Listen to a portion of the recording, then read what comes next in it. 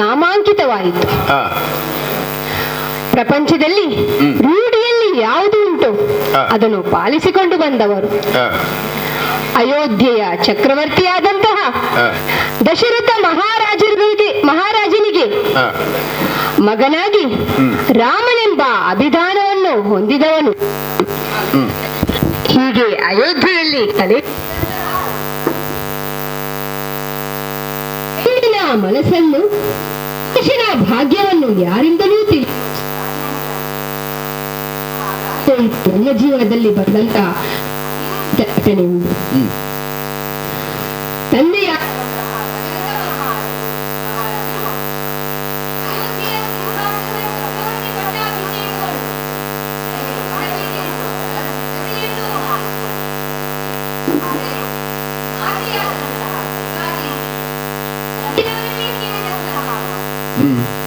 ಅದನ್ನೇ ಪಿತೃವಾಕ್ಯ ಪರಿಪಾಲನೆ ಎಂದು ಭಾವಿಸಿ ಕಾಡಿಗೆ ಹೊರಟು ನಿಂತವನು ನಾನು. ಅಯೋಧ್ಯೆಯ ದಶರಥ ಮಹಾರಾಜರ ಮಗನಾಗಿ ನನಗೆ ಈ ನಾಡಿನ ಅರಸೊತ್ತಿಗೆ ಮುಖ್ಯವಲ್ಲ, ತಂದೆಯ ಮಾತನ್ನು ಪರಿಪಾಲಿಸಿ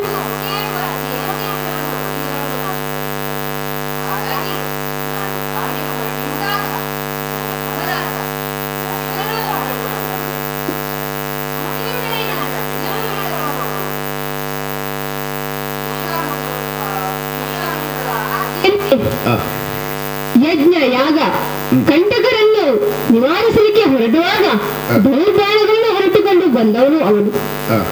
ಈಗ ನಾನು ಕಾಡಿಗೆ ಹೊರಟೆಯಂತಾಗ ನನ್ನೊಂದಿಗೆ ಬಂದಿದ್ದಾನೆ. ಅದರೊಂದಿಗೆ ಮಡದಿಯಾದಂತಹ ಸೀತೆ. ಗಂಡನಿರುವಲ್ಲಿ ಹೆಂಡತಿಯಬೇಕಾದ ಧರ್ಮ ಎಂದು ತಾನು ಹೊರಟನು. ಹೀಗೆ ಮೂವರು ಹಿರಿಯರಿಂದ ಹರಕೆಯನ್ನು ಗೊಂಡು ಹೊರಟೆವು. ಗುಹನ ಮೂಲಕ ಸರಯೂ ನದಿಯನ್ನು ತರಿಸಿ ಶರಭಂಗರನ್ನು ಸುತೀಕ್ಷ್ಣರನ್ನು ಭೇಟಿಯಾಗಿ ಅಗಸ್ತ್ಯ ಭಾರದ್ವಾಜರನ್ನು ಭೇಟಿಯಾಗಿ ಮುಂದೆ ಸೇರಿದಂತಹ ಪ್ರದೇಶ ಇದುವೇ ಚಿತ್ರಕೂಟ. ಅಷ್ಟರಲ್ಲಿ ತಮ್ಮನಾದ ಭರತ ಬಂದ. ಅಪ್ರಿಯ ವಾರ್ತೆಯೊಂದನ್ನು ಹೇಳಿದ. ನನ್ನ ತಂದೆಯು ಮೃತರಾದಂತಹ ವಿಷಯ. ಆ ವಿಷಯವನ್ನು ಕೇಳಿದಾಗ ಆಕಾಶವೇ ಕಳಚಿ ತಲೆಯ ಮೇಲೆ ಬಿದ್ದ ಹಾಗೆ ಆಯಿತು. ತಂದೆಯ ಮಗನಾಗಿ ಯಾವ ಕಾರ್ಯಕ್ರಮವನ್ನು ಮಾಡಬೇಕು ಅದನ್ನು ವಸಿಷ್ಠರ ಆದೇಶದಂತೆ ಗಂಗಾ ತೀರದಲ್ಲಿ ನಾವು ನಾಲ್ವರು ಮಾಡಿದವರು. ಮುಂದಕ್ಕೆ ಭರತನು ಪರಿಪರಿಯಾಗಿ ಬೇಡಿಕೊಂಡ. ಪುನರಪ್ಪಿ ಅಯೋಧ್ಯೆಗೆ ಬರಬೇಕು, ಅಯೋಧ್ಯೆಯನ್ನು ಪರಿಪಾಲಿಸಬೇಕು ಎಂದು. ಅವನ ಮಾತನ್ನು ನಯವಾಗಿ ತಿರಸ್ಕರಿಸಿದವನು ನಾನು. ಸೇವೆಗಾಗಿ ಪಾದುಕೆಯನ್ನು ಬೇಡಿದ. ನಂದಿ ಗ್ರಾಮದಲ್ಲಿ ಇರಿಸಿ 14 ವರ್ಷ ರಾಜ್ಯಭಾರ ಮಾಡುತ್ತೇನೆ, 1 ವರ್ಷ ತಡವಾದರೂ ಅಗ್ನಿ ಪ್ರವೇಶ ಮಾಡುತ್ತೇನೆ ಎಂದ. ಸರಿ, ಹಾಗೆಯೇ ಆಗಲಿ ಎಂದೆ. ಅವನ ಭ್ರಾತೃ ಪ್ರೇಮಕ್ಕೆ ಮೆಚ್ಚಿದೆ. ಮುಂದೆ ಸೇರಿದಂತಹ ಪ್ರದೇಶ ಇದುವೇ ಪಂಚವಟಿ. ಇಂತಹ ಸುಂದರವಾದಂತಹ ಪ್ರದೇಶ, ಗಗನ ಚುಂಬಿಯಾಗಿ ಬೆಳೆದಿರುವಂತಹ ವೃಕ್ಷಗಳು, ಹಕ್ಕಿಗಳ ಚಿಲಿಪಿಲಿ ಕಲರವ, ಕುಣಿದು ಕುಪ್ಪಳಿಸುತ್ತಿರುವಂತಹ ಮೃಗ ಸಂಕುಲಗಳು.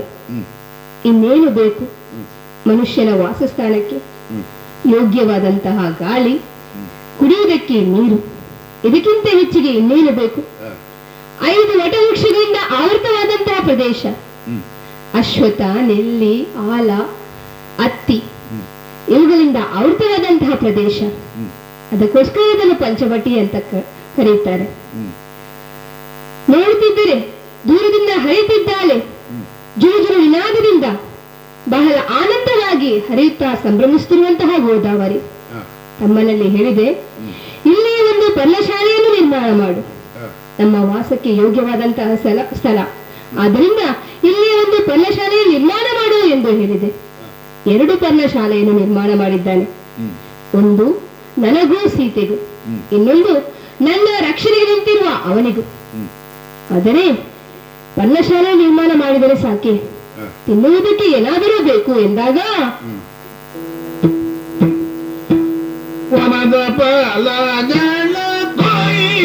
ಲಕ್ಷ್ಮಣ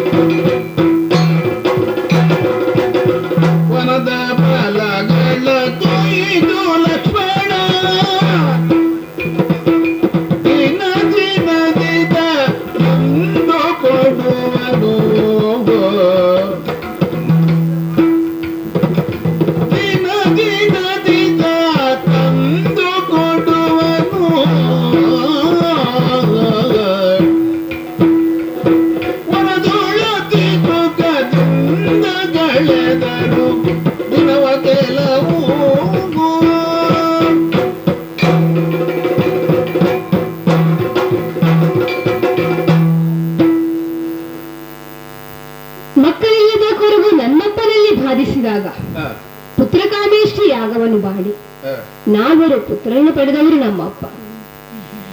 4 ಮಕ್ಕಳು ನಾವು, 2 ತಟ್ಟಿನಲ್ಲಿ ಜೊತೆಯಾಗಿ ಬೆಳೆದವರು ನಾವು. ಹುಟ್ಟಿನಿಂದಲೇ ನನ್ನ ಬೆನ್ನು ಬಿಡಿದವನು ಈ ಲಕ್ಷ್ಮಣ, ನನ್ನ ತಮ್ಮ.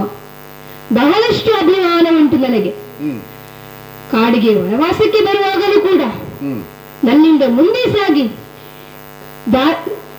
ದಾರಿಯಲ್ಲಿದ್ದಂತಹ ಕಲ್ಲು ಮುಳ್ಳುಗಳನ್ನು ನನಗೆ ಚುಚ್ಚಿದರೆ ಎಲ್ಲಿ ನೋವಾಗುತ್ತದೋ ಅನ್ನುವ ಉದ್ದೇಶದಿಂದ ತನ್ನ ಕಾಲಿನಿಂದಲೇ ಬದುಕಿ ಸರಿಸಿದವನು ಲಕ್ಷ್ಮಣ. ಅವನ ಭ್ರಾತೃಪ್ರೇಮ ಮೆಚ್ಚುವಂಥದ್ದು. ನನ್ನನ್ನು ಛಾಯೆಯಂತೆ ಹಿಂಬಾಲಿಸಿದವನು ಅವನು. 2 ಬಹಳ ಸುಂದರವಾದಂತಹ ಪರ್ಣಕುಟೀರಗಳನ್ನು ನಿರ್ಮಾಣ ಮಾಡಿದ್ದಾನೆ. ತಿನ್ನುವುದಕ್ಕೆ ಏನಿದೆ ತಮ್ಮ ಅಂತ ಹೇಳಿದಾಗ ಕಾಲ ಕಾಲಕ್ಕೆ ಕಾಡಿನಲ್ಲಿರುವಂತಹ ಹಣ್ಣು ಹಂಪಲನ್ನು ಕೊಯ್ದು ನಿಮಗೆ ಒಪ್ಪಿಸುವಂತಹ ಕರ್ತವ್ಯ ನನ್ನದು, ಅದರ ಹೊಣೆ ನನ್ನದು ಎಂದು ಹೇಳಿದ್ದಾನೆ.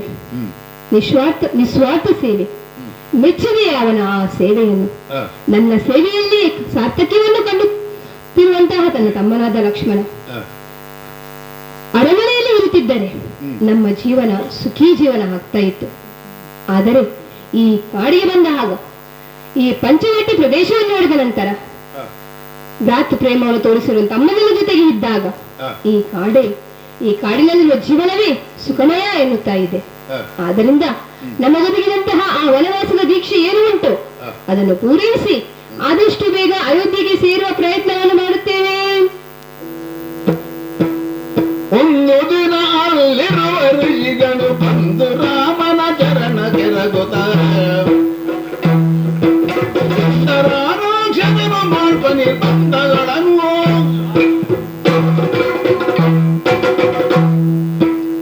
ಚಿತ್ತವಿದೆಯ ರಾಮ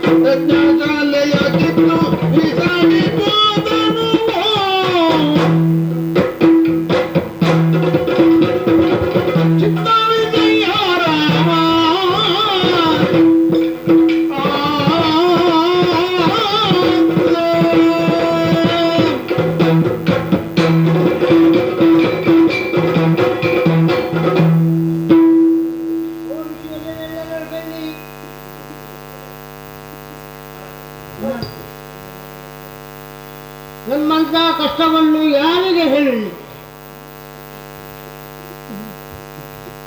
ಲೋಕ ಕಲ್ಯಾಣಕ್ಕೆ ಬೇಕಾಗಿ ಇದ್ದವರು ನಾವು. ಹೋಮ ಹಿಮವನ್ನು ಮಾಡಿ ನಮ್ಮ ದೇಹಾಂತ ಜೀವನವನ್ನು ನಡೆಸುವಷ್ಟು ಪರಮಾಣಗಳು ದುಷ್ಟರ ಆವರಣೆಯಿಂದಾಗಿ ನಾವು ಕಂಗೆಟ್ಟಿದ್ದೇವೆ. ನಾವೆಲ್ಲರೂ ಹೇಗಾದರೂ ಮಾಡಿ ಇದಕ್ಕೊಂದು ಪರಿಹಾರವನ್ನು ಹುಡುಕಬೇಕದು ನಮ್ಮ ಕರ್ತವ್ಯ. ಆದ ಕಾರಣ ನಾವೆಲ್ಲರೂ ಈ ಪಂಚವಟಿಗೆ ಬಂದಂತ ಮಹಾಭಾವನಂತ ಶ್ರೀರಾಮಚಂದ್ರನಿದ್ದಾರಂತೆ, ಅವನಲ್ಲೇ ಈ ವಿಚಾರವನ್ನು ಹೇಳಿ ನಮ್ಮ ಕಷ್ಟಕ್ಕೆ ಏನಾದರೂ ಪರಿಹಾರ ಆಗಬಹುದು ಎಂಬ ಉದ್ದೇಶ ನನ್ನದು. ಆದ ಕಾರಣ ನಾವೆಲ್ಲರೂ ಅತ್ತ ಕಡೆಗೆ ಹೋಗೋಣ. ರಾಮಚಂದ್ರ ಋಷಿಗಳು ದಾಶರಥಿಯ ಪ್ರಣಾಮಗಳು. ಚಿತ್ತವಿಸು, ನಾವೆಲ್ಲರೂ ಒಬ್ಬೊಬ್ಬರಾಗಿ ಬಂದವರಲ್ಲ, ತಂಡೋಪವಾಗಿ ಬಂದವರು. ಯಾಕೆ ಯಾಕೆ ಈ ದುಷ್ಟರ ಆವರಣೆಯಿಂದ ನಾವು ಮಾಡುವಂತ ಯಜ್ಞ ಯಾಗ ಎಲ್ಲವೂ ನೀರು ಪಾಲಾಗಿ ಹೋಯಿತು.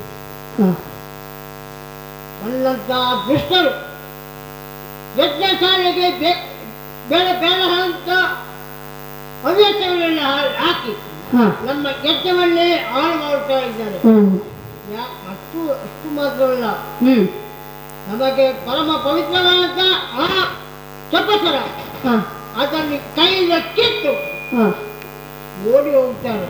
ಹ್ಮ್ ಏನು ಮಾಡಲಿ? ಇದಕ್ಕೆ ಪರಿಹಾರವಾಗಿ ಏನು ಎಂಬುದು ನಾವು ನಮ್ಮಷ್ಟೆಗೆ ಚಿಂತಿಸಿರುವಾಗ ಹಾ ಪಕ್ಕನೆ ನಿನ್ನ ನೆನಪಾಯಿತು. ಅದಕ್ಕಾಗಿ ನಿಮ್ಮ ಬಳಿಗೆ ಬಂದಿದ್ದೇವೆ. ಮತ್ತೊಬ್ಬ ಖಳನು ದೂರ ನಿಂತುಕೊಂಡು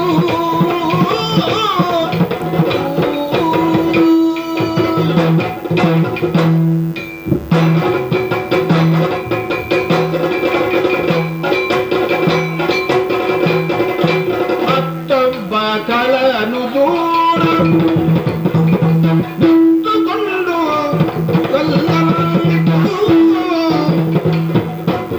ಹತ್ತು ಗಾಯವ ಮಾಡಿದ ಕಲ್ಲನ್ನು ಹತ್ತು ಗಾಯವ ಮಾಡಿದ ಮೂಗಿಂದ ಬಹನೆತ್ತರವ ನೋಡಿದ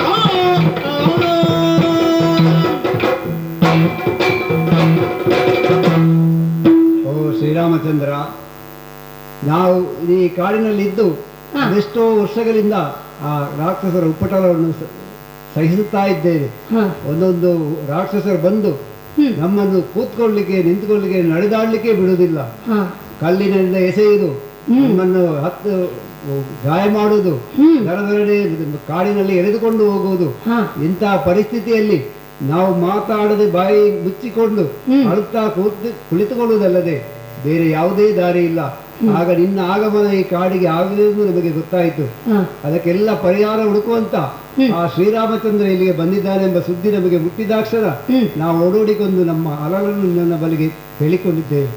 ಆದ್ದರಿಂದ ದಯವಿಟ್ಟು ನಮ್ಮನ್ನು ರಕ್ಷಿಸು ದೇವ. ಮೂರು ಮಂಡೆಯನ ಬಕ್ಕೋರಾದವ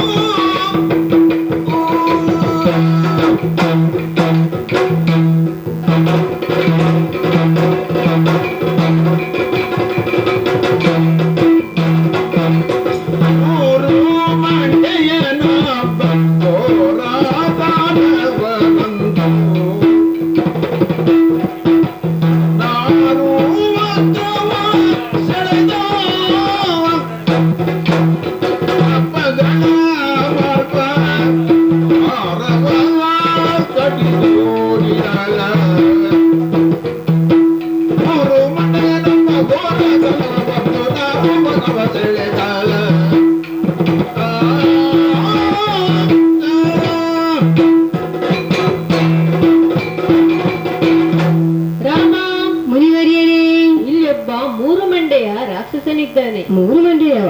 ಅವ ಭೀಕರ. ಅವ ನಮ್ಮ ನಾರು ಜಪ ತಪಗ ವಸ್ತ್ರಗಳನ್ನು ತುಂಡು ಮಾಡಿ ಹಾಳು ಮಾಡಿ ಹೋದ. ರಾಮ, ನಾವು ಈ ಕಾಡಿನಲ್ಲಿ ಹೇಗೆ ಜೀವಿಸಲಿ? ನಮಗೆ ಜೀವನ ಮಾಡುವುದಕ್ಕೆ ಕಷ್ಟವಾಗಿದೆ. ನಮ್ಮನ್ನು ನೀನೇ ರಕ್ಷಿಸಬೇಕು ರಾಮ.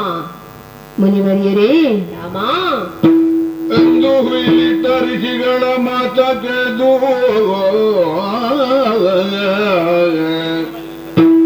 ಎಂದು ಹುಯಿಲಿಟ್ಟ ಋಷಿಗಳ ಮಾತ ಕೇಳಿದು ರಘುನಂದನನು ನಸುನಗುತ್ತ ಬೆದರದಿರಿ ರಕ್ಕಸರ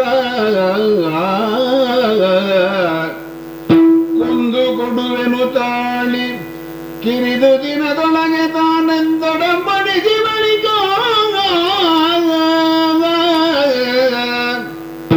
ಎಂದು ಹುಯಿಲಿಟ್ಟ ಋಷಿಗಳ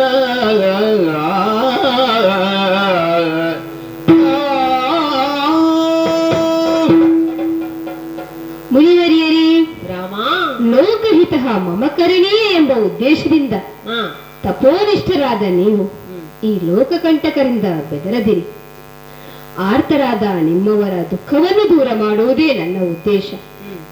ವಿಶ್ವಾಮಿತ್ರರ ಕರಕಮಲ ಸಂಜಾತ ನಾನು.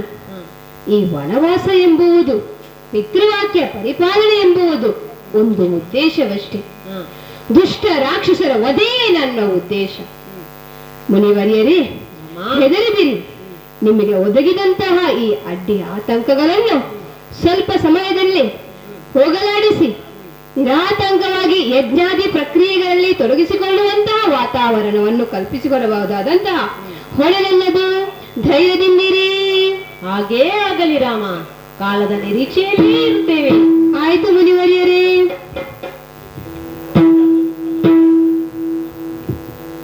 ವನಜಲೋಚನ ಕೇಳು ಮುಂದೆ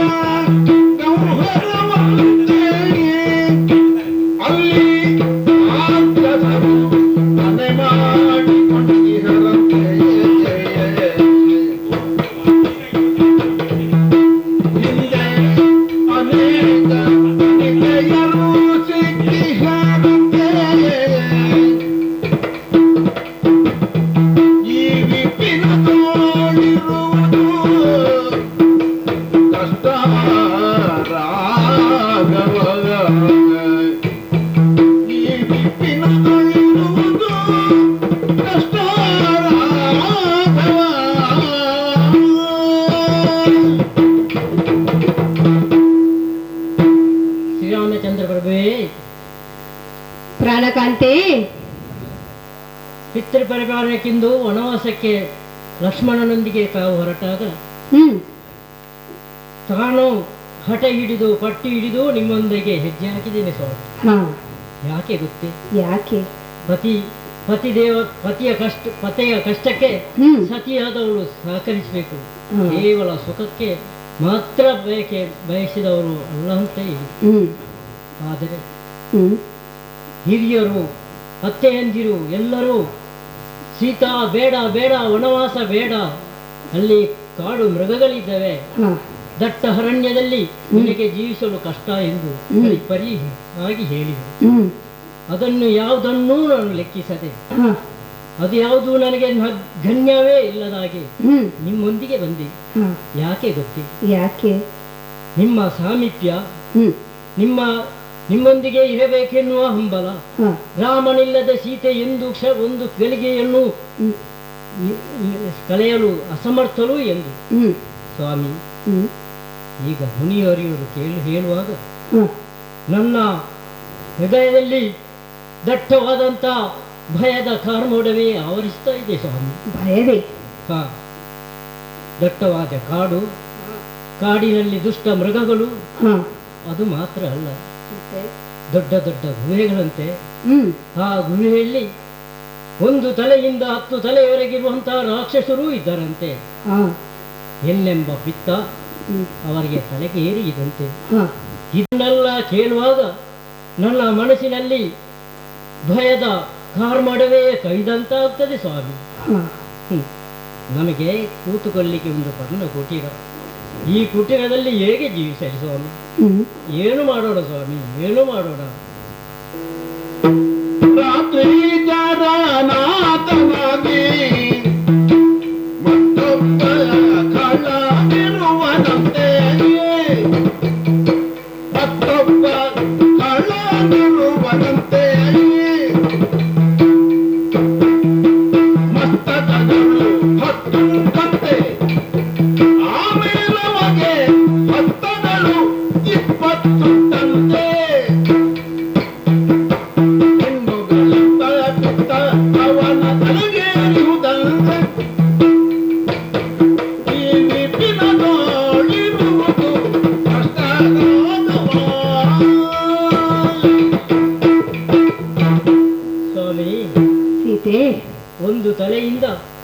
ತಲೆಯವರಿದ್ದಂಥ ಒಬ್ಬ ದುಷ್ಟನಿದ್ದನಂತೆ. ಹಾ ಅವನಿಗೆ 20 ಕೈಗಳಿದೆಯಂತೆ, 10 ತಲೆ ಇದೆಯಂತೆ. ಹಾ ಅವನ ಇಡೀ ಸಾಮ್ರಾಜ್ಯವೇ ಅವನದಾಗಿರ್ತದಂತೆ.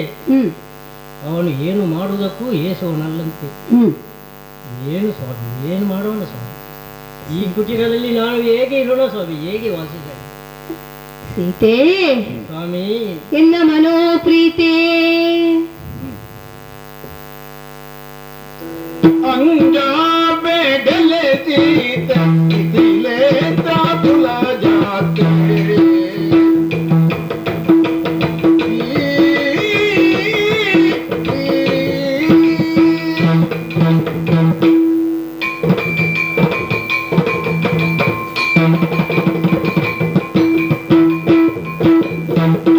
ಅಂಜಾಬೇಡಲೆ ಸೀತೆ ಇದಿಲೆ ದಾದುಲ ಜಾತೆ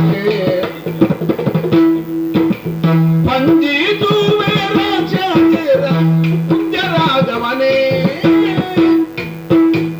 ಕಣ್ಣ ಮುಚ್ಚಿಕೋ ನೀನು ಕಂಠರಂಜುವೆ ಅವಳ ಕಣ್ಣ ಮುಚ್ಚಿಕೋ ನೀನು ಕಂಠರಂಜುವೆ ಅವಳ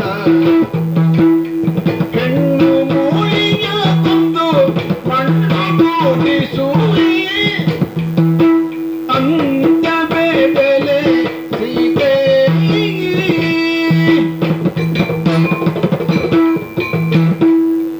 ಸೀತೆ ಪ್ರಭುವೇ.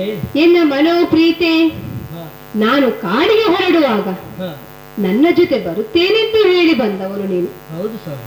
ಆಗಲೇ ಹೇಳಿದ್ದೆ ನಾನು ನಿನಗೆ, ಹ, ಕಾಡಿನಲ್ಲಿ ಹ್ಮ್, ಕ್ರೂರ ಮೃಗಗಳುಂಟು, ಹ, ಕಲ್ಲು ಮುಳ್ಳುಗಳುಂಟು, ನಿನಗೆ ಕಷ್ಟವಾದೀತು ಎಂದು. ಆದರೂ ನೀನು ನನ್ನ ಜೊತೆ ವಾದಿಸಿ ಬಂದವಳು. ಹೌದು ಸ್ವಾಮಿ. ಇಷ್ಟೆಲ್ಲ ಇದ್ದು ನೀವು ಹೇಳಿದ್ದನ್ನು ಕೇಳಿದ್ದೇನೆ. ಹಾ ಹಾಗಾದರೆ ಈಗ ಪ್ರತ್ಯಕ್ಷವಾಗಿ ಅನುಭವಿಸುವಾಗ, ಕೇಳುವಾಗ ನನ್ನ ಹೃದಯದಲ್ಲಿ ಈ ಭಯದ ವಾತಾವರಣ, ಭಯದ ಒಂದು ಕಾರ್ಮೋಡವೇ ಕವಿದಿರುತ್ತದೆ ಸ್ವಾಮಿ. ಭಯ ಯಾಕೆ? ಹ, ನೀನೇ ಹೇಳಿದ್ಯಲ್ಲ, ಹ, ಗಂಡನ ಜೊತೆ ಇರುವಾಗ ಹ, ಬರುವಂತ ಕಷ್ಟಗಳೆಲ್ಲ ಇಷ್ಟವಾದೀತು ಎಂದು ಅಲ್ಲವೇ? ಈಗ ಮುನಿವ ಭಗವಂತ ಮಾತಿಗೆ ನೀನು ಭಯಗೊಂಡಿದ್ದೀಯಲ್ಲವೇ? ಹೌದು ಸ್ವಾಮಿ. ನೀನೇನು ಸಾಮಾನ್ಯ ಹೆಣ್ಣ ಹ, ಅಲ್ಲವಲ್ಲ, ಅಲ್ಲ. ಹೆದರಬೇಡ. ಹ, ನಿನ್ನ ಗಂಡನಿರುವಾಗ ಹೆದರಿಕೆ ಯಾಕೆ? ನಿಮ್ಮ ಸಾಮೀಪ್ಯದಲ್ಲಿ ನನಗೆ ಹೆದರಿಕೆ ಇದೆಯಂತಲ್ಲ, ಆದರೂ ಒಂದು ಮನಸ್ಸಿನೊಳಗೆ ಏನೋ ಒಂದು ಭಯ ಕಾಡ್ತಾ ಇದೆ ಸ್ವಾಮಿ. ಹೆದರಬೇಡವೇ, ಹ, ಅಷ್ಟೊಂದು ಆತಂಕ ಬೇಡ. ಹ, ಗಂಡನಲ್ಲಿ ಸಂಪೂರ್ಣ ನಂಬಿಕೆಯನ್ನಿಡು. ಹ, ಸದಾ ಕೋದಂಡಪಾಣಿಯಾಗಿ ನಾನು ನಿನ್ನ ರಕ್ಷಣೆಗೆ ಸದಾ ಸಿದ್ಧನಿರುತ್ತೇನೆ. ಹೆದರಬೇಡ, ಧೈರ್ಯದಿಂದಿರು. ಹೌದು.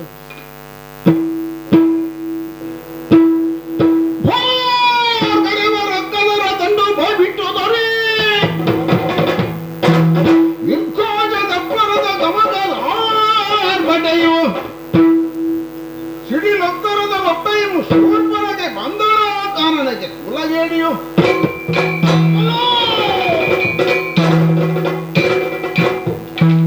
ಇಚ್ಛಾನುಸಾರವಾಗಿ ನಾನಿದ್ದೇನೆ. ಯಾಕೆ ಗೊತ್ತೇ? ಅಣ್ಣನ ಅಜ್ಜೆಯಂತೆ ಈ ಕಾಡಿನಲ್ಲಿ ತಿರುಗಾಡುತ್ತಿರುವಂತ ಯಾರಂತಾದರೂ ನನ್ನ ಧ್ವನಿ ಕೇಳಿದರೆ ಸಾಕು, ಉರ್ಪಣಕ್ಕೆ ಬಂದಿದ್ದಾರೆ ಅಮ್ಮನವರು ಅಂತ ಹೇಳುತ್ತಾ ಇದ್ದಾರೆ. ಯಾಕೆ ಗೊತ್ತೇ? ಅಷ್ಟು ಗೌರವ ಹೊಟ್ಟಪ್ಪ ನಮಗೆ. ರಾವಣನ ತಂಗಿಯಲ್ಲವೇ? ಹೌದಾ? ಮತ್ತೆ ಯಾರು? ಪರಿಚಯ ಎಲ್ಲರಿಗೂ ಉಂಟು ನಮ್ಮ ಪರಿಚಯ. ಯಾರಿಗಿಲ್ಲದ್ದು? ಕಾಡಿನಲ್ಲಿದ್ದಂತ ಮೃಗ ಪಕ್ಷಿಗಳು ಅಮ್ಮ ನನ್ನನ್ನು ಬದುಕಿಸಿರಿ ಅಂತ ಹೇಳ್ತಾರೆ. ಕಾಲಿಗೆ ಅಡಿಗೆ ಬರ್ತಾರೆ, ಅಲ್ಲಿಯೇ ಮುಗಿಸಿಬಿಡ್ತಾರೆ. ಮತ್ತೆ ಕಾಡಿನಲ್ಲಿರುವಂತ ಕೆಲವು ಮಂದಿಗಳಿದ್ದಾರೆ. ಯಾರೆಲ್ಲ? ಎಲ್ಲ ಈ ಮುಷ್ಟಿಯಲ್ಲಿ ಹಿಡಿದು ತಿಂದು ಮುಗಿಸ್ತಾ ಇದ್ದೇನೆ. ನನ್ನ ಇಚ್ಛಾನುಸಾರವಾಗಿ ನೀನು ಕಾಡಿನಲ್ಲಿ ಪಂಚಾವಟಿಯಲ್ಲಿ ಇದ್ದುಕೋ ಎಂಬುದಾಗಿ ಹೇಳಿದಂತ ಆ ಮಾತು ಯಾವಾಗಲೂ ತಪ್ಪಬಾರದು. ಅಣ್ಣನ ಅಜ್ಜಿಯನ್ನು ಪಾಲಿಸುತ್ತ ಈ ಕಾಡಿನ ರಕ್ಷಣೆ ನಮ್ಮಿಂದ ಆಗ್ತದೆ. ಎಲ್ಲರೂ ನನಗೆ ಕಾಲತ್ತಿ ನಮಸ್ಕಾರ ಮಾಡುತ್ತಾರೆ. ಶೂರ್ಪನಕ್ಕೆ ಅಮ್ಮನವರೇ ನಮ್ಮನ್ನು ಉಳಿಸಿರಿ ಎಂಬುದಾಗಿ ಹೇಳುತ್ತಾ ಇದ್ದಾರೆ. ಅಷ್ಟು ಗೌರವ ನಮಗುಂಟಯ್ಯ. ಆಚರಣೆ ಮಾಡುವುದೇನು? ಇಚ್ಛಾನುಸಾರವಾಗಿ ಇದ್ದಂಥ ನನಗೆ ನಿನ್ನ ಆಸೆ ಏನುಂಟು ಎಂಬುದಾಗಿ ರಾವಣ ಹೇಳಿದ್ದುಂಟು. ಅದನ್ನು ಈಡೇರಿಸಬೇಕಾದ್ದು ನನ್ನ ಕರ್ತವ್ಯ. ಲಂಕೆಯಿಂದ ಇಲ್ಲಿಯೇ ಕಳುಹಿಸಿದ್ದೇ ಮತ್ತೆ ಹಾಕುವಲ್ಲ. ತಂಗಿಯಾದ ಶೂರ್ಪಣಖಿಯ ಆಸೆಯನ್ನು ಎಲ್ಲ ಈಡೇರಿಸಿ ಮಾಡಲಿ ಎಂಬುದಾಗಿ ಹೇಳಿ ಕಳುಹಿಸಿದ್ದಾನೆ. ಹಾಗೆ ತಿರುಗುತ್ತಾ ತಿರುಗುತ್ತಾ ಅದೇನು ಯಾರು ಒಂದು ವಾಸನೆ ಬೇರೆ ಬರ್ತದೆ. ನಿಮಗೆ ಈ ವಾಸನೆ ಕೇಳುತ್ತದ?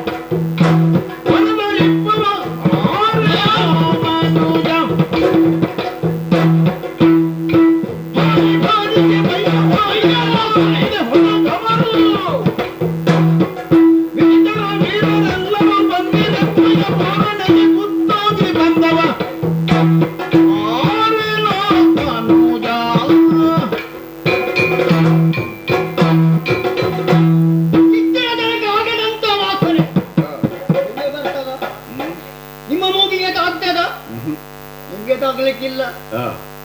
ನನಗೆ ನನ್ನ ಮೂಗಿಗೆ ಇಷ್ಟರ ತನಕ ಈ ವಾಸನೆ ಬರಲಿಲ್ಲ. ಯಾರದ್ದು ಗೊತ್ತೇ? ನರರದ್ದು. ಮತ್ತೆ ನರರ ವಾಸನೆ.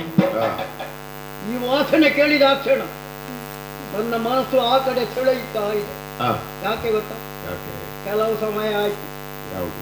ಯಾವುದು ನಿಮಗೆ ಪರಿಚಯ ಇಲ್ವಾ? ನರರ ಮಾಂಸ ಅಂತಾರೆ. ಅತಿ ಪ್ರೀತಿ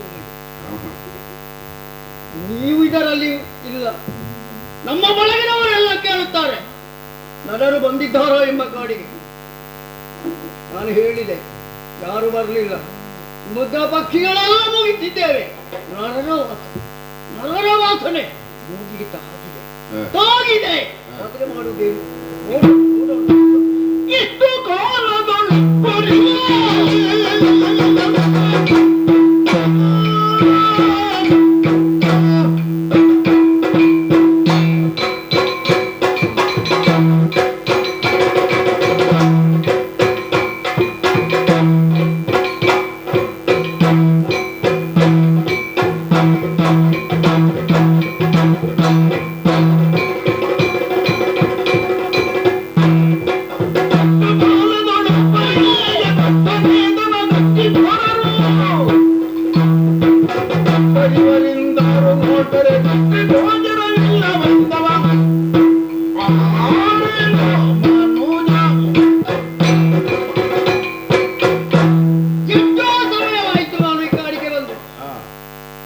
ಪತಿಗಳು ಹೋದ ನಂತರ ಅಣ್ಣ ಹೇಳಿದ್ದುಂಟು ನೀನು ಕಾಡಿನ ಇಚ್ಛಾನುಸಾರವಾಗಿ ಇದ್ದುಕೋ ಅಂತ.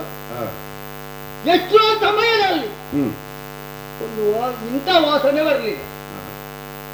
ಇವತ್ತು ಬಂದದ್ದು ಗುರುವಾಸನೆ. ಆ ವಾಸನೆ ಎಂದರೆ ಏನು? ನರರ ವಾಸನೆ. ಈ ಕಾಡಿಗೆ ಯಾಕೆ ಬಂದಿದ್ದಾನೆ, ಏಕೆ ಬರಬಹುದು ಎಂಬುದನ್ನು ಪರೀಕ್ಷೆ ಮಾಡಬೇಕಾದ್ದು ನನ್ನ ಕರ್ತವ್ಯ. ನನ್ನ ಆಸೆ ಈಡೇರಿಸಬೇಕಾದ್ದು ನನ್ನ ಕರ್ತವ್ಯ. ಖಂಡ ಖಂಡವ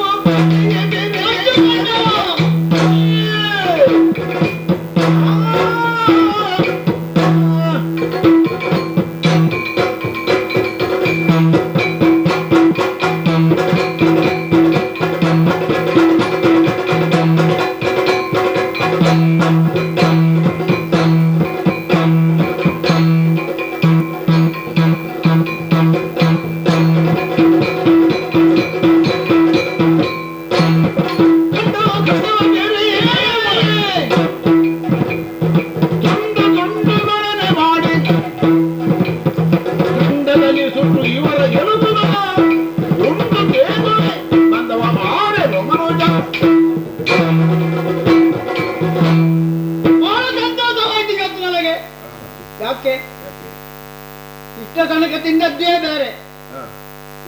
ಮೃಗಗಳನ್ನು ಅಲ್ಲಿ ಹೋಗುತ್ತಿರುವಂತಹ ಬೇರೆ ಬೇರೆ ಮೃಗಗಳನ್ನು ತುಂಡು ತುಂಡು ಮಾಡಿ ತಿಂದದ್ದು. ಅದು ಒಂದು ಹಲ್ಲಿಗೆ ಸಾಕಷ್ಟು ತಿನ್ನಿಲ್ಲ.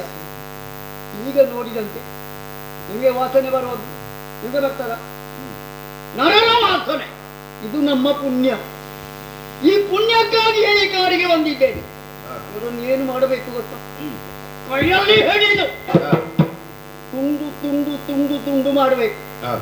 ತುಂಡು ತುಂಡು ಮಾಡಿ ಏನು ಮಾಡುವುದು ಹೇಳಿ? ಮತ್ತೇನು ಮಾಡುವುದಿಲ್ಲ. ರಕ್ತದಿಂದ ಅದನ್ನು ಕುದಿ ಕಾಯಿಸಬೇಕು. ಕಾಯಿಸಿ ತಿಂದರೆ ಬಹಳಷ್ಟು ಚಂದವಾಗ್ತದೆ. ಹಸಿವೂ ನೀಡುತ್ತದೆ, ಮನಸ್ಸಿಗೂ ತೃಪ್ತಿ ಆಗ್ತದೆ.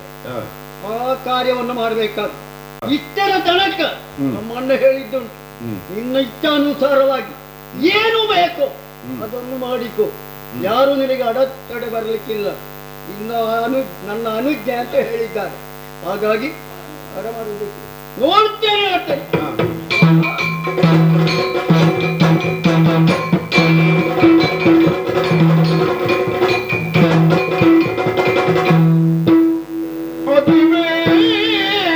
ರಘುವೀರ ಚಾಪಚರಣವು ಪಿಡಿಯಲ್ಕೆ ಕಂಡಾಗಲ ಮಿಥಿಲೇಂದ್ರ ಕುಲಜಾತೆಯಂಜಿ ಬಳಿಗತ ಕಾಂತಗಿಂತಂದಳು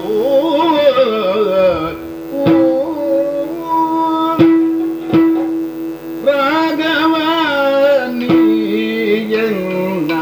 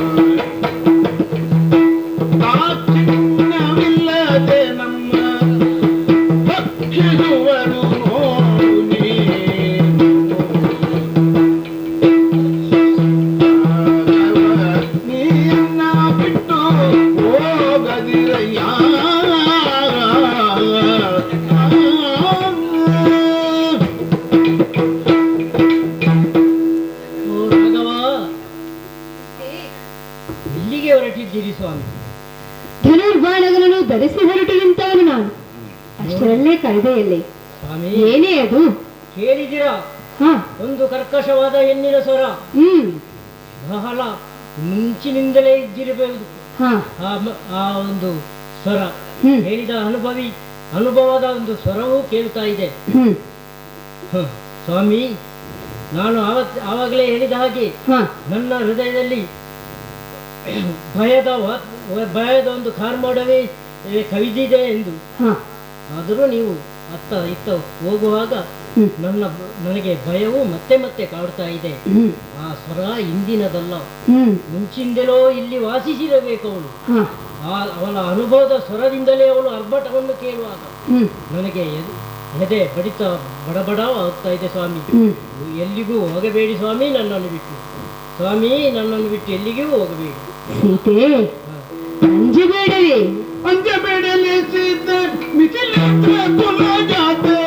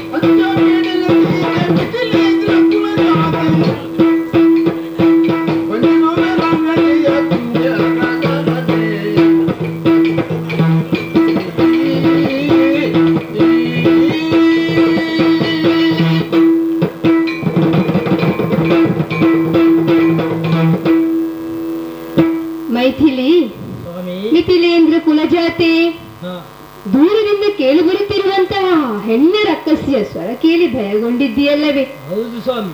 ಅದು ನಿನಗೆ ಮಾತ್ರ ಕೇಳಿದ್ದ? ನನಗೂ ಕೇಳಿತ್ತು. ಹಾ, ಅಪಾಯದ ಮುನ್ಸೂಚನೆ ಅದು. ಅಪಾಯ ನಮ್ಮ ಹತ್ತಿರ ಸುಳಿತಾ ಇದೆ ಎನ್ನುವಾಗ ಹಾ, ಧನುರ್ಧಾರಿಯಾಗಿ ರಕ್ಷಣೆಗೆ ನಿಂತವನು ನಾನು. ಹಾ. ನಿನ್ನನ್ನು ಬಿಟ್ಟು ಹೊರಡುವುದಂತ ನಿಂತದ್ದಲ್ಲ. ಹಾಗೆಲ್ಲ ಸ್ವಾಮಿ. ಅಷ್ಟಕ್ಕೆ ಭಯಗೊಂಡಿದ್ದೀಯಲ್ಲವೇ? ಹಾ, ಅಲ್ಲವೇ? ನೀನೇನು ಸಾಮಾನ್ಯ ಹೆಣ್ಣೆ, ಸ್ವಾಮಿ. ಮಿಥಿಲೇಂದ್ರ ಕುಲಜಾತಿ, ಹಾ, ಜನಕನ ಮಗಳು ನೀನು. ಹೌದು. ಇಡೀ ಊರಿಗೆ ಬೆಂಕಿ ಬಿದ್ದರೂ ಸಂಯಮವನ್ನು ಕೊಲ್ಲದಂತಹ ನಿನ್ನ ಅಪ್ಪ ಜನಕ ರಾಜರ್ಷಿಯ ಮಗಳು, ಸ್ಥಿತಪ್ರಜ್ಞ ಅವನು. ಸದಾ ಯಾಗ ಯಜ್ಞಾದಿ ಪ್ರಕ್ರಿಯೆಗಳಲ್ಲಿ ತೊಡಗಿಸಿಕೊಳ್ಳುವಂತಹ ಅವನು. ಹಾ. ಅಂಥವನ ಮಗಳು ನೀನು. ಸ್ವಾಮಿ. ನೀನು ಭಯಗೊಂಡರೆ ಆದೀತೆ. ನಾನು ಭಯಗೊಂಡದ್ದು ಹಾಗೆ ಅಲ್ಲ. ಮತ್ತೆ ನೀವಾದರೆ ಗಂಡುಗಲಿಯಾದವರು, ಎಲ್ಲವನ್ನು ನಿಭಾಯಿಸಲಿಕ್ಕೆ ಸಮರ್ಥರಾದವರು. ನಾನು ಅಬಲೆ, ಹೆಣ್ಣು. ನನ್ನ ತಂದೆ ಸಮರ್ಥನೆ ಇರಬಹುದು, ತಂದೆ ಸಮಸ್ಯೆ ಇದ್ದಿರಬಹುದು. ಹಾಗಂತ ನಾನು ಅಬಲೆಯಲ್ಲವೇ ಸ್ವಾಮಿ? ನನಗೆ ಅದನ್ನು ನಿಭಾಯಿಸಲು ಸಾಧ್ಯವೇ? ಅಂತಹ ಒಂದು ಸಂಶಯ ಮನದಲ್ಲಿ ಬೇಡ ಸೀತೆ. ನಿನಗೆ ಈಗ ಭಯ ಆಗ್ತಾ ಇದೆ ಅಂದ್ರೆ ನಾನಿದ್ದೇನೆ, ನಮ್ಮ ರಕ್ಷಣೆಗೆ ಲಕ್ಷ್ಮಣ ಇದ್ದಾನೆ. ಸದಾ ಕೋದಂಡಪಾಣಿಯಾಗಿ ನಾನು ರಕ್ಷಣೆಗೆ ನಿಂತಿದ್ದೇನೆ. ಲಕ್ಷ್ಮಣ ಕೂಡ ಇದ್ದಾನೆ, ದೂರದಲ್ಲಿ ನಮ್ಮ ರಕ್ಷಣೆಗೆ ಸದಾ ಸಿದ್ಧನಾಗಿದ್ದಾನೆ. ನೀನೀಗ ಭಯ ಅಂತ ಹೇಳ್ತಾ ಇದ್ದೀಯಲ್ಲ, ಒಂದು ದಾರಿ ಹೇಳ್ತಾ ಇದ್ದೇನೆ. ನಿನಗೆ ಅಷ್ಟು ಭಯ ಆದ್ರೆ ಕಣ್ಣು ಮುಚ್ಚಿಕೋ. ಕಣ್ಣು ಮುಚ್ಚಿದರೆ? ನೀನು ಕಣ್ಣು ಮುಚ್ಚಿ ತೆರೆಯುವುದರ ಒಳಗಡೆ ಆ ರಕ್ಕಸಿಯನ್ನು ಕೊಂದು ಮುಗಿಸಿ ಮಣ್ಣುಗೂಡಿಸುತ್ತೇನೆ. ಹೌದೇ ಸ್ವಾಮಿ? ಹೌದು, ಸಂಶಯ ಬೇಡ. ನಿನ್ನ ರಕ್ಷಣೆಗೆ ಸದಾ ಸಿದ್ಧನಾಗಿದ್ದೇನೆ, ಧೈರ್ಯಸ್ಥಳಾಗು. ಎಂದು ಧೈರ್ಯವ ಪೇಳೆ ಬಂದು ರಾಮನ ದೂರ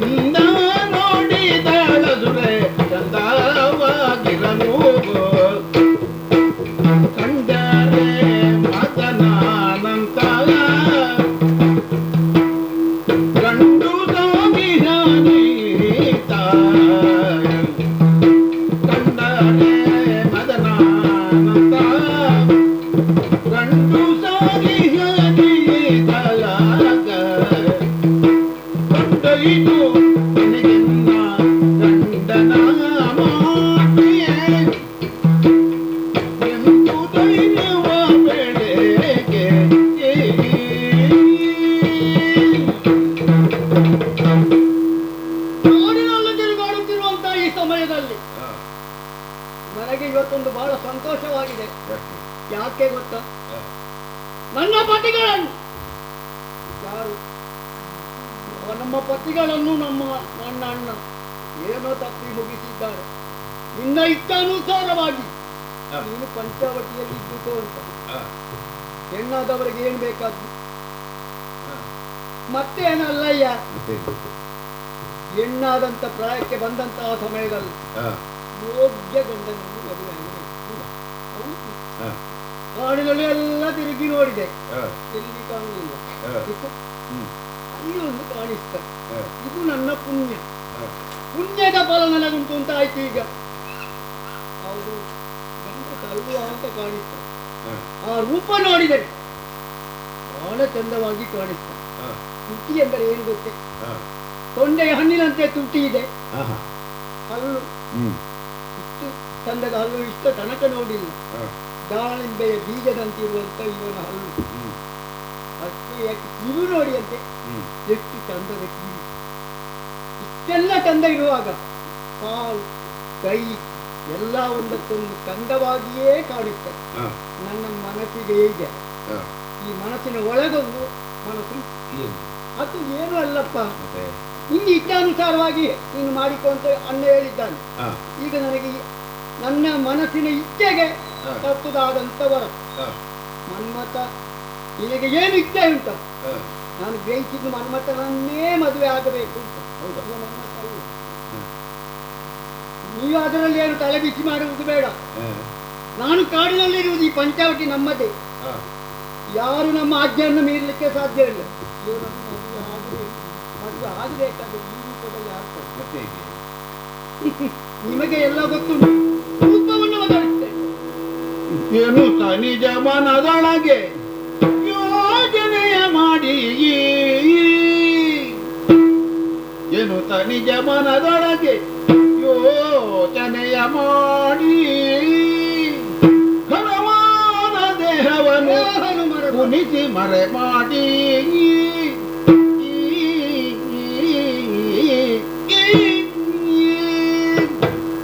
ಹದಿನಾರು ವತ್ಸರದ ಹೆಣ್ಣಾದಳವಳು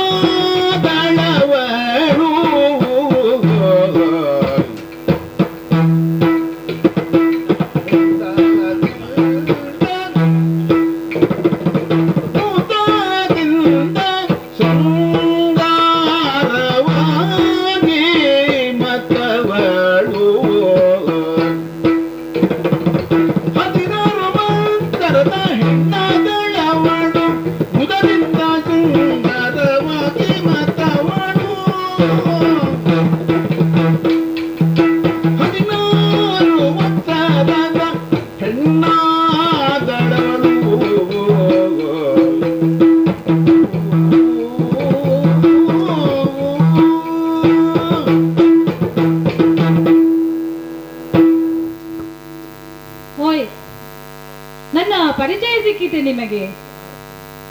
ಈಗ ಕೊಂಚ ಹೊತ್ತಿಗೆ ಮುಂಚೆ ನಿಮ್ಮಲ್ಲಿ ಮಾತಾಡಿ ಹೋದವಳಲ್ಲವೇ ನಾನು? ಹೌದಾ? ಗೊತ್ತಾಗಲಿಲ್ಲ? ಶೂರ್ಪನಖಿ ನಾನು. ಓ, ಅದ. ಆಗಿನ ರಾಕ್ಷಸ ರೂಪಕ್ಕೂ ಹ. ಈಗಿನ ಈ ರೂಪಾಂತರಕ್ಕೂ ವ್ಯತ್ಯಾಸ ಕಾಣುವುದಿಲ್ಲವೇ? ಬದಲಾವಣೆ ಹೇಗೆ ಕಾಣ್ತಾ ಇದ್ದೇನೆ ನಾನು ಇವಾಗ? ಹೀಗೆ ಸುಂದರವಾಗಿಲ್ಲವೇ? ಸುಂದರಿ. ಹೌದು. ಒಂದು ಪ್ರಾಯ ಎಷ್ಟಾದೀತು ಹೇಳಿ? ಎಷ್ಟೊಂದು 90 ಛೆ, 16 ವರ್ಷದ ಹೆಣ್ಣು ನಾನು ಇವಾಗ. 16 ಅಷ್ಟೇ? ನಾನು ವೇಷ ಬದಲಿಸಿದ ಕಾರಣ ಗೊತ್ತುಂಟು ನಿಮಗೆ. ಹೌದು. ನಿಮ್ಮಲ್ಲಿ ಹೇಳಿ ಹೋದವಳು ನಾನು. ಈಗ 16. ಈ 16 ವರ್ಷ ಉಂಟಲ್ಲ, ಹೌದು. ಈ ಪ್ರಾಯದಲ್ಲಿ ಹ. ಎಷ್ಟೇ ಕುರೂಪ ಇದ್ದರೂ ಚಂದ ಕಾಣುತ್ತದೆ. ಹ. ಒಂದು ಮಾತುಂಟಲ್ಲ, ಹ. 16 ವರ್ಷಕ್ಕೆ ಕತ್ತೆಯೂ ಚಂದ ಎಂಬ ಹಾಗೆ. ಹೌದಾ? 16 ವರ್ಷ ಎನ್ನುವುದು ಒಂದು ಹೆಣ್ಣಿನ ಜೀವನದಲ್ಲಿ ವಿಶೇಷವಾದ ಸ್ಥಾನವನ್ನು ಹೊಂದಿದೆ. ಈ ಪ್ರಾಯದಲ್ಲಿ ಒಳ್ಳೆಯ ಸಂಸ್ಕಾರ ಅವಳಿಗೆ ಸಿಕ್ಕಿತು ಅಂತಾದರೆ ಹ. ಮುಂದೆ ತನ್ನ ಜೀವನವನ್ನು ಚೆನ್ನಾಗಿ ನಿಭಾಯಿಸಿಕೊಂಡು ಹೋಗುತ್ತಾಳೆ. ಹ. ಅದೇ ಆ ಸಂಸ್ಕಾರ ಸಿಗದೆ ಹೋದರೆ ಹ. ದಾರಿ ತಪ್ಪುವ ಎಲ್ಲಾ ಲಕ್ಷಣವೂ ಕಾಣಿಸುತ್ತದೆ. ಹೌದಾ? ಏನೇ ಇರಲಿ, ಹ. ನಾನೀಗ ನನ್ನ ಉದ್ದೇಶವನ್ನು ನೆರವೇರಿಸುವುದಕ್ಕೆ ಬೇಕಾಗಿ, ಹ. ಆ ರಾಮಚಂದ್ರನನ್ನು ಕೂಡುವುದಕ್ಕೆ ಬೇಕಾಗಿ ಹ. ಬದಲಿಸಿದಂತಹ ವೇಷ ಇದು. ಹ. ಅವನ ಬಳಿ ಇನ್ನೊಬ್ಬಳಿದ್ದಾಳೆ, ಅವಳಿಗಿಂತಲೂ ಸುಂದರಳಾಗಿ ನಾನು ಕಾಣಬೇಕು. ಹೌದು. ಶೃಂಗಾರ ಇಷ್ಟು ಸಾಕೆ? ಸಾಕಾ? ಸಾಧ್ಯವಾದಷ್ಟು ಶೃಂಗಾರವನ್ನು ಮಾಡಿಕೊಂಡಿದ್ದೇನೆ. ಹೌದು. ಅವನಡೆಗೆ ಹೋಗುತ್ತೇನೆ. ಹೇಗೆ ಹೋಗುವುದು? ಹೇಗೆ? ಎಂದಿನಂತೆ ಹೋದರೆ ಸಾಧ್ಯವೇ? ಮತ್ತೆ ಹೇಗೆ? ಇಲ್ಲ. ಹ. ಹೇಗೆ ಹ್ಮ್. ಮದ ತುಂಬಿದ ಮದ್ದಾನೆ ಹೆಜ್ಜೆಯ ಮೇಲೆ ಹೆಜ್ಜೆ ಇಟ್ಟು ನಿಧಾನವಾಗಿ ಸಾಗುತ್ತದೋ ಹಾ, ಹಾ. ಅದೇ ರೀತಿಯಾಗಿ ಸಾಗುತ್ತೇನೆ ಅವನಗಳಿಗೆ.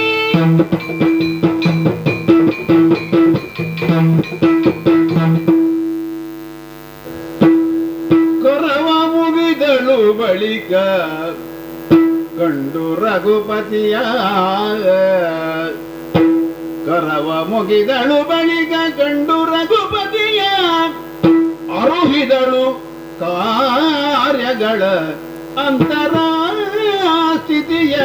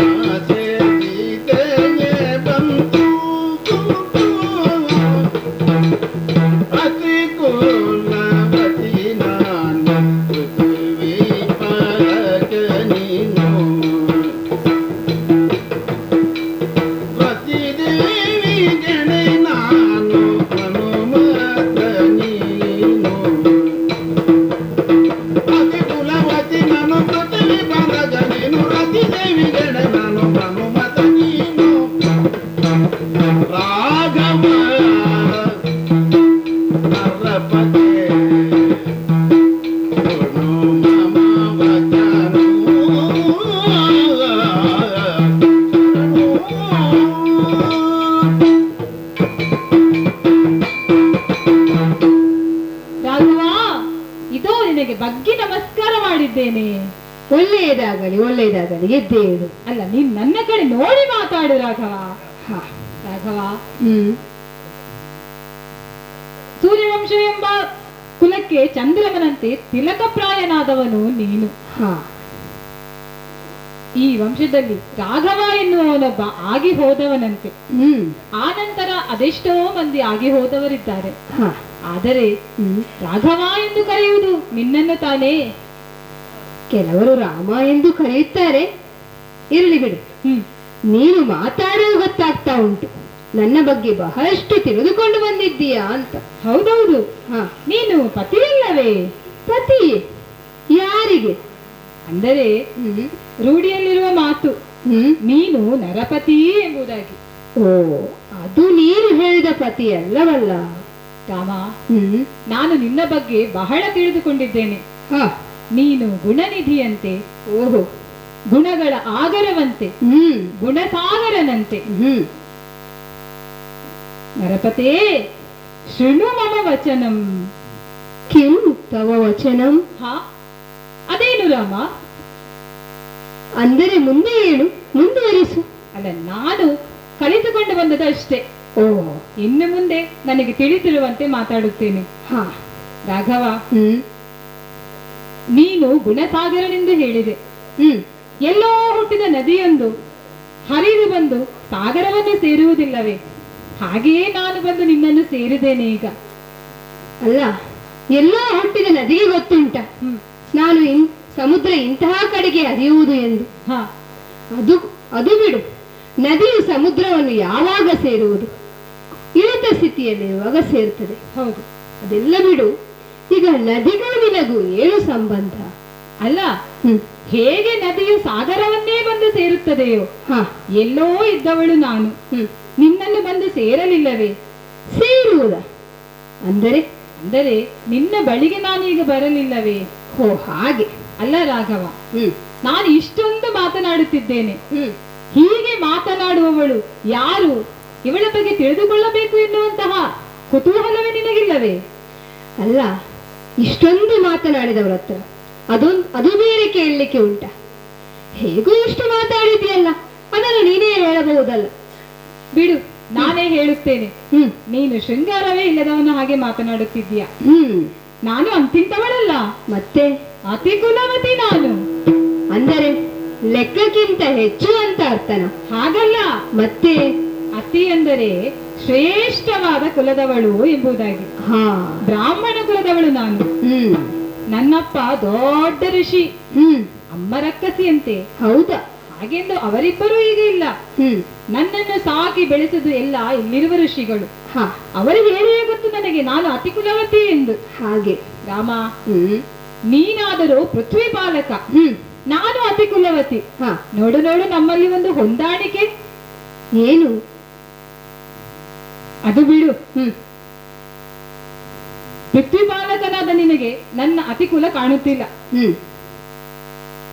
ಮುಂದೆ ಹೇಳುತ್ತೇನೆ, ಕೇಳು. ಏನು? ಸರದಿ ಜಾಂಬಾಜಿ ನಾನು ತರಂಗಿ ಪ್ರಕಾಶ ನೀನು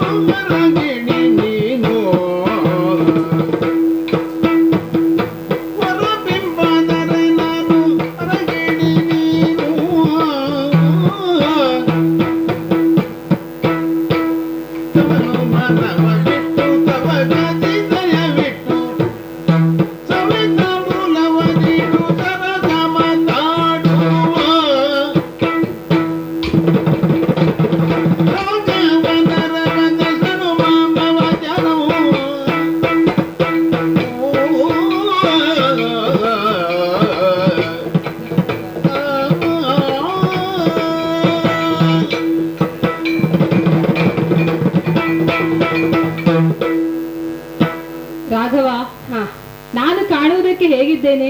ಹೇಗಿದ್ದಿ ಅಂದರೆ ಸುಂದರವಾಗಿಲ್ಲವೇ?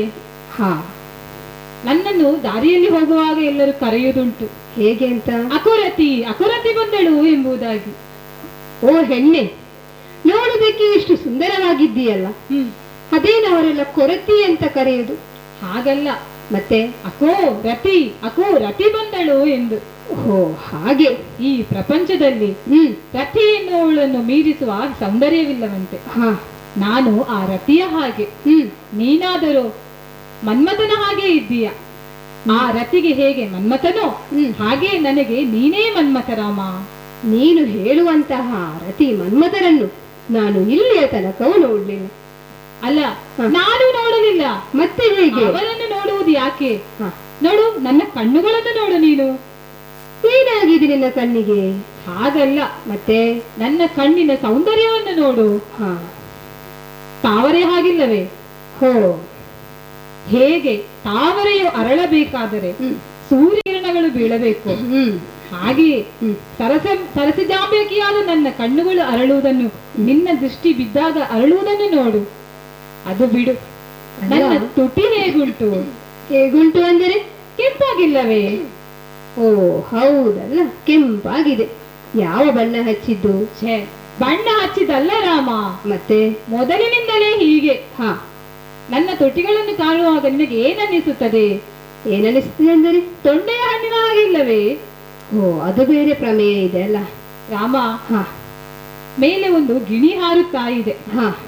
ಅದರ ಕಣ್ಣಿಗೆ ತೊಂಡೆ ಹಣ್ಣೊಂದು ಬಿದ್ದರೆ ಏನು ಮಾಡುತ್ತದೆ? ಏನು ಮಾಡ್ತದೆ? ಹಾರಿ ಬಂದು ಕುಕ್ಕಿ ತಿನ್ನುವುದಿಲ್ಲವೇ? ತೊಂಡೆಯ ಹಣ್ಣಿನಂತಹ ತುಟಿರುವವಳು ನಾನು. ಅರಗಿಣಿಯೇ ನೀನು ರಾಮ.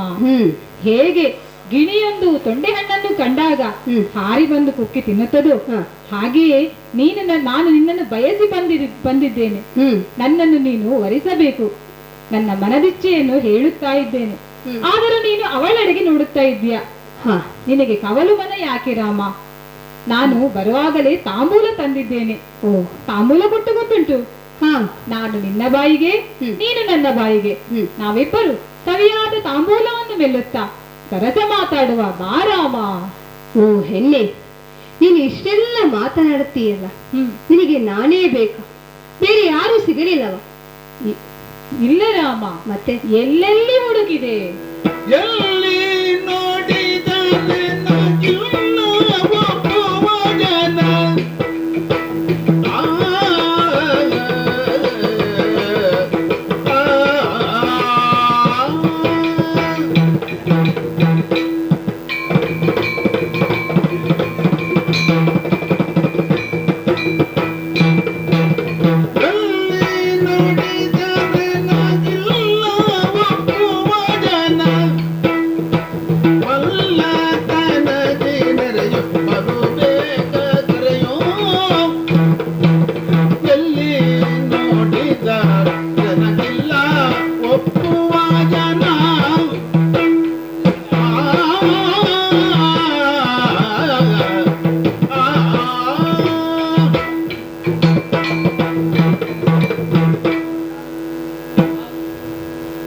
ಹಾಗಲ್ಲ ರಾಮ, ಮತ್ತೆ ಎಲ್ಲೆಲ್ಲಿ ನೋಡಿದ್ದೇನೆ. ನನಗೆ ಒಪ್ಪುವಂತಹ ಗಂಡು ಎಲ್ಲಿಯೂ ಸಿಗಲಿಲ್ಲ. ಅಲ್ಲ, ಪ್ರಪಂಚದಲ್ಲಿ ಎಷ್ಟು ಗಂಡು ಮಕ್ಕಳಿದ್ದಾರೆ, ಹಾ ಆದರೂ ನಿನಗೆ ಒಬ್ಬನೇ ಒಬ್ಬ ಗಂಡು ಸಿಗಲಿಲ್ಲ ಅಂದರೆ ಬಹಳಷ್ಟು ತಿರುಗಾಟ ಆಯಿತು ಅಂತ ಅದರ ಅರ್ಥವಲ್ಲವೇ? ಹಾಗಲ್ಲ, ಮತ್ತೆ ಪ್ರಪಂಚದಲ್ಲಿ ಬೇಕಾದಷ್ಟು ಗಂಡು ಮಕ್ಕಳಿದ್ದಾರೆ. ಹಾ ಅವರು ನನ್ನನ್ನು ನೋಡಿ ಆ ಹೆಣ್ಣಾದೀತು ಎಂದು ಹೇಳಿದ್ದಾರೆ. ಆಹಾ, ಅವರಿಗಾಗುತ್ತದೆ ಎಂದು ನನಗಾಗುತ್ತದೆಯೋ? ಓ ನಿನಗೆ ಆಗಲಿಲ್ಲ. ಹೆಣ್ಣಾದರೂ ಬಯಸುವುದೇನನ್ನು ರಾಮ? ಏನನ್ನು? ಕನ್ಯಾವರಯತೆ ರೂಪ, ಅಂದರೆ ಹೆಣ್ಣಿಗೆ ಬೇರೇನು ಬೇಡ. ಹಾ ಬೇಡ ಅಂತಲ್ಲ, ಮತ್ತೆ ಹುಡುಗ ಕಾಣುವುದಕ್ಕೆ ಚಂದ ಇರಬೇಕು. ಹಾ ಹಾಗೆಂದು ಅವರು ಒಪ್ಪಿದ್ದಾರೆ ಎಂದ ಮಾತ್ರಕ್ಕೆ ನಾನು ಒಪ್ಪುವುದು ಸಾಧ್ಯವೇ? ಹಾ ನನಗೆ ಬೇಕಾದಂತಹವರ ಇದುವರೆಗೆ ಸಿಗಲಿಲ್ಲ. ಹಾ ಆದರೆ ಈಗ ಸಿಕ್ಕಿದ್ದಾನೆ. ನೀನೇ ರಾಮ, ಬಲ್ಲತನದಿಂದ ನನ್ನನ್ನು ಬಂದು ಕೂಡು. ಓ ಮದನನ ಪಟ್ಟದ ರಾಣಿ, ನಾನೀಗ ನಿನ್ನನ್ನು ಮದುವೆಯಾಗಬೇಕು. ಮದನನ ಪಟ್ಟದ ರಾಣಿ, ನೀ ಮೊದಲೇ ಬಂದು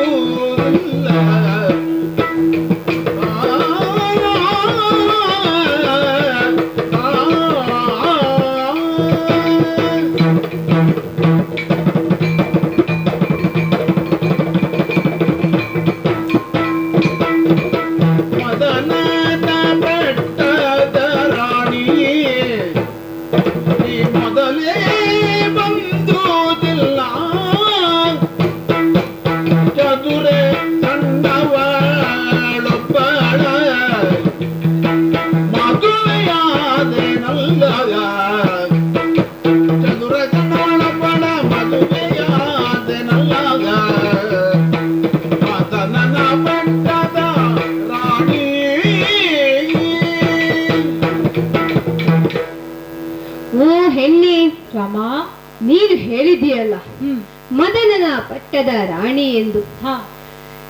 ನಾನು ರತಿದೇವಿಗೆ ಎಣೆ ಎಂದು ಹೇಳಿದ್ದೀಯಲ್ಲ. ಹೌದು, ಎಣೆ ಏನು?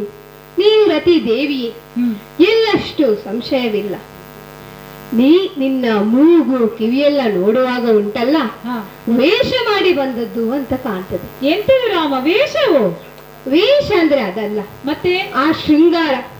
ಅಗಲವಾದ ಮುಖದಲ್ಲಿ ಮೂಗು, ಎರಡೂ ಬದಿಯಲ್ಲಿ ಕಿವಿಗಳು, ಎಲ್ಲಿ ಹೆಚ್ಚು ಎಲ್ಲಿ ಕಡಿಮೆ. ಮತ್ತೇನು ಚಿಂತೆ? ಆದರೆ ನೀನು ಬರುವಾಗ ಸ್ವಲ್ಪ ತಡವಾಯಿತಲ್ಲ.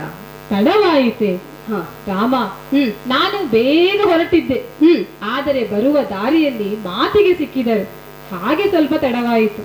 ನಾನು ಹಾಗಲ್ಲ ಹೇಳಿದ್ದು. ಮತ್ತೆ ನೋಡು, ನೀನು ಬರುವುದಕ್ಕಿಂತಲೂ ಮುಂಚೆ ಚದುರ ಸಣ್ಣವರೊಬ್ಬರನ್ನು ಮದುವೆಯಾಗಿದ್ದೇನೆ. ನೀನು ಅವಳಿಗಿಂತ ಮುಂಚೆ ಬರುತ್ತಿದ್ದರೆ ನಾನು ನಿನ್ನನ್ನು ಮದುವೆಯಾಗುತ್ತಿದ್ದೇನೋ ಏನೋ. ಅಲ್ಲ, ಅವಳನ್ನು ಕಾಣುವಾಗಲೇ ಗೊತ್ತಾಗುತ್ತದೆ ಸಣ್ಣವಳು ಎಂದು. ಹೌದಲ್ಲ? ಅವಳಿಗೆ ಏನು ಗೊತ್ತಿರಲಿಕ್ಕಿಲ್ಲ. ನಾನಾದರೂ ಎಲ್ಲವನ್ನು ಬಲ್ಲವಳು. ಅವಳೊಂದು ಬದಿಯಲ್ಲಿ ಇರಲಿ. ಛೇ, ಹಾಗಾಗುವುದುಂಟೆ? ಎರಡು ಮದುವೆ ಎಲ್ಲಿಯಾದ್ರೂ ಆಗುವುದಕ್ಕೆ ಉಂಟೆ? ಯಾಕೆ ರಾಮ? ನಿನ್ನ ಪಿತರಾದಂತಹ ಕ್ಷತ್ರಿಯರಾದಂತಹ ಮಹಾರಾಜರು 3 ಮದುವೆಯಾಗಿದ್ದಾರಂತೆ. ಅವರ ಮಗನಾಗಿ ನಿನಗೆ 2 ಆಗಬಹುದಲ್ಲವೇ? ಹಾಗಾಗುವುದಿಲ್ಲ. ನನ್ನಲ್ಲಿ ಒಂದು ದೃಢ ಸಂಕಲ್ಪವಿದೆ. ಇದು ನಾನಾಗಿ ಕೈಗೊಂಡಂತಹ ನಿರ್ಧಾರ. ಏಕಪತ್ನಿ ವೃತ. ಹಾಗಾಗಿ ನನಗೆ 2 ಮದುವೆ ಆಗುವುದಕ್ಕೆ ಆಗುವುದಿಲ್ಲ. ಒಂದು ಚೂರಿಗೆ 2.5 ಒಂದೂದೇ ಪೇಳು. ಏನು ರಾಮ, ಒಂದು ಚೂರಿಗೆ 2.5? ಎಂತದು ಬೆಲೆಯಲ್ಲ, ಮತ್ತೆ ಬೆಲೆಯಲ್ಲಿ ಅಲ್ಲ. ಒಂದು ಚೂರಿಗೆ 2.5. 2.5 ಇದ್ದರೆ ಒಳ್ಳೆಯದಲ್ಲವೇ ರಾಮ? ಒಮ್ಮೆ ಆ ಹೊರೆಗೆ ಹಾಕುವುದು, ಇನ್ನೊಮ್ಮೆ ಈ ಹೊರೆಗೆ. ನೋಡು, ನೀನು ಹೇಳುವ ಭಾಷೆ, ನಿನ್ನ ಭಾಷೆಯಲ್ಲಿ ಹೇಳುವಂತಹ ಆ ಚೂರಿ ನನ್ನಲ್ಲಿ ಇಲ್ಲ. ಹೆಚ್ಚು ಮಾತು ಬೇಡ. ನನಗೆ ನಿನ್ನನ್ನು ಮದುವೆಯಾಗುವುದಕ್ಕೆ ಆಗುವುದಿಲ್ಲ. ಅಲ್ಲ ರಾಮ, ನಿನ್ನನ್ನೇ ಬಯಸಿ ಮದುವೆಯಾಗಬೇಕೆಂದು ಬಂದರೆ ನಿರಾಶೆಯಾಯಿತಲ್ಲ. ಈಗ ಏನು ಮಾಡೋಣ? ನಿನಗೆ ಈಗ ಒಬ್ಬ ಚಂದದ ಹುಡುಗ ಸಿಕ್ಕಿದರೆ ಸಾಕಲ್ಲವಾ? ಅದಕ್ಕೆ ಒಂದು ದಾರಿ ಉಂಟು, ಕೇಳು.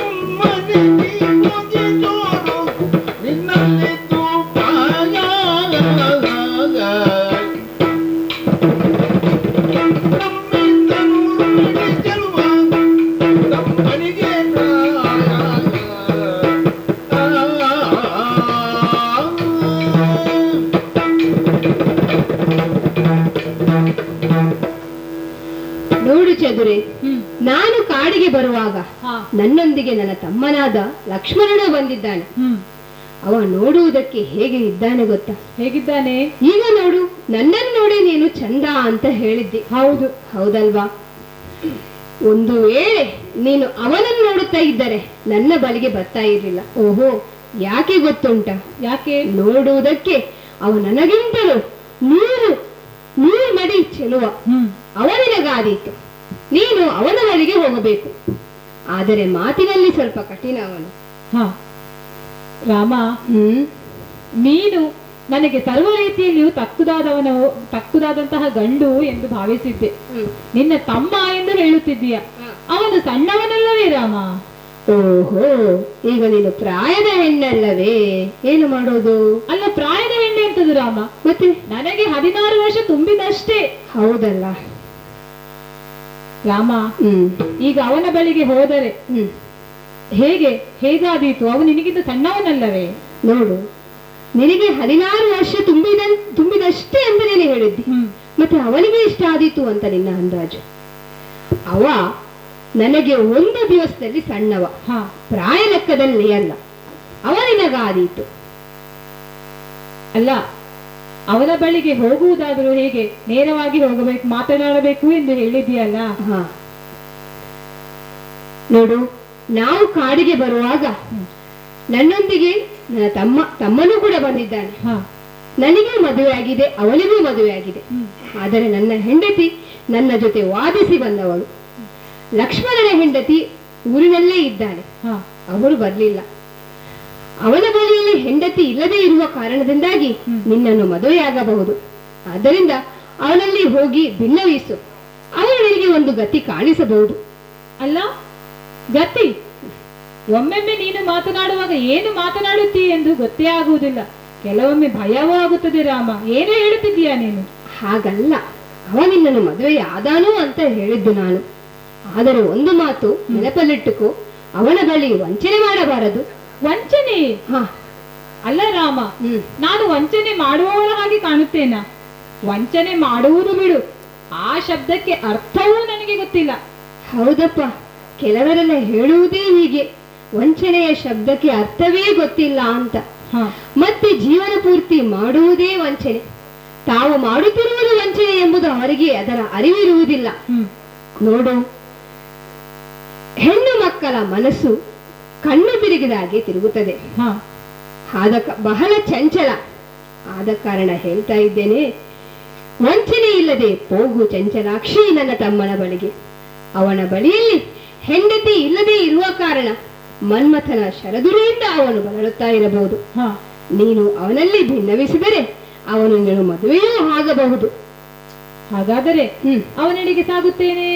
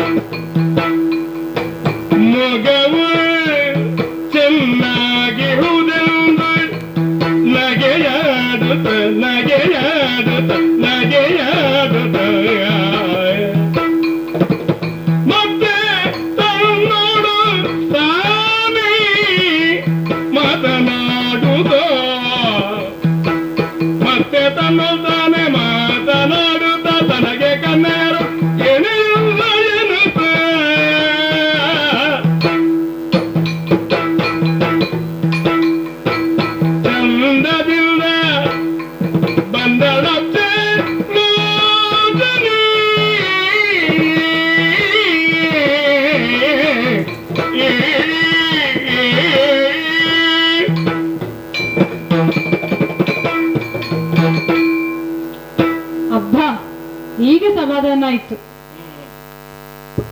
ನನಗೊಬ್ಬ ಗಂಡು ಬೇಕು, ನನ್ನ ಉದ್ದೇಶ ಈಡೇರಬೇಕು. ರಾಮನಾದರೇನು, ಲಕ್ಷ್ಮಣನಾದರೇನು? ರಾಮನೊಂದಿಗೆ ಮಾತನಾಡಿ ನನ್ನ ಗುಟ್ಟು ಎಲ್ಲಿ ರಟ್ಟಾಗುತ್ತದೋ ಎಂದು ಹೆದರಿ ಬೇವತ್ತು ಹೋಗಿ ನಾನು ಮಾಡಿಕೊಂಡಂತಹ ಶೃಂಗಾರವೆಲ್ಲ ಹೋಗುತ್ತದೋ ಎಂದು ಭಯಗೊಂಡಿದ್ದೆ. ಹೇಳಿದನಲ್ಲ ರಾಮ, ಇವನಿಗಿಂತ 100 ಮಡಿ ಚೆಲುವ ಎಂದು. ಅವನಲ್ಲಿಗೆ ಹೋಗುವಾಗ ಈ ಶೃಂಗಾರ ಸಾಕೆ? ಇಲ್ಲ, ಕೈಯನ್ನೇ ಕನ್ನಡಿಯಾಗಿಸಿಕೊಂಡು ಮುಂಗುರುಳನ್ನು ತಿದ್ದಿ ತೀಡಿ ಮತ್ತಷ್ಟು ಸೌಂದರ್ಯವನ್ನು ಹೆಚ್ಚಿಸಿಕೊಂಡಿದ್ದೇನೆ. ಅವನ ಬಳಿಗೆ ಹೋಗುವಾಗ ನನಗೊಂದು ಲಾಭ ಉಂಟು. ಏನು ಗೊತ್ತುಂಟ? ಅವನ ಬಳಿ ಹೆಂಡತಿ ಇಲ್ಲ. ಹಾಗಾಗಿ ನನ್ನ ಮನದಿಚ್ಛೆಯನ್ನು ಹೇಗೆ ಬೇಕಾದರೂ ಅವನಲ್ಲಿ ಹೇಳಿಕೊಳ್ಳಬಹುದು. ನೇರವಾಗಿ ಅವನೆಡೆಗೆ ಸಾಗುತ್ತೇನೆ.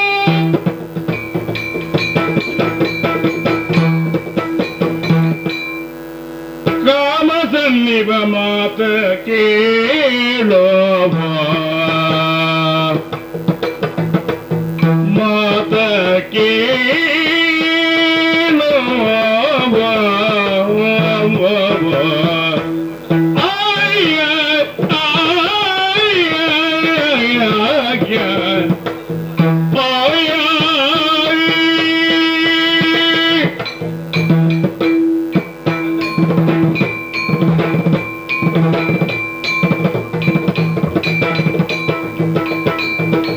ಕಾಮ ಸನ್ನಿವ ಮಾತ ಕೇಳೋ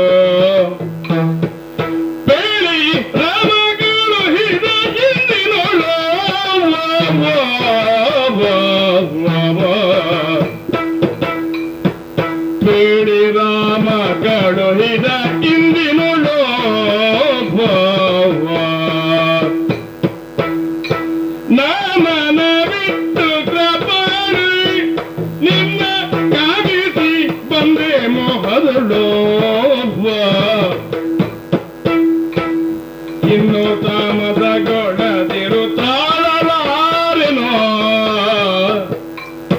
ಇನ್ನು ತಾಮಸಗೊಳ್ಳದಿರು ತಾಳಲಾರೆನೋ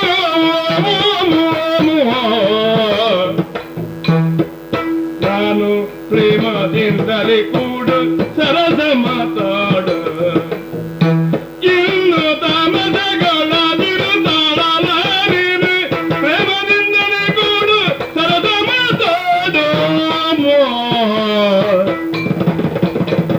ಕಾಮ ಸನ್ನಿಧ ಮಾತ ಕೇಳು ಹೇಳಿ ರಾಮ ಕಳುಹಿದ ಹಿಂದಿನಳು ಆಯ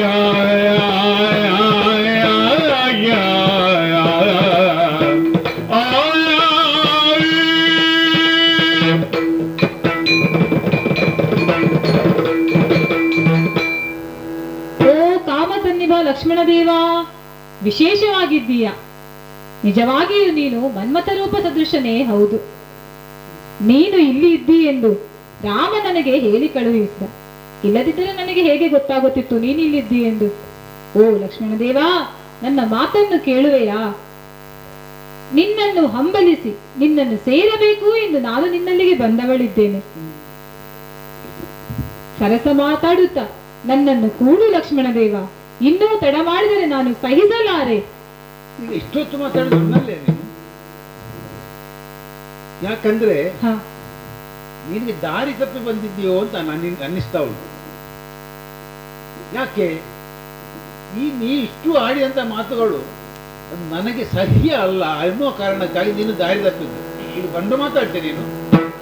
ಬಂಡು ಮಾತನಾಡುತ್ತಿದ್ದೀ ಕಂಡರತಿ ಚೆಲುವೆ ನಿಲ್ಲ ಗಂಗ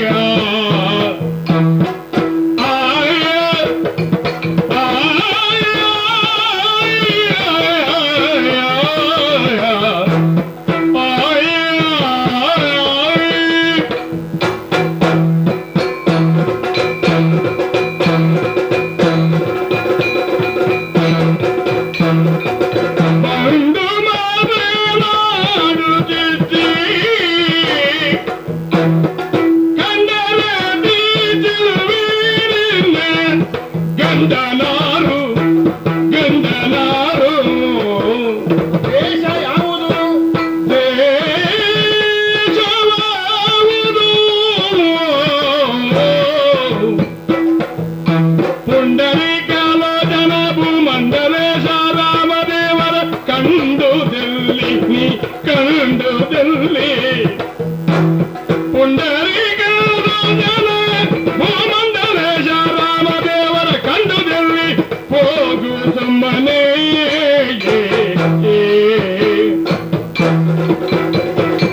ಬಂದು ಮಾತನಾಡುತ್ತಿದ್ದಿ ಕಂಡರ ಬಿದ್ದಲೇ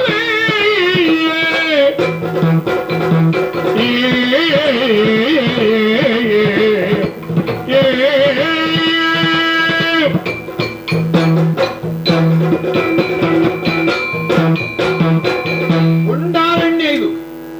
ಗುಂಡಾರಣ್ಯದ ಮಧ್ಯದಲ್ಲಿ ಅಪರಿಚಿತಳಾದಂತ ಹೆಣ್ಣೊಬ್ಬಳು ಬಂದು ಹ ನನ್ನಲ್ಲಿ ಮಾತನಾಡುವ ರೀತಿಯನ್ನು ನೋಡಿದರೆ ನೀನು ಈ ವಿಷಯದಲ್ಲಿ ಬಹಳ ಪಳಗಿದವಳು ಅಂತ ಅನ್ನಿಸ್ತಾ ಉಂಟು. ಬಹುಶಃ ನಿನಗೆ ಮೊದಲೇ ಮದುವೆ ಆಗಿದ್ದೋ ಸಂಸಾರವು ಉಂಟೋ ಏನೋ ಗೊತ್ತಿಲ್ಲ. ಆದರೂ ನೀನು ಆಡಿದಂಥ ಮಾತು ನಿನ್ನ ಅನುಭವದ ಮೂಸೆಯಿಂದ ಮೂಡಿ ಬಂದದ್ದು ಅಂತ ನನಗೆ ಅನ್ನಿಸ್ತಾ ಉಂಟು. ಆದ್ದರಿಂದ ನೀನು ಇಲ್ಲಿ ಬರಬಾರದಾಗಿತ್ತು ಅಂತಲ್ಲ, ಬಂದರೂ ಆಡಿದಂತಹ ಮಾತು ಉಂಟಲ್ಲ ಅದು ನನ್ನ ಮುಂದೆ ಆಡತಕ್ಕಂಥ ಮಾತುಗಳಲ್ಲ. ಆದ್ದರಿಂದ ನಾನು ನಿನ್ನಲ್ಲಿ ಕೇಳುತ್ತಾ ಇದ್ದೀನಿ, ನೀನು ಬಂಡು ಮಾತಾಡುವುದು ಸ್ಪಷ್ಟ, ಅದರಲ್ಲಿ ಅನುಮಾನವೇ ಇಲ್ಲ ನನಗೆ. ಆದರೆ ನಿನಗೆ ಮದುವೆಯಾಗಿದ್ರೆ ಗಂಡ ಯಾವ ಊರಿನಲ್ಲಿದ್ದಾನೆ? ಅಲ್ಲ, ನನ್ನನ್ನು ಕಾಣುವಾಗ ಮದುವೆಯಾದ ಹಾಗೆ ಕಾಣುತ್ತಾ ಇದೆಯೇ ನಿಮಗೆ? ನನಗೆ ನಿನ್ನ ಮಾತು ಕೇಳಿದಾಗ ಅನುಭವ. 16 ವರ್ಷದ ಹೆಣ್ಣು ನಾನು. ನೀನು ತುಂಬಾ ಅನುಭವ ಉಳ್ಳವಳು ಅಂತ ನಾನು ಅಂದುಕೊಂಡದ್ದು. ನಾನು ರಾಮ ಕಳಿಸಿದ ಕಾರಣ ನಾನು ನಿನ್ನಲ್ಲಿಗೆ ಬಂದಿದ್ದೇನೆ. ನಿನ್ನನ್ನು ರಾಮನೇ ಕಳಿಸಿದ್ದ? ಹೌದು. ಓ ಮಂದಗಮನೇ, ನೆರೆ ಮನಸ್ಸೆಲ್ಲ ಮೇಲಿಟ್ಟು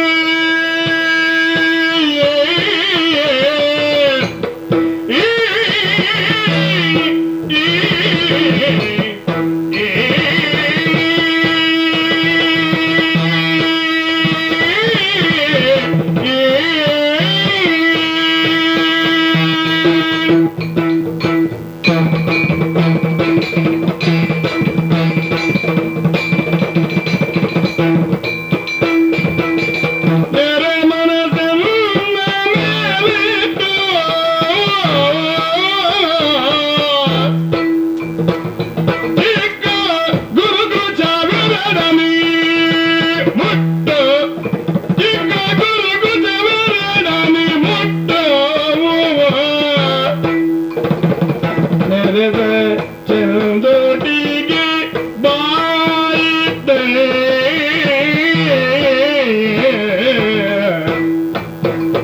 ನೆರೆದು ಚಂದೋಟಿಗೆ ಬಾಯಿದ್ದೆ ಚಪ್ಪರಿಸಿ ಸುರತ ಸುಖಗೊತ್ತೆ ಚಪ್ಪರಿಸಿ ಸುರತ ಸುಖಗೊತ್ತೆ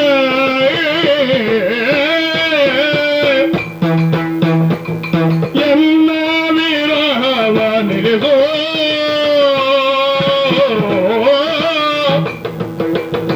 ಎನ್ನ ವಿರಹವ ನಿಲ್ಲಿಸೋ ಕಾತರವನ್ನು ಮರೆಸು ಕಾತರವನ್ನು ಮರೆಸು ಕಂದರದೆಲ್ಲ ನೋಡು ಕಂದರದೆಲ್ಲ ನೋಡು ಕಾರುಣ್ಯದಿಂದಲೇ ಕೂಡು ಎಲ್ಲ ವಿರಾನಿಲಿದು ಕಾದರವನ್ನು ಮರೆದು ಕಂದರವನ್ನು ಕಾರುಣ್ಯದಿಂದಲೇ ಕೂಡು ನೆರೆ ಮನಸ್ಸನ್ನ ಮೇಲಿಟ್ಟು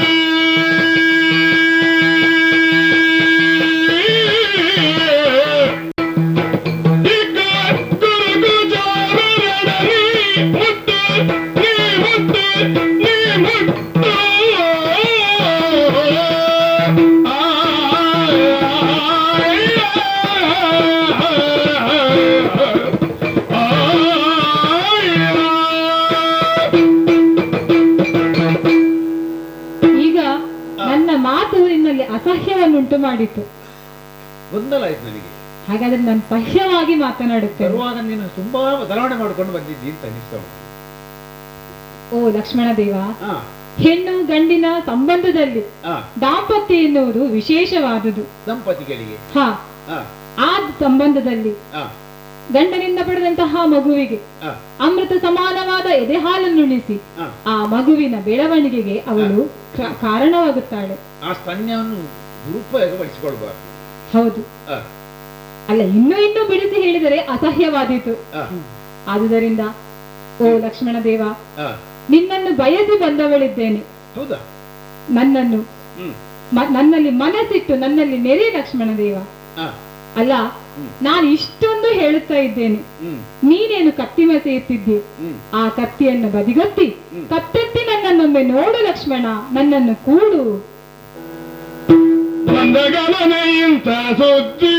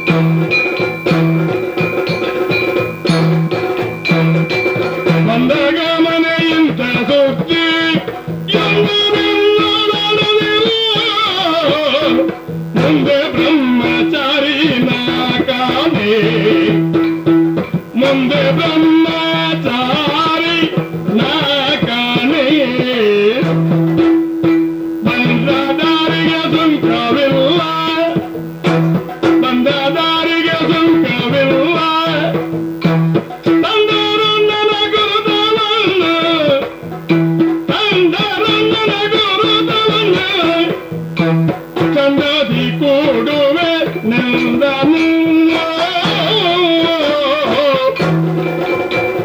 ನಂದಾಗ ಮನೆಯಿಂದ ಸುದ್ದಿ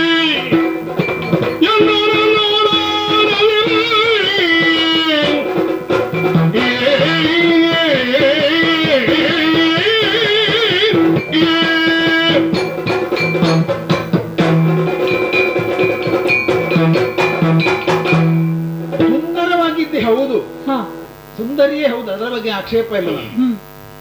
ನೀನು ಬರುವಾಗಲೇ ಮದಭರಿತವಂತ ಮದ್ದಾನೆ ನಡ್ಕೊಂಡು ಬರುವಾಗಲೇ ನೋಡಿದಾಗಲೇ ನನಗೆ ಅನ್ನಿಸಿತು. ಆದರೆ ಬಂದು ನೀನು ಇಲ್ಲಿ ವ್ಯವಹರಿಸುವಂತ ರೀತಿ ನೋಡಿದರೆ ನನಗೆ ಯಾಗೋ ಇದು ಸಮ್ಮತ ಅಲ್ಲ. ಯಾಕಂದ್ರೆ ಮರ್ಯಾದತ್ತ ಹೆಣ್ಣು ಮಗಳೊಬ್ಬಳು ಪುರುಷನೊಬ್ಬನ ಮುಂದೆ ಮರ್ಯಾದೆ ಎಲ್ಲೆಯನ್ನು ಮೀರಿ ವರ್ತಿಸ್ತಾಳೆ ಅಂತ ಆದ್ರೆ ಅದು ನಮ್ಮಂತವರಿಗೆ ಸಹ್ಯ ಅಲ್ಲ. ನಿನಗೆ ಇದು ಒಪ್ಪಿಗೆ ಇರ್ಬೋದು, ನೀನು ಅದನ್ನು ಬಯಸಿ ಬಂದವಳು ಇರ್ಬೋದು, ಆದ್ರೆ ನಾವು ಅದನ್ನು ಬಯಸುವವರಲ್ಲ. ಆದ್ರೂ ನಿನ್ನಲ್ಲಿ ಕೇಳುತ್ತಾ ಇದ್ದೇನೆ, ನೀನು ಹೇಳಿದೆಲ್ಲ ರಾಮಚಂದ್ರ ಹೇಳಿದಂತ ಮಾತಿನಂದವನ್ನು ಬಣ್ಣಿಸುತ್ತಾ ನೀವು ಬಂದಿದ್ಯಲ್ಲ, ಹೌದು, ಪ್ರಾಣ ಮಾಡಿ ಹೇಳ್ಬೇಕು ನೀನು. ನಮ್ಮ ಅಣ್ಣನ ನೋಡಿದ್ದ ಹೌದಾ? ಹೌದು. ಎಲ್ಲಿ ನೋಡಿದ್ದು ಅಂತ ಹೇಳ್ಬಹುದಾ? ನಾನು ಬರುವಾಗ ದಾರಿಯಲ್ಲಿ ಪರ್ಣಶಾಲೆಯಲ್ಲಿ ಅವನ ಬಳಿಗೆ ಹೋದವಳು ನಾನು.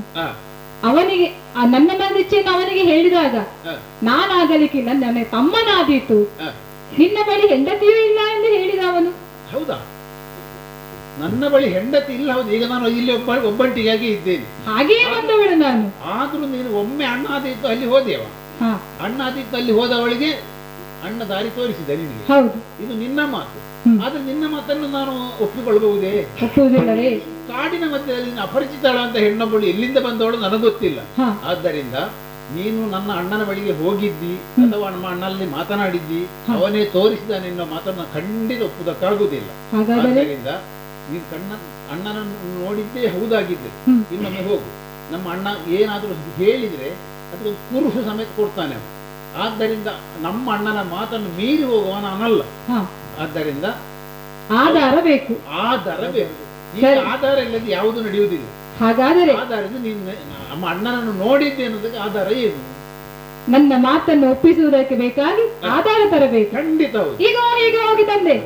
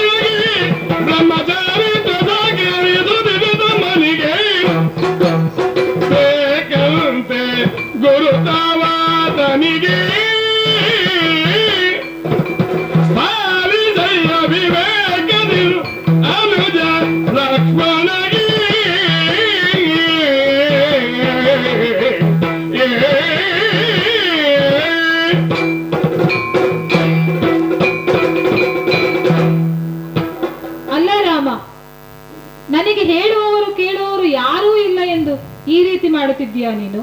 ಏನಾಯ್ತು? ನೀನು ಹೇಳಿದ್ದೀಯ ಎಂದು ತಮ್ಮನ ಬಳಿಗೆ ಹೋದೆ. ಆದರೆ ಅವ ನನ್ನ ಮಾತನ್ನು ಒಪ್ಪುವುದಿಲ್ಲ. ನೀನೇ ಅಲ್ಲವ ಹೇಳಿದ್ದು. ಹೌದು, ಅವನಿಗೆ ಮದುವೆಯಾಗಿದೆ, ಹೆಂಡತಿ ಬಳಿಯಲಿಲ್ಲ. ಅವ ಹೇಳುತ್ತಿದ್ದಾನೆ ಅವನು ಬ್ರಹ್ಮಚರ್ಯವನ್ನು ಪಾಲಿಸುತ್ತಿದ್ದಾನೆ ಎಂದು. ಅಲ್ಲ, ನಿಮ್ಮ ಬಳಿಗೆ ಬಂದು ನಾನು ಎಲ್ಲರ ನಗುವಿಗೆ ಗುರಿಯಾದ ಹಾಗೆ ಆಯ್ತಲ್ಲ. ಬಯಸಿ ಬಂದ ಹೆಣ್ಣಿಗೆ ಈ ತರ ಮಾಡುವುದು ಎಷ್ಟು ಸರಿ ರಾಮ? ಅಲ್ಲ, ನೀನೀಗ ಸಿಟ್ಟು ಮಾಡಿಕೊಳ್ಳುವುದು ಯಾಕೆ? ಅವನಿನ್ನನ್ನು ಮದುವೆಯಾಗುವುದಿಲ್ಲ ಅಂತ ಏನಾದ್ರೂ ಹೇಳಿದ್ನಾ? ಅಲ್ಲ, ಮತ್ತೆ ಅವ ನನ್ನ ಮಾತನ್ನು ಕೇಳಲು ಸಿದ್ಧನಿದ್ದಾನೆ. ಮತ್ತೆ ಆದರೆ ಆದರೆ ನೀನೇ ಹೇಳಿ ಕಳುಹಿಸಿದ್ದಿ ಎಂಬುದಕ್ಕೆ ಗುರುತು ಬೇಕಂತೆ ಅವನಿಗೆ. ಓ ಅಷ್ಟೇಯಾ? ಓ ಚದುರೇ ಚದುರೇ ಬಾಬಾರನು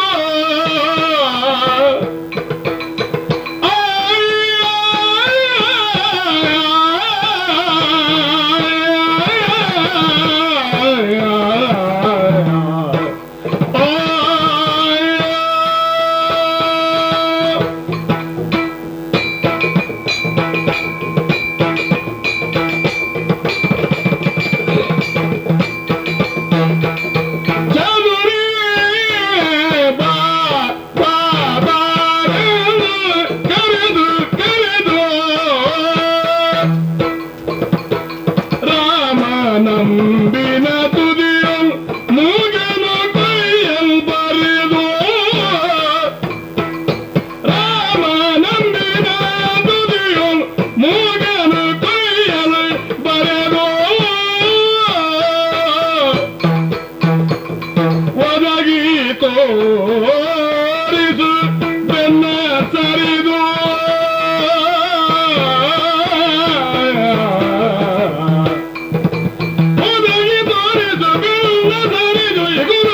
ನೋಡಿದರೆ ಕೂಡುವ ನಲಿ ನಲಿದು ಕೂಡುವ ನಲಿ ನಲಿದು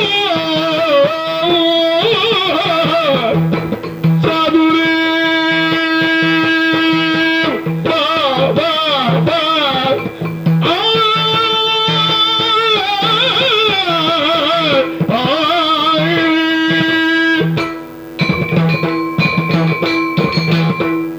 ಓ ಚದುರೇ, ರಾಮ, ನೀನು ಇಷ್ಟಕ್ಕೆ ಹತಾಶರಾದರೆ ಹೇಗೆ? ಹಾ, ನಾನು ನಿನಗೆ ಮೊದಲೇ ಹೇಳಿದ್ದೆ, ಹ್ಮ್, ನನ್ನ ತಮ್ಮ ನೋಡುವುದಕ್ಕೆ ನನಗಿಂತಲೂ 100 ಮನೆ ಚಂದ. ಹೌದು, ಆದರೆ ಮಾತಿನಲ್ಲಿ ಕಠಿಣ ಅಂತ ಹೇಳಿದ್ದೆ. ಅದು ಹೌದು. ಅವನು ಎಲ್ಲರನ್ನೂ ಚಿಕಿತ್ಸಕ ದೃಷ್ಟಿಯಿಂದ ಕಾಣುತ್ತಾನೆ. ಹಾ, ನೀನು ಅವನ ಬಳಿಯಲ್ಲಿ ಸುಳ್ಳು ಹೇಳಿರಬಹುದು ಎಂದು ಅವನಿಗೆ ಅನಿಸಿದೆ. ಹ್ಮ್, ಅದಕ್ಕೆ ಕಾರಣಗಳೂ ಉಂಟು. ಹಾ, ಅಯೋಧ್ಯೆಯಿಂದ ಇಲ್ಲಿಯ ತನಕ ನಡೆದಂತಹ ಘಟನೆಗಳೇ ಅದಕ್ಕೆ ಕಾರಣ. ಹಾ, ನೀನೀಗ ಅದಕ್ಕೋಸ್ಕರ ಚಿಂತೆ ಮಾಡುವುದು ಬೇಡ. ಹ್ಮ್. ನಿನಗೀಗ ಒಬ್ಬ ಹುಡುಗ ಸಿಕ್ಕಿದರೆ ಸಾಕಲ್ಲವಾ? ಹುಡುಗ ಸಿಕ್ಕಿದರೆ ಸಾಕು, ಯಾರ್ಯಾರೂ ಆಗುವುದಿಲ್ಲ. ಮತ್ತೆ ಒಂದೋ ನೀನು, ಇಲ್ಲದಿದ್ದರೆ ಅವನೇ ಆಗಬೇಕು. ಆಯ್ತು, ನನ್ನ ತಮ್ಮನೇ ಆಗಬಹುದು. ಹ್ಮ್. ನನಗೆ ನೀನೀಗ ಬೇಗ ಒಂದು ಗುರುತು ಕೊಡು. ಗುರುತು ಕೊಡಬೇಕಲ್ಲ, ಆದರೆ ಏನು ಗುರುತನ್ನು ಕೊಡುವುದು?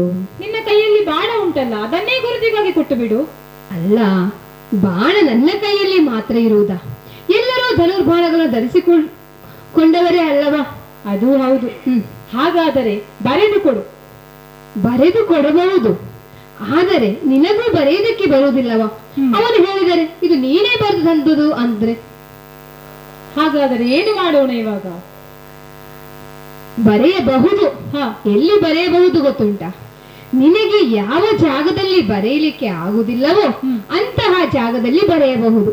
ಈಗೋ ನನ್ನ ಅಗಲವಾದ ಹಣೆ ಇಲ್ಲಿ ಬರೆ ರಾಮ. ಹಣೆಯಲ್ಲಿ ಬರೆಯಬಹುದು, ಹಾ, ಆದರೆ ಆ ನಿನ್ನ ಹಣೆಯಲ್ಲಿ ಆಗಲೇ ಒಬ್ಬ ಪುಣ್ಯಾತ್ಮ ಬರೆದನಲ್ಲ ನಿನ್ನ ಹಣೆ ಬರಹ, ಆ ಬ್ರಹ್ಮದೇವ.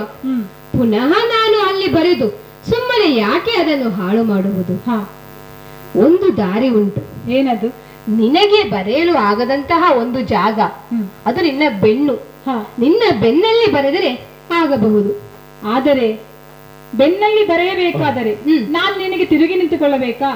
ನಾನು ನಿನ್ನ ಮುಂದೆ ಮುಖ ಮಾಡಿ ನಿಂತುಕೊಳ್ಳಬೇಕೆಂದೇ ಅನಿಸಿಕೊಂಡವಳು. ಆ ಚಿಂತೆ ನಿನಗೆ ಬೇಡ. ಹಾ, ಈಗ ನಿನಗೆ ಚಿಂತೆ ಏನು? ಬೆನ್ನಿನಲ್ಲಿ ಬರೆಯಬೇಕಾದ್ರೆ ನನಗೆ ಬೆನ್ನು ಮಾಡಿ ನಿಲ್ಲಬೇಕಲ್ಲ ಅಂತ. ಹೌದು.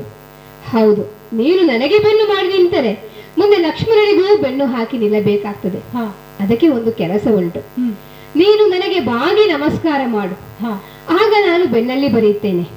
ಆಗ ನೀನು ಪುನಃ ಅಲ್ಲಿ ಹೋಗಿ ಲಕ್ಷ್ಮಣನಿಗೆ ಬೆನ್ನು ಹಾಕಿ ನಿಲ್ಲಬೇಕಂತಿಲ್ಲ. ಅವನಿಗೆ ಬಾಗಿ ನಮಸ್ಕಾರ ಮಾಡಿದರೆ ಆಯ್ತು, ಹಾ. ಅಲ್ಲಿಗೆ ಮುಗಿಯಿತು. ಹಾಗಾದರೆ ಇದೋ ಬಗ್ಗಿದ್ದೇನೆ, ಬಗ್ಗಿ ನಮಸ್ಕರಿಸಿದ್ದೇನೆ. ಓ ಹೆಣ್ಣೆ, ನಿನ್ನ ಬೆನ್ನಿನಲ್ಲಿ ಬರೆದಿದ್ದೇನೆ, ಆದಷ್ಟು ಬೇಗ ಹೋಗಿ ಲಕ್ಷ್ಮಣನಿಗೆ ತೋರಿಸು. ಸರಿಯಾಗಿ ಬರೆದಿದ್ದೀಯಲ್ಲ? ಸರಿಯಾಗಿ ಬರೆದಿದ್ದೇನೆ. ಇನ್ನೊಮ್ಮೆ ನಾನು ನಿನ್ನಲ್ಲಿಗೆ ಬರುವ ಹಾಗೆ ಆಗಲಿ. ಬರ್ಲಿಕ್ಕಿಲ್ಲ ಅಲ್ಲವೇ? ಇಲ್ಲವೇ ಇಲ್ಲ, ಆ ಪ್ರಸಂಗವೇ ಬರುವುದಿಲ್ಲ. ಹಾಗಾದರೆ ಇದು ಹೊರಟೆ.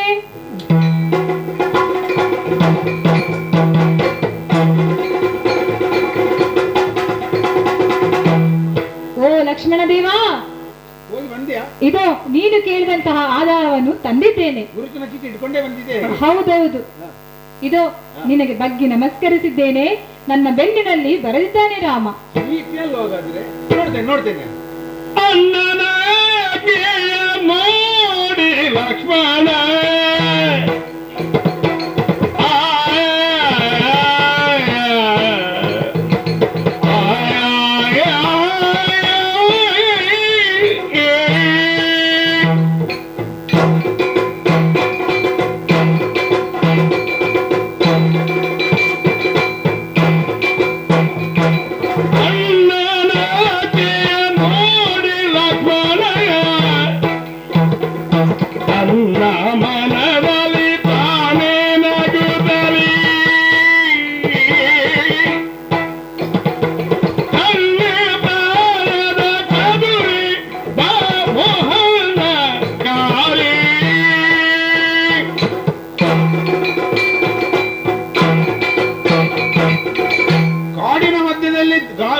ಘೋರವಾದ ರಕ್ಕಸೆ ಗರ್ಜನೆ ಕೇಳಿದಾಗಲೇ ನಮಗೆ ಅನುಮಾನ ಬಂದದ್ದು. ಆ ಗರ್ಜನೆ ಬೆನ್ನ ಹಿಂದೆ ಸುಂದರವಾದ ಹೆಣ್ಣೊಬ್ಬಳು ನಮ್ಮ ಬಳಿಗೆ ಬಂದು ನನ್ನನ್ನು ಮದುವೆ ಆಗುವಂತ ಕೇಳಿದಾಗ ಅವಳ ಕುರಿತಾಗಿ ನನಗೆ ಸಂದೇಹ ಮೂಡಿದ್ದು ಸುಳ್ಳಲ್ವಲ್ಲ. ಆದ್ದರಿಂದಲೇ ಅವಳನ್ನು ಹಿಂದೆ ಕಳಿಸಿದ್ದು. ಆದ್ರೆ ನಮ್ಮ ಅಣ್ಣನೂ ಕೂಡ ಅದನ್ನೇ ಗ್ರಹಿಸಿದ್ದಾನೆ. ಇವಳು ವಾಸ್ತವಿಕವಾಗಿ ಬಂದದ್ದವಳಲ್ಲ, ಇವಳ ಉದ್ದೇಶ ಏನೋ ಬೇರೆ ಒಂದು ಉಂಟು ಎನ್ನುವುದು ಅವಳ ಮಾತಿನಿಂದಲೂ ಅರ್ಥ ಆಯಿತು. ನಮ್ಮ ಅಣ್ಣ ಅದನ್ನು ಗ್ರಹಿಸಿಕೊಂಡಿದ್ದಾನೆ. ಆದ್ದರಿಂದ ನಾನು ಹೋಗಿ ಗುರುತುತ ಅಂತ ಹೇಳಿದ ಅಲ್ಲಿ ಪರಪುರುಷನ ಮುಂದೆ ಬೆನ್ನು ತೋರಿಸಿ ನಿಂತಿದ್ದಾಳಲ್ಲ, ಅವಳ ಬೆನ್ನಲ್ಲಿ ನಮ್ಮ ಅಣ್ಣ ಬರೆದಿದ್ದಾನೆ. ಸ್ಪಷ್ಟವಂತ ಸಂದೇಶವನ್ನು ನನಗೆ ಕಳಿಸಿದ್ದಾನೆ. ಆದ್ದರಿಂದ ನನ್ನ ಕೆಲಸ ಸುಲಭವಾಯಿತು. ಚದುರೇ ಲಕ್ಷ್ಮಣ,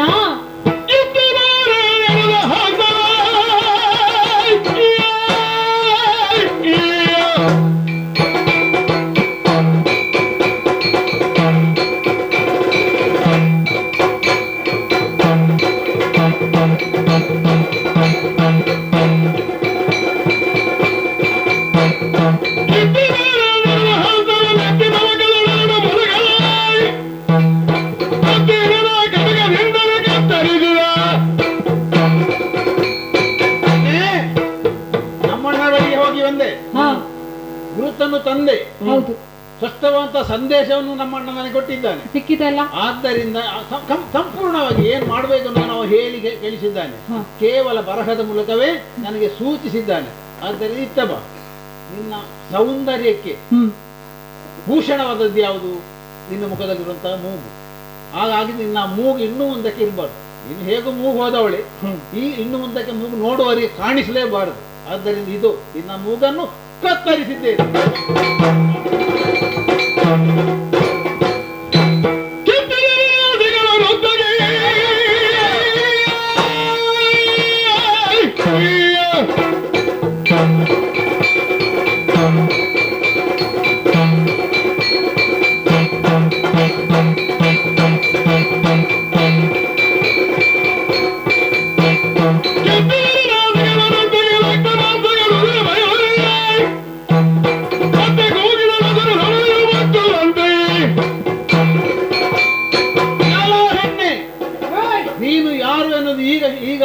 ನೀನು ಬಂದಾಗಲೇ ಗೊತ್ತಾಗಿದೆ ನನಗೆ. ದುಷ್ಟ ಕೃತ್ಯವನ್ನು ಮಾಡಿಕೊಂಡುವುದಕ್ಕೋಸ್ಕರವಾಗಿ ಒಂದು ದುರುದ್ದೇಶವನ್ನು ಇಟ್ಟುಕೊಂಡೇ ಬಂದವಳನ್ನು ಸ್ಪಷ್ಟವಾಗಿದೆ. ಆದ್ದರಿಂದ ನಿನ್ನ ಕಿವಿ ಮೂಗು ಎರಡು ಇರಬಾರ್ದು ಮುಂದಕ್ಕೆ. ಯಾಕಂದ್ರೆ ಪುರುಷಾಕ್ರಮಣ ಮಾಡಿದವಳಿಗೆ ಯಾವ ಶಿಕ್ಷೆ ಎನ್ನುವುದನ್ನು ನಮ್ಮ ಅಣ್ಣ ಸೂಚಿಸಿದ್ದಾನೆ. ಅದರಂತೆ ನನ್ನ ಅಣ್ಣನ ಆಜ್ಞೆಯನ್ನು ನಾನು ಪಾಲಿಸಿದ್ದೇನೆ. ನಿನ್ನ ಎರಡೂ ಕಿವಿಗಳನ್ನು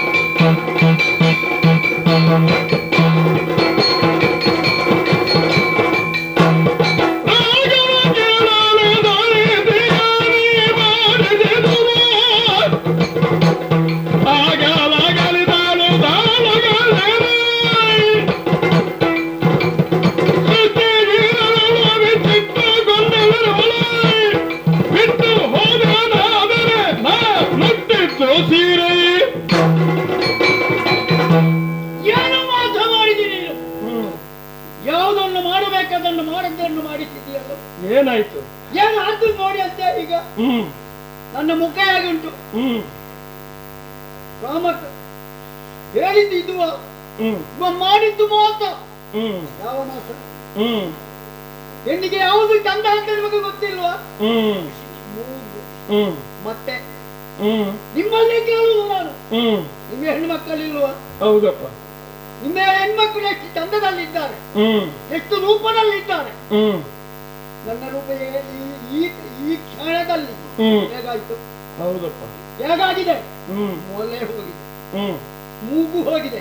ಹ್ಮ್ ನನ್ನನ್ನು ಏನು ಅಂತ ಹೇಳಿ ಯಾರು? ಹ್ಮ್ ನನ್ನನ್ನು ಏನು ಅಂತ ಹೇಳಿ ಯಾರು? ಮೂಗಿಲ್ಲದಾಳ ಅಂತ ಹೇಳಿ. ಮೂಗಿಲ್ಲದ, ಮೂಗಿಲ್ಲ, ಮೊಲೆಯೂ ಇಲ್ಲ. ಹ್ಮ್ ಅಷ್ಟು ಮಾತ್ರವಲ್ಲ, ಆ, ತ್ರಿಭುವನದ ಚಲನ ರಾವಣೇಶ್ವರ. ಹ್ಮ್ ರಾವಣೇಶ್ವರನ ತಂಗಿ ಹೌದಲ್ಲ? ಹ್ಮ್ ಭುವನದಲ್ಲಿ ನಮ್ಮ ಅಣ್ಣನೇ ಹೆಸರು ಕೇಳಿದಾಗ ಹ್ಮ್ ಎಲ್ಲ ಗಡಗಡ ನಡುತ್ತಾರೆ. ಹೌದಪ್ಪ. ಆದ್ರೆ ಇವ ಮಾಡಿದ್ದು, ಹ್ಮ್ ಇವ ಸೂರ್ಯ ವಂಶದವನಂತೆ, ಹ್ಮ್ ಸೂರ್ಯ ಕುಲದವನಂತೆ. ಹ್ಮ್ ರಾಮ ಹೀಗೆ ಹೇಳಬಹುದ? ಹ್ಮ್ ಹ್ಮ್ ಅವ ಹೀಗೆ ಮಾಡಬಹುದು ಅವನ ತಮ್ಮ. ಹ್ಮ್ ಅದಕ್ಕೆ ಪ್ರತಿಕಾರ ಮಾಡಬೇಕು. ಮಾಡ್ಲೇಬೇಕು. ಪ್ರತಿಕಾರ ಮಾಡಿ ಅಂತ ಇರಿಸ್ತೇನೆ. ಹೇಗೆ? ಹೇಗೆ ಗೊತ್ತೇ? ಹ್ಮ್ ಮುಳ್ಳನ್ನು ಮುಳ್ಳಿನಿಂದಲೇ ತೆಗೀಬೇಕು. ಹ್ಮ್ ಅದಕ್ಕಾಗಿ ಮಾಡಿದ್ದು ನನಗಲ್ವ ಮೂಗು, ಹೌದು. ನನ್ನ ಮೂಗು ಕತ್ತರಿಸಿದ್ದು. ಹ್ಮ್ ರಾಮನ ಹೆಂಡತಿಯ ಹ್ಮ್ ಯಾಗಾದರೂ ಮಾಡಿ ಅಲ್ಲಿಂದ ತಪ್ಪಿಸುವುದಾದರೆ ಹೇಗೆ? ಹೇಗೆ? ನಮ್ಮಲ್ಲಿರುವ ಜನ, ಹ್ಮ್ ನಮ್ಮ ಅಣ್ಣ ಇದ್ದಾರೆ. ಹ್ಮ್ ನಮ್ಮ ಅಣ್ಣನ ನಾನು ಹೇಳಿದ ಮಾತನ್ನು ಎಷ್ಟು ಅಣ್ಣ ತಪ್ಪುವುದಿಲ್ಲ. ಹ್ಮ್ ಅಣ್ಣನಲ್ಲಿ ಹೇಳಿ ಕಾರ್ಯವನ್ನು ಸಾಧಿಸುವಂಥದ್ದು ನನ್ನ ಧರ್ಮ. ಕರೆದಂತೆ ಮಾಡ್ತೇನೆ, ನೋಡೋಣ.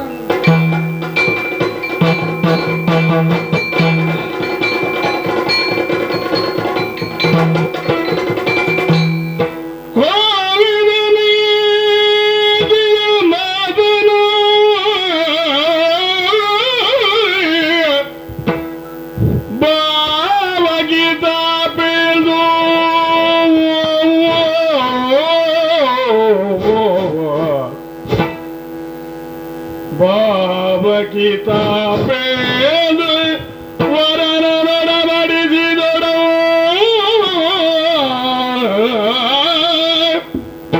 ರಾವಣ ಕೇಳದ ತನ್ನ ಮಾವ ಮಾರೀದನ ಬಳಿಗೆ ಬಂದಿದ್ದಲ್ಲ.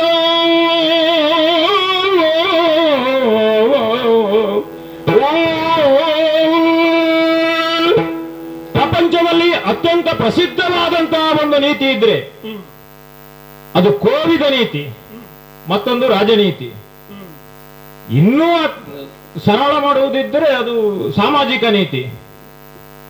ಮಡದಿಯಾದಂತಹ ಮಂಡೋದರಿಯಲ್ಲಿ ನಾನು ರಾಜನೀತಿಯನ್ನು ಹೇಳಿದ್ದು, ಆದ್ರೆ ಅವಳು ಅದಕ್ಕೆ ಪ್ರತೀಕಾರವಾಗಿ ಪ್ರತಿಬದ್ಧವಾಗಿ ಕೋವಿದ ನೀತಿಯನ್ನು ಹೇಳಿದರು. ಅರ್ಥಶಾಸ್ತ್ರವನ್ನು ಮುಂದಿರಿಸಿಕೊಂಡು ವ್ಯವಹಾರ ಮಾಡುವಂತವರಿಗೆ ಕೋವಿದ ನೀತಿ ಹೇಗೆ ಪತ್ತೆಯಾಗುತ್ತದೆ? ಅದಾಗುವುದಕ್ಕೆ ಸಾಧ್ಯವೇ ಇಲ್ಲ. ಕೇಳಿದ್ದು ಇಷ್ಟೇ ಮಂಡೋದರಲ್ಲಿ, ಜನಕನಂದನೆಯಂತೆ ಬಲು ಸೊಬಗಿನವಳಂತೆ ರಾಮನ ಕಾಂತೆ ತಂದರೆ ನೀನು ಅವಳು ಎರಕವಾಗುವ ಬಗೆ ಹೇಗೆ? ಪ್ರಪಂಚದಲ್ಲಿ ಯಾವ ಹೆಣ್ಣು ಏನನ್ನು ಬೇಕಾದರೂ ಹಂಚಿಕೊಂಡಳು, ಆದ್ರೆ ತನ್ನ ಗಂಡನನ್ನು ಹಂಚಿಕೊಳ್ಳುವುದಕ್ಕೆ ಯಾವ ಹೆಣ್ಣು ಬಯಸುವುದಿಲ್ಲ. ಮಂಡೋದರಿ ಹೇಳಿದ್ದ ಅದನ್ನೇ ಅಲ್ವಾ? ತರವಲ್ಲ ಕಾಂತ ತರವಲ್ಲ. ಆ ಸೀತೆಯನ್ನು ತರುವಂತಹದ್ದು ಎಷ್ಟರ ಮಟ್ಟಿಗೂ ಸಾಧುವಾದದ್ದಲ್ಲ. ನಾನು ತರುತ್ತೇನೆ ಅಂತ ಅವಳಲ್ಲಿ ಹೇಳಿದ್ದೇ ಇಲ್ಲ. ನೀವು ಎರಕವಾಗುವ ಬಗೆ ಹೇಗೆ? ಅಷ್ಟಕ್ಕೆ ಅವಳು ಹೆದರಿದ್ದಾಳೆ. ಅರಮನೆಗೆ ತರುವುದು ಬೇಡ, ಅರಮನೆಗೆ ತರುವುದು ಬೇಡ ಅಂತ ಆದ್ರೆ ಮತ್ತೆ ಬೇರೆಲ್ಲಿಗಾದ್ರೂ ತರಬಹುದು ಅಂತಲ್ವ ಅದರ ಉದ್ದೇಶ? ಹೌದು.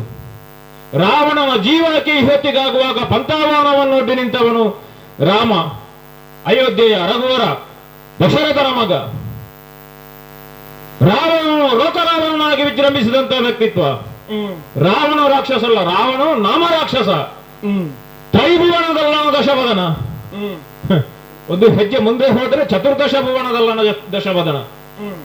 ಇಂಥ ನೆಗಳತೆಯನ್ನು ಹೊಂದಿದಂತ ರಾವಣನಿಗೆ ಈ ಹೊತ್ತಿಗಾಗುವ ಅಯೋಧ್ಯೆಯ ಅರಸ ಮಗನಾದಂತಹ ರಾಮ ಎದುರಾಗಿ ಪ್ರತಿಭಟನಾಗಿ ಸವಾಲಾಗಿ ನಿಲ್ಲುತ್ತಾನಲ್ಲ. ಹೇಗಿತ್ತು ಒಂದು ಕಾಲದಲ್ಲಿ ಲಂಕೆ? ಒಂದು ಕಾಲದಲ್ಲಿ ಮಾಲಿ ಸುಮಾಲಿ ಮಾಲ್ಯವಂತರೆಲ್ಲರೂ ಭೂಗತರಾಗಿ ತಮ್ಮ ಅಸ್ತಿತ್ವವನ್ನು ಹುಡುಕಿಕೊಳ್ಳುವುದಕ್ಕಾಗದೇ ಇದ್ದಂತಹ ಸ್ಥಿತಿಯಲ್ಲಿ ಜೀವನವನ್ನು ಸಾಗಿಸಿದವರು. ನಮ್ಮ ಅಮ್ಮ ನಮ್ಮನ್ನು ಸಾಕಿದ ಹಾಗೆ ಗಿಡಕ್ಕೆ ತೊಟ್ಟಿಲ ಕಟ್ಟಿ ಹೀಗೆ ಸಾಕಿ ಹೀಗೆ ನಾವು ಬೆಳೆದವರು. ತೊಟ್ಟಿಲಲ್ಲಿದ್ದಂತಹ ಸಂದರ್ಭದಲ್ಲಿ ನಮ್ಮ ಅಮ್ಮ ತೋರಿಸಿದ ಹಾಗೆ ಮೇಲೆ ಹಾರಾಡುತ್ತಾ ಇರುವಂತಹ ಕುಬೇರ ಪುಷ್ಪಕ ವಿಮಾನದಲ್ಲಿ, ನೋಡು ಮಗ, ಅವ ನಿಮಗಿಂತ ಅಣ್ಣ ವಿಜೃಂಭಣೆಯಿಂದ ವೈಭವದಿಂದ ಇದ್ದಾನೆ, ಲಂಕೆಯಲ್ಲಿ ರಾಜ್ಯಭಾರ ಮಾಡುತ್ತಾ ಇದ್ದಾನೆ ಎನ್ನುವ ಹಾಗೆ ಬದುಕಿನಲ್ಲಿ ಸಾಧನೆಯನ್ನೇ ಮುಂದುವರಿಸಿಕೊಂಡು ಊರ್ಧ್ವಗಾಮಿಯಾಗಿ ಊರ್ಧ್ವಮುಖವನ್ನು ಇರಿಸಿಕೊಂಡು ನಾನು ಹೊರಟವನಿದ್ದೇನೆ. ಆ ಕಾರಣಕ್ಕೆ ಬೇಕಾಗಿ ಪರಶಿವವನ್ನು ತಪಸ್ಸಿನ ಮೂಲಕವಾಗಿ ಮೆಚ್ಚಿಸಿ ಸಾಮಗಾನವನ್ನಾಡಿ ಸಮರವೀಣೆಯ ರುದ್ರವೀಣೆಯನ್ನು ಮೀರಿದು ಪರಶಿವನನ್ನು ಮೆಚ್ಚಿಸಿ ಬೇಕಾದಂತಹ ವರಬಲವನ್ನು ಪಡೆದವನಿದ್ದೇನೆ. ಮತ್ತೆ ಲಂಕೆಯ ಮೇಲೆ ಅಭಿಯೋಗವನ್ನು ಮಾಡಿ ಕುಬೇರನಿಂದ ಲಂಕೆಯನ್ನು ಪಡೆದು ಪುಷ್ಪಕ ವಿಮಾನವನ್ನು ಕಸಿದುಕೊಂಡು ಲಂಕೆ ಇದ್ದದನ್ನು ಇವತ್ತಿಗಾಗುವಾಗ ಸುವರ್ಣ ಲಂಕೆ ಹೀಗೆ ಮಾಡುವಲ್ಲಿ ರಾವಣನದ್ದಾದಂತಹ ವಿಕ್ರಮ, ರಾವಣನದ್ದಾದಂತಹ ಪರಾಕ್ರಮ ಶಿಷ್ಟಲ್ಲ. ವೈಭವದಿಂದ 14 ಲೋಕದಲ್ಲಿಯೂ ನನ್ನದಾದಂತಹ ವ್ಯಕ್ತಿತ್ವವನ್ನು ತೋರಿಸಿದಂತಹ ಹೊತ್ತಿಗೆ ದಂಡಕಾರಣ್ಯದಲ್ಲಿ ನನ್ನ ಸಾಮ್ರಾಜ್ಯವನ್ನು ಗೋದಾವರಿ ನದಿ ತೀರದವರೆಗೂ ವಿಸ್ತರಿಸುವುದರ ಮೂಲಕವಾಗಿ ಆರ್ಯಾವರ್ತಕ್ಕೂ ದ್ವೀಪಾಂತರ ಮಧ್ಯಕ್ಕೂ ಒಂದು ಹೊಸದಾದಂತಹ ಸಂಬಂಧವನ್ನು ಏರ್ಪಡಿಸಿದವನು ಈ ರಾವಣ. ರಾಮ ಬಂದಿದ್ದಾನೆ, ಪಂಚವಟಿಯಲ್ಲಿ ನೆಲೆಸಿದ್ದಾನೆ ಎನ್ನುವಂತಹ ವರ್ತಮಾನವನ್ನು ಕಾರಣಗಾಣಿಕೆಯಾಗಿ ನಾವು ಕೇಳಿದವರಿದ್ದೇವೆ. ಸ್ವೇಚ್ಛಾಚಾರವಾಗಿ ತಂಗಿಯನ್ನು ತಿರುಗಾಡುವುದಕ್ಕೆ ಬಿಟ್ಟಿದ್ದೇನೆ. 14,000 ದಾನವ ಸಮೂಹ ಕರದೂಷಣ ತ್ರಿಶಿರಾದಿಗಳು. ಯಥಾರ್ಥಕ್ಕಾದ್ರೂ ನಮ್ಮ ಚಿಕ್ಕಮ್ಮನ ಮಕ್ಕಳು ಅವರು ಕರದೂಷಣ ತ್ರಿಶಿರಾದಿಗಳು. ಅವರು ನಮ್ಮ ಸಂಪತ್ತಿನಲ್ಲಿ ನಾಳೆ ಪಾಲು ಕೇಳುವುದಕ್ಕಿಲ್ವಲ್ಲ. ಹಾಗಾಗಿ ನಿಮ್ಮ ಸಿಗಬಹುದಾದಂತಹ ಪಾಲು ಏನುಂಟು ಅದನ್ನು ಕೊಟ್ಟಿದ್ದೇನೆ ಅಂತ ಅವರಿಗೆ ದಂಡಕಾರಣ್ಯ ಕೊಟ್ಟದ್ದು. ಹೋಗಲಿ, ರಾಮ ನಿಂತ ನಿಲುವಿನಲ್ಲಿ ಕೊಂದು ಮುಗಿಸಿದ್ದಾನಂತೆ, ದೊಡ್ಡದಲ್ಲದು ವಿಷಯ. ಆದರೆ ನನಗೆ ಸಹಿಸುವುದಕ್ಕಾಗದೇ ಇದ್ದಂತಹ ಒಂದು ವಿಚಾರ ಅಂದ್ರೆ, ರಾಮ ಹೀಗೆ ಮಾಡಬಾರದಿತ್ತು. ನನ್ನ ತಂಗಿಯಾದಂತಹ ಶೂರ್ಪಣಕ್ಕೆ ರಾಮನಲ್ಲಿ ಹೋಗಿ ಎಂಥದ್ದೋ ಒಂದು ಹೇಳಿದ್ದಾರೆ, ಅದು ಬೇರೆ ವಿಷಯ. ಆದರೆ ರಾಮ ಒಂದು ನಾಡಿನ ದೊರೆಯಾಗಿ ಒಂದು ಹೆಣ್ಣಿನ ನಾಸಚ್ಛೇದನ, ಕರ್ಣನಾಸಚ್ಛೇದನ, ಅದು ಮಾಡಬಾರದಿತ್ತು. ಅದು ರಾಮನಂತವನಿಗೆ ಅದು ಯೋಗ್ಯವಾದುದಲ್ಲ. ಹೇಗೂ ಮೂಗಿಲ್ಲದೆ ಇದ್ದವಳು, ಅವಳಿಗೆ ಯಾವ ಸಭೆ ಹೇಗಾದ್ರೆ ಏನು, ತುಂಬಿದಂತಹ ಸಭೆಯಲ್ಲಿ ಬಂದು ಹೇಳಿದಳಲ್ಲ, ಹಣ ಹೀಗಾಗಿ ಹೋಯಿತು, ನನ್ನ ಮೂಗು ಹೋಯಿತು, ನನ್ನ ಕಿವಿ ಹೋಯಿತು ಅಂತ. ಎಲ್ಲಿಯಾದರೂ ಹೊರಗಿನಿಂದ ಬಂದು ಹಿಂಬಾಗಿಲಿನಿಂದ ಬಂದು ಹೇಳುತ್ತಾ ಇದ್ರೆ ನಾನು ಸ್ವಲ್ಪ ಸುಮ್ಮನೆ ಇರಬಹುದಾಗಿತ್ತೋ ಏನೋ. ಆದ್ರೆ ತುಂಬಿದಂತಹ ಸಭೆಯಲ್ಲಿ ಬಂದು ಅಣ್ಣ ಹೀಗಾಯ್ತು ಅಂತ ಹೇಳಿದವಾಗ ಇದು ಲಂಕೆಯ ಮಾನಾಪಮಾನದ ಪ್ರಶ್ನೆ. ಹೋದದ್ದು ಲಂಕೆಯ ಮೂಗಲ್ಲ, ಶೂರ್ಪಣಕೆಯ ಮೂಗಲ್ಲ, ಹೋದದ್ದು ಲಂಕೆಯ ಮೂಗು, ರಾವಣನ ಮೂಗು. ಮೂಗಿಲ್ಲದ ಇದ್ದವರಿಗೆ ಯಾವ ದಾರಿ ಆದ್ರೇನು, ಹೇಗಾದ್ರೇನು. ಆದ್ರೆ ಮೂಗಿದ್ದವರು ನಾವು ಯೋಚಿಸಬೇಕೋ ಬೇಡವೋ. ಈಗ ಶೂರ್ಪಣಕೆಯ ಮೂಗು ಹೋದುದರಿಂದ ನಮ್ಮ ಮೂಗು ಉಳಿಸಿಕೊಳ್ಳುವಂತಹ ಹೊಣೆಗಾರಿಕೆ ನನಗುಂಟು.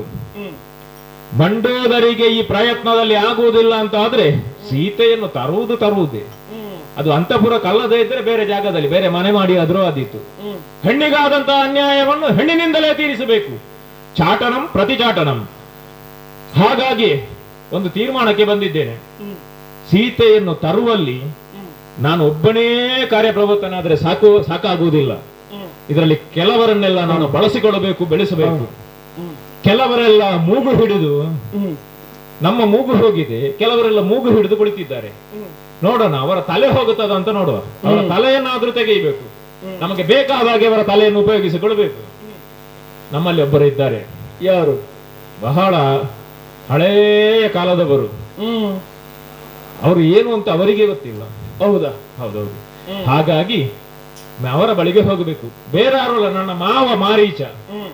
ಅದು ನೀವು ಮಾವ ಹೇಗೆ ಅಂತ ಕೇಳಬೇಡಿ, ಅದು ಕೆಲವರೆಲ್ಲ ಇದ್ದಾರೆ ಪ್ರಸಿದ್ಧರು. ಹಾಗೆ ಒಟ್ಟಿನಲ್ಲಿ ಊರಿನಲ್ಲಿ ಪ್ರಸಿದ್ಧರು ಯಾರಿದ್ದಾರೆ, ಹಿರಿತನ ಯಾರಿಗುಂಟು, ಮತ್ತೆ ಅವರನ್ನೆಲ್ಲ ಎಲ್ಲರೂ ಸೇರಿ ಒಂದು ಇಬ್ಬರು ಮಾವ ಅಂತ ಕರೆದ್ರೆ ಮತ್ತೆ ಊರಿನಲ್ಲಿ ಇದ್ದವರಿಗೆಲ್ಲರೂ ಅವರು ಮಾವರೇ. ಹಾಗಾಗಿ ನಮಗೊಂದು ಮಾವ ತುಂಬಾ ಉಪಕಾರ ಮಾಡಿದ್ದಾರೆ ನಮಗೆ. ಹೌದಾ? ಹೌದೌದು. ನನ್ನ ತಂಗಿಗೆ ಮದುವೆ ಆಗಬೇಕಾದ್ರೂ ಅವರೇ, ನನಗೂ ಮದುವೆ ಆಗಬೇಕಾದ್ರೂ ಅವರೇ. ಅಂತೂ ನಮಗೆ ಒಂದು ಮುಂಚೂಣಿಯಲ್ಲಿ ನಿಂತು ಎಲ್ಲಾ ಕಡೆಯಲ್ಲಿ ಅವರು ಇದ್ದರು. ಹಾಗಾಗಿ ನಮ್ಮ ಮಾವನಾದಂತಹ ಮಾರೀಚ ಅವರ ಬಳಿಗೆ ಸಾಗುತ್ತೇನಂತೆ.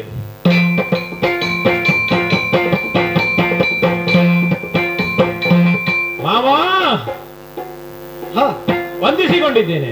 ಬಹಳ ಅಪರೂಪಕ್ಕೆ ಹಾ, ಹೌದೌದು ಆಲಂಗಿಸಿಕೊಂಡಿದ್ದೇನೆ, ಎಬ್ಬಿಸಿಕೊಂಡಿದ್ದೇನೆ. ಮಾವ. ರಮಣೇಶ್ವರ ಮಹಾಪ್ರಭುಗಳು. ಆ ನಿಮ್ಮ ಮುಂದೆ ಎಂತದು ಮಾವ ಅದು? ಆದ್ರೂ ಕರೆಯುವುದು ಹಾಗೆ ಅಲ್ಲ. ಹಾ ಸರಿ, ನಾನು ಅದಕ್ಕೊಂದು ಅಪವಾದ ಯಾಕೆ? ಹಾ ಸರಿ, ಅಂದ್ರೆ ಎಲ್ಲರ ಕರೆಯುತ್ತಾರೆ ನೀವು ಕರೆಯುದು? ಅಲ್ಲ, ಎಲ್ಲರಿಂದಲೂ ಎತ್ತರವಾಗಿ ಎತ್ತರಕ್ಕೆ ಏರಿ ನಿಂತವನನ್ನು ಹಾ ಮಾವ ಎನ್ನುವ ಕಾರಣಕ್ಕೆ ನಾನು ಯಾಕೆ ಸಣ್ಣದು ಮಾಡಬೇಕು? ಹಾ ಎಷ್ಟಾದ್ರೂ ನನ್ನ ಅಳಿಯ ಅಲ್ವೇ? ಹಾ ಎಷ್ಟೋ ಸಮಯ ಆಯಿತು. ಹಾ, ಹೌದು. ಯಾಕೆ ಈ ಮಾವನ ನೆನಪಾಯ್ತೋ ಗೊತ್ತಿಲ್ಲ. ಹಾ. ಈ ಮಾವ ಅಲ್ಲಿಂದ ಇಲ್ಲಿ ಬಂದು ಬಿದ್ದವ, ಹಾ. ಇದ್ದಾನೋ ಇಲ್ವೋ ಅಂತ ನೋಡ್ಲಿಕ್ಕೆ ಇಲ್ಲ, ಮೊನ್ನೆ ನಿಮಗೆ ಮರೆತು ಹೋಯ್ತು. ಮೊನ್ನೆ ಒಂದು 15 ದಿವಸ ಆದದ್ದಲ್ವ ನಾನು ಬಂದು ನಿಮ್ಮೊಳಗೆ? ಒಂದು 15 ದಿವಸದ ಬಳಿಕ ಮತ್ತೆ ಬಂದದ್ದು ನಾನು. 15 ದಿವಸ? ಹೌದು. ನೀವು ಮೂಗು ಹಿಡಿದು ಕುಳಿತರೆ ನಿಮಗೆ ಮತ್ತೆ ಪ್ರಪಂಚದಲ್ಲಿ ಎಂತದ್ದು ಅಂತ ನಿಮಗೆ ಗೊತ್ತಾಗುದಿಲ್ಲ. ಯಾರು ಏನು ಅಂತ ಬೇಡ ಅಂತಲೇ ಹೀಗೆ ಮೂಗು ಹಿಡಿದು ಕುಳಿತದ್ದು. ಆದದ್ದು ಸಾಕು, ಇನ್ನು ಬೇಡ ಅಂತ ಹೇಳಿ. ಈಗ ನೀನ್ ಯಾಕೆ ಬಂದದ್ದು? ನಾನು ಇದ್ದೇನಾ ಇಲ್ವಾ ಅಂತ ನೋಡ್ಲಿಕ್ಕ? ಮಾವಾ, ಒಂದು ಮಾತುಂಟು.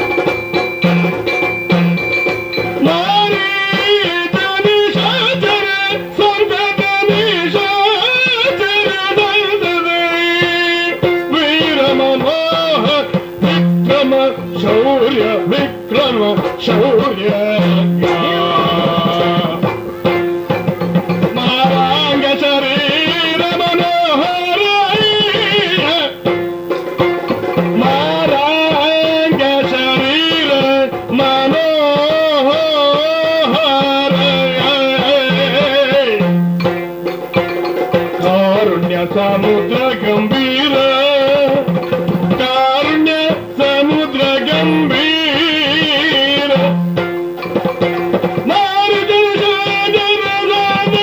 ವೀರ ಮನೋಹರ ವಿಕ್ರಮ ಶೌರ್ಯ, ನಾರಾಂಗ ಶರೀರ ಮನೋಹರ,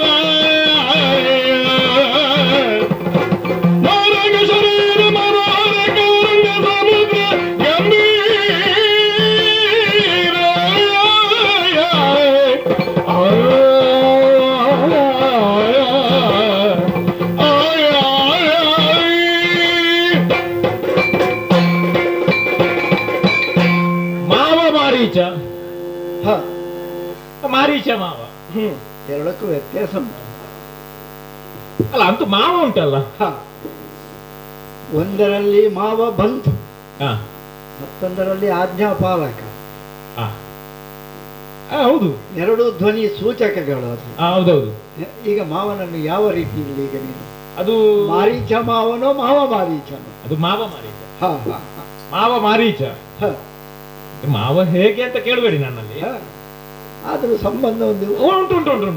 ಸಂಬಂಧ ಎಲ್ಲ ನಾವು ಇರಿಸಿಕೊಂಡ ಹಾಗೆ ಅಲ್ವಾ, ನಾವು ಬೆಳೆಸಿಕೊಂಡ ಹಾಗೆ ಸಂಬಂಧಗಳನ್ನು ಹಾಗೆ. ಅದು ಕೆಲವು ಸಲ ಸಂಬಂಧ ಹೇಗಾಗುತ್ತದೆ ಗೊತ್ತೇ?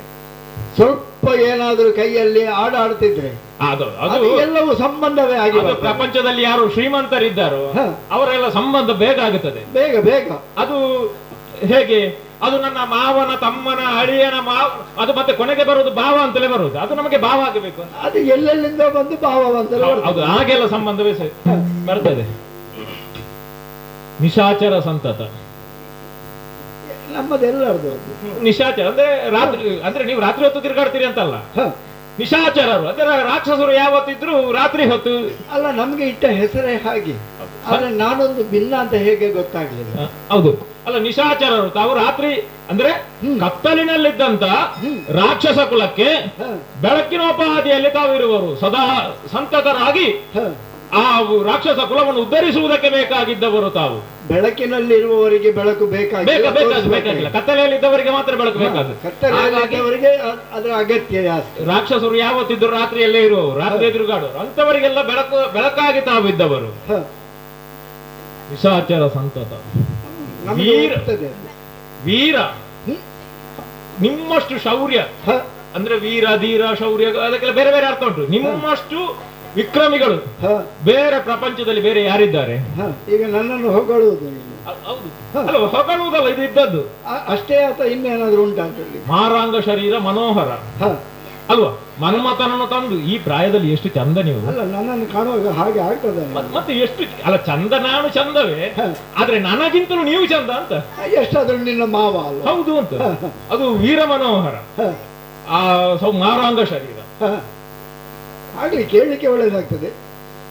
ಗಂಭೀರ, ಇಲ್ಲಿ ಯಾರು ಇಲ್ಲ ಆದ್ರೂ ನನಗೆ ಒಳ್ಳೇದಾಗ್ತದೆ. ನೋಡಿ, ಬೋರ್ಗರ ಇಟ್ಟಿರುವಂತಹ ಸಮುದ್ರ ಅದು ಗಂಭೀರ, ಯಾವತ್ತು ಅದು ಘನಗಂಭೀರ. ವರ್ಣಿಸುವುದೇ ಹಾಗೆ. ನೋಡಿ, ನಿಮ್ಮ ಮುಖದಲ್ಲಿ, ನಿಮ್ಮ ಸಮ್ಮುಖದಲ್ಲಿ ಅದು ಶಾಂತ ಆಗಿದೆ, ಆ ಗಂಭೀರ ನಿಮ್ಮ ಮುಖದಲ್ಲಿ ಉಂಟು ಅಂತ. ಸಮುದ್ರದ ಗಂಭೀರ ನಿಮ್ಮಲ್ಲಿ ಉಂಟು ಅಂತ. ಅದರ ಗಾಂಭೀರ್ಯತೆ ನನ್ನ ಮುಖದಲ್ಲಿ ಪ್ರತಿಫಲಿಸಿ, ನಿಮ್ಮ ವರ್ಚಸ್ಸಿನ ಮುಂದೆ, ನಿಮ್ಮ ಮಾರಾಂಗ ಶರೀರ, ನಿಮ್ಮ ಸೌಂದರ್ಯದ ಮುಂದೆ ಆ ಸಮುದ್ರದಲ್ಲಿದ್ದಂತ ಗಾಂಭೀರ್ಯ ಉಂಟಲ್ಲ, ಅದು ಕುಂದಿ ನಿಮ್ಮ ಮುಖದಲ್ಲಿ ಉಂಟು ಅಂತ. ಇದು ನನಗೆ ಹೊಸ ವಿಷಯ. ಇದು ಈಗ ನನಗೆ ಒಂದು ವಿಷಯ ಅರ್ಥ ಆಗಲಿಲ್ಲ. ಏಕಾಏಕೆಯಾಗಿ ಈ ಸಮುದ್ರ ಮಧ್ಯೆಯ ಬಂಡೆಯ ಮಧ್ಯದಲ್ಲಿ ಯಾರ ಗೊಡವೆಯೂ ಬೇಡ, ಊರ ಲೋಕದ ಪರಿವೆಯೇ ಬೇಡ ಎನ್ನುವಂತಹ ಶಾಂತ ಸ್ಥಿತಿಯಲ್ಲಿ ಕುಳಿತಿದ್ದಂತಹ ನನ್ನನ್ನು ಈ ರೀತಿಯಾಗಿ ಮಾರಾಂಗ ಸುಂದರ ವೀರ ಅಂತ ನೀನು ಹೊಗಳಬೇಕಿದ್ರೆ ಹೊಗಳ್ತಾರಂತೆ, ಕುರಿಯನ್ನು ಕೊಬ್ಬಿಸ್ತಾರಂತೆ. ಯಾಕೆ? ಕಡಿಯುವುದಕ್ಕೆ. ನಿಮ್ಮ ಮುಂದೆ ಈಗ ಮಾವನನ್ನು ಹಾಗೆಲ್ಲ ಒಪ್ಪಿಸುವುದಲ್ಲ. ಮಾವ ನೀವೆಂತದ್ದು, ನೀವೆಂತದ್ದು ಎಂತದ್ದು ನಿಮಗೆ ಗೊತ್ತಿಲ್ಲ, ಮತ್ತೆ ನನಗೆ ಗೊತ್ತುಂಟ ಅಲ್ಲ. ಹಾಗೆ ಅಂತ ನೀವು ಬೇಕು ಅಂತಾದ್ರೆ ಮನಸ್ಸು ಮಾಡಿದರೆ ಹಾರುವ ಅಕ್ಕಿಯಾಗಬಲ್ಲರಿ. ಹಾಗಾದ್ರೆ ಅಣಿಮಾದ ಸಿದ್ಧಿಗಳನ್ನು ಬಲ್ಲವರು, ಅದೆಲ್ಲವನ್ನು ಕಲ್ತುಕೊಂಡವನ್ನ ನೀರಿನಲ್ಲಿ ಬೇಕಾದ್ರೆ ಮೀನಾಗಿ ಈಜಬಲ್ಲಿರಿ. ನಮ್ಮಲ್ಲಿ ಇಲ್ಲದಂತಹ ಕೆಲವರಿಗೆ ಅಥವಾ ಬಹುಮಂದಿಗೆ ಇಲ್ಲದಂತಹ ಆ ಮಾಯಾವಿದ್ಯೆಯ ವಿಶೇಷತೆಯೊಂದು ನನ್ನಲ್ಲಿ ಉಂಟು. ಬೇಕು ಅಂತಾದ್ರೆ ತಾವು ಜಿಂಕೆಯೂ ಆಗಬಲ್ಲಿರಿ. ಸಾಮರ್ಥ್ಯ ಉಂಟು ಅಂತ. ಜಿಂಕೆಯ ಹೆಸರು ಈಗ ನಿಮಗೆ ಅಷ್ಟು ಆಗುದಕ್ಕೆ ಸಾಮರ್ಥ್ಯ ಉಂಟು, ಏನು ಬೇಕಾದ್ರೂ ತಾವು ಆಗಬಲ್ಲಿರಿ ಅಂತ. ಆ ಮಾರೀಚ ಮಾವನಿಗೆ ಅಷ್ಟೊಂದು ಸಿದ್ಧಿ ಸಾಧಿಸಿದೆ ಅಂತ. ಈ ದಾನವ ಕುಲಕ್ಕೆ ಬೇಕಾಗಿ ಯಾರ್ಯಾರು ಎಂತೆಂತ ತ್ಯಾಗವನ್ನು ಮಾಡಿದ್ದಾರೆ. ಒಂದು ತಲೆ ನಿಮ್ಮದು ನೀವು ಕೊಡ್ಲಿಕ್ಕಿಲ್ವಾ? ಈಗ ಹೋಗಿ ಹೋಗಿ ಬಂದು ಇಟ್ಟದ್ದು ನನ್ನ ಬುಡಕ್ಕೆ. ಎಂತದ್ದು? ಯಾರ್ಯಾರೋ ತ್ಯಾಗ ಮಾಡಿದ್ದಾರೆ, ಅರ್ಥಾತ್ ಈಗ ನಾನು ತ್ಯಾಗ ಮಾಡ್ಬೇಕಂತ ಅಲ್ಲ. ದಾನವ ಕುಲಕ್ಕೆ ಬೇಕಾಗಿ ಬೇಕು ಅಂತ ಆದ್ರೆ ನಿಮ್ಮ ತಲೆ ಕೊಡುವುದಕ್ಕೂ ನೀವು ಸಿದ್ಧರು ಅಂತ. ನಿಮ್ಮ ತಲೆ ಹೋದ್ರು ನೀವು ಹೆದರುವವರಲ್ಲ ಅಂತ. ಅದಕ್ಕಿಂತ ನಿನ್ಗೆ ಹೇಳ್ಬಹುದಲ್ಲ, ನನಗಾಗಿ ತಲೆ ಕೊಡ್ಲಿಕ್ಕೆ ನೀನು ಸಿದ್ಧ ಅಂತ ನೇರ ಕೇಳಬಹುದಲ್ಲ. ಹಾಗೆಲ್ಲ ನಾನು ಮಾತಾಡುವುದಕ್ಕುಂಟು. ಅಲ್ಲ, ದಾನವ ಕುಲಕ್ಕೆ ತಲೆ ಕೊಡುವಂತಹ ಅಗತ್ಯ ಈಗ ಮಾರೀಚನಿಂದ ಮತ್ತೆ ಯಾಕೆ ಬಂದಿದೆ? ಅಲ್ಲ, ಅಂದ್ರೆ ನಮ್ಮ ದಾನವರ ಪರಂಪರೆ ಹಾಗೆ ಅಂತ ಬೆಳೆದು ಬಂದದ್ದು ಅಂತ. ಬೆಳೆದವರು ತುಂಬಾ ಮಂದಿ ಇದ್ದಾರೆ. ಇದು ನಾನು ಇಷ್ಟು ಮಾತಾಡುವುದು ಅಲ್ಲ, ನನ್ಗೆ ಅರ್ಥ ಆಗ್ಲಿಲ್ಲ. ಬಂದದ್ದು ಯಾಕೆ ಅಂತ ಒಂದು ಕೇಳಬಾರ್ದ ನಿಮಗೆ? ಅಲ್ಲ, ನಾನು ಮೊದಲೇ ಹೇಳಿದೆ ಯಾಕೆ ಅಪರೂಪಕ್ಕೆ ಬಂದದ್ದು. ನೀನು ಬಂದವನ್ನೇ ನನ್ನನ್ನು ವರ್ಣಿಸ್ತಾ ಇದ್ದೀಯ, ಮಾವ ಹಾಗೆ ಹೀಗೆ, ನೀವು ದಾನವ ಕುಲಕ್ಕೆ ಅಷ್ಟು ಅಂತೆಲ್ಲ ತ್ಯಾಗ ಮಾಡಿದ್ದಾರೆ. ಈಗ ನೀನು ಬಂದು ನನ್ನಲ್ಲಿ ಏನು ಹೇಳಲಿಕ್ಕೆ, ಈ ಪೀಠಿಕೆ ಯಾಕೆ, ಸುತ್ತು ಬಳಸುವುದು ಯಾಕೆ? ಬೇಡ, ನೀವು ಕೇಳದಿದ್ರೆ ಅಡ್ಡಿ ಇಲ್ಲ, ನಾನೇ ಹೇಳ್ತೇನೆ. ಅಲ್ಲ, ನೀನೇ ಬಂದವ, ನೀನೇ ಹೇಳಬೇಕಲ್ವಾ? ಇದು ನಿಮಗೆ ವಿಷಯ ಗೊತ್ತಿಲ್ಲ? ಎಲ್ಲ ಪರಿವೆಯನ್ನು ಬಿಟ್ಟು ಈ ಸಮುದ್ರ ಮಧ್ಯದಲ್ಲಿರುವವನಿಗೆ ವಿಷಯ ಹೇಗೆ ಗೊತ್ತಾಗುವುದು? ನಾನು ನಿಮಗೆ ವಿಷಯ ಗೊತ್ತುಂಟು ಅಂತ ಭಾವಿಸುತ್ತೆ. ಏನು ವಿಷಯ ಗೊತ್ತೇ ಇಲ್ವಾ? ಏನು ಹೇಳಿದ್ರೆ ಒಂದು ವಿಷಯ ಆಯ್ತು ಮಾಮ. ಏನಪ್ಪ? ದಶರಥನ ಸುತರಿಬ್ಬರು ಹುಡುಗರು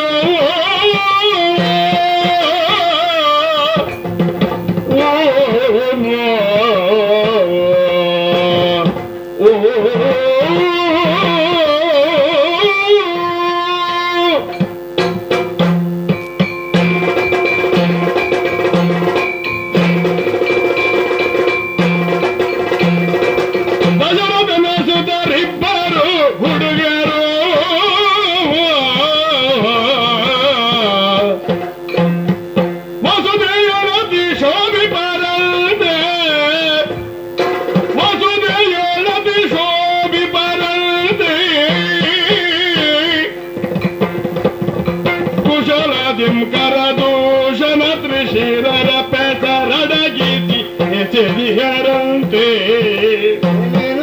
ಹೌದಂತೆ ಕುಶಾಲಿಯುಗನ ದೂಷಣ ತ್ರಿಶಿರರ ಪೆಸರಡಗಿಸಿ ಎಸೆದಿಹರಂತೆ.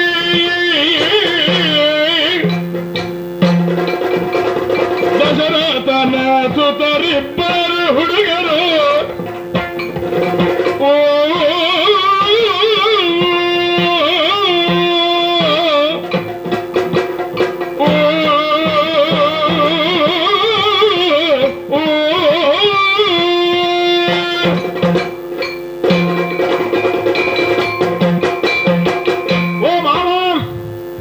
ರಾವಣ ಅಯೋಧ್ಯೆ ಅಯೋಧ್ಯೆ ಗೊತ್ತಲ್ಲ ನಿಮಗೆ, ದಶರಥ ಗೊತ್ತು.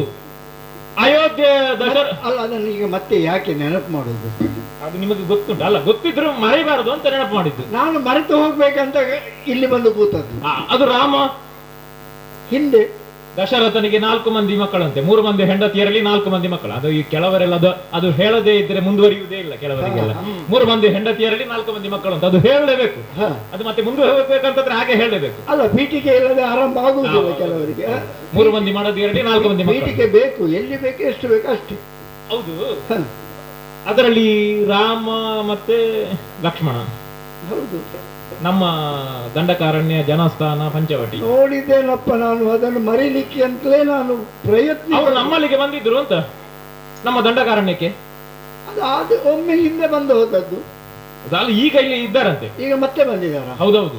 ಏನು ಮಾಡಿದ್ರಂತೆ ಅಲ್ಲಿ? ಎಂತದ್ದು ಅವನಿಗೆ ಪಿತೃವಾಕ್ಯ ಪರಿಪಾಲನೆ ಅಂತೆ. ಅದು ತಾಯಿಯ ಮಾತು.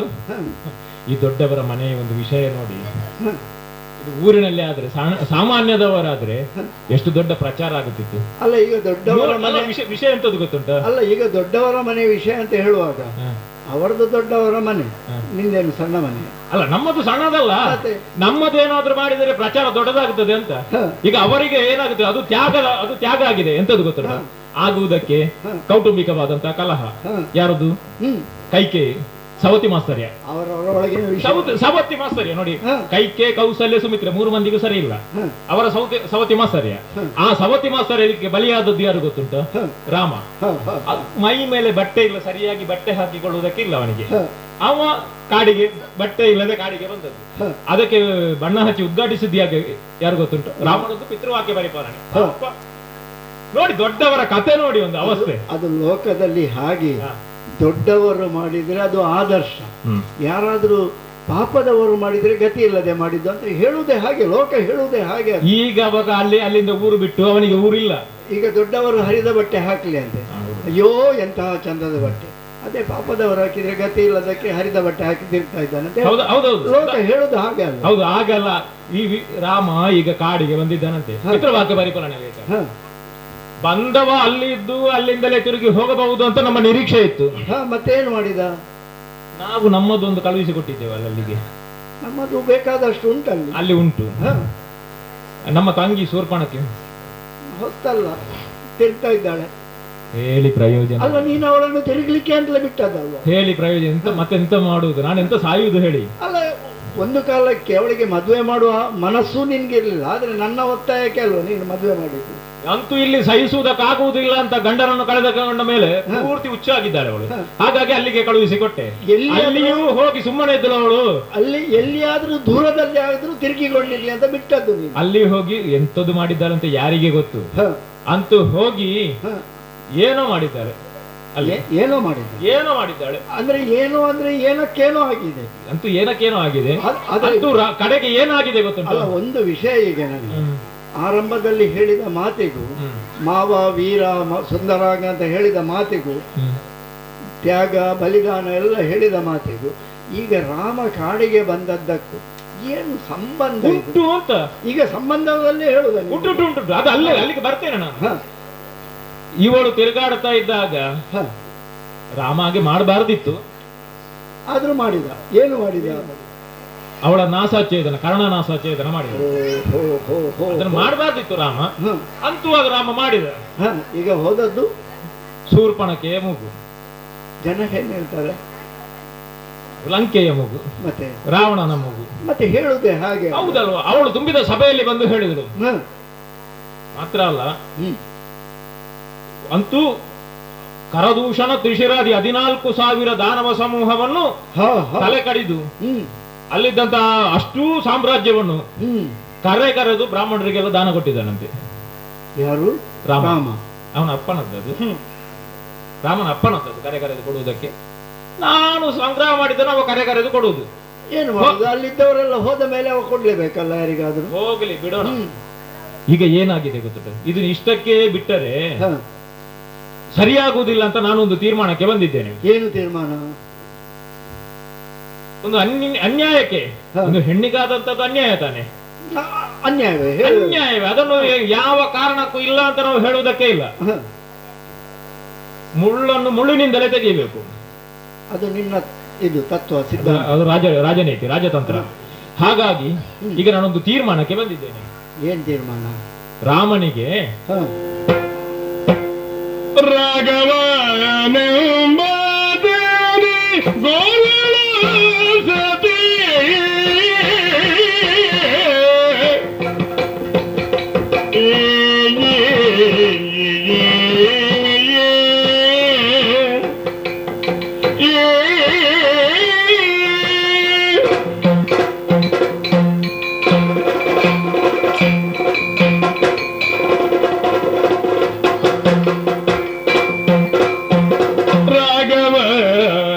ರಾಘವನೆಂಬಾತನಿ ಗೋರ್ವಳು ಸತಿ ನಾಗೆ ಕಣ್ಣಿಗೆ ಹೋಲುವಳಂತಿ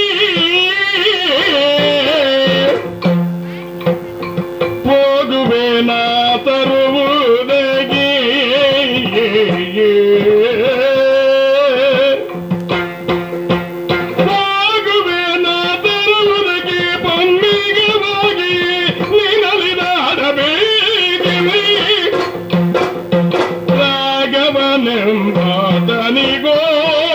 ರಾಘವನೆಂಬಾತನಿಗೋರ್ವಳು ಸತಿ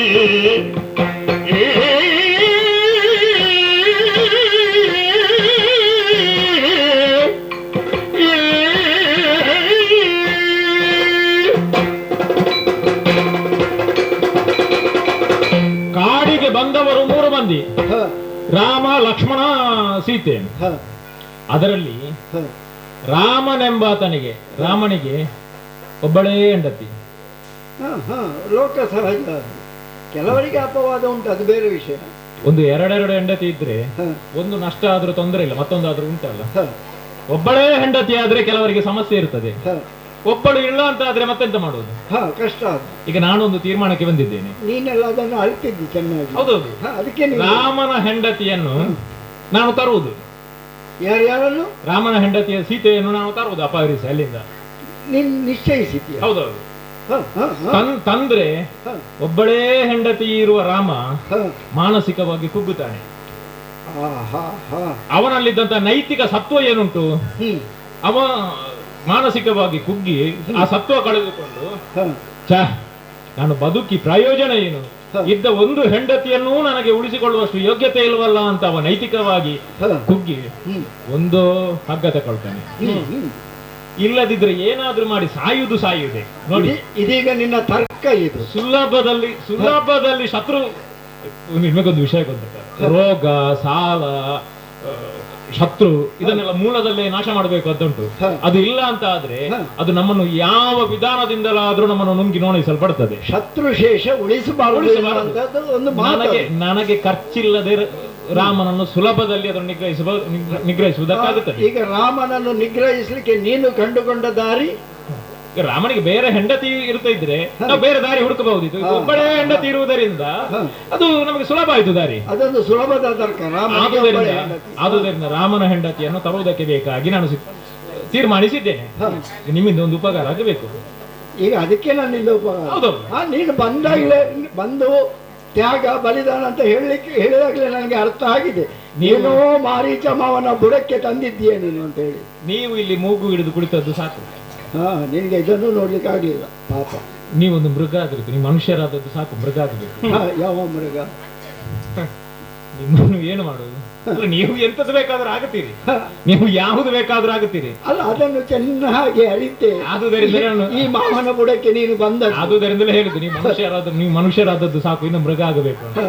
ಇದು ನಾನು ಎಂತದ್ದು ಅವಾಗೊಂದು ಹೇಳಿದೆ ಅಲ್ಲ ನಿಮ್ಮಲ್ಲಿ, ಈಗ ಆರಂಭದಲ್ಲಿ ಪೀಠಿಗೆ ಹಾಕುವಾಗಲೇ ಗೊತ್ತಾಗಿದೆ ನನಗೆ. ಏನಾದ್ರೂ ಒಂದು ಏನೋ ಒಂದು ಹೆಸರು ಹೇಳಿದ್ದಿ, ನೀನೇ ಹೇಳು, ನಾನು ಯಾಕೆ ಹೇಳ್ಬೇಕದನ್ನು. ಒಂದು ಜಿಂಕೆ ಆದ್ರೆ ಏನು?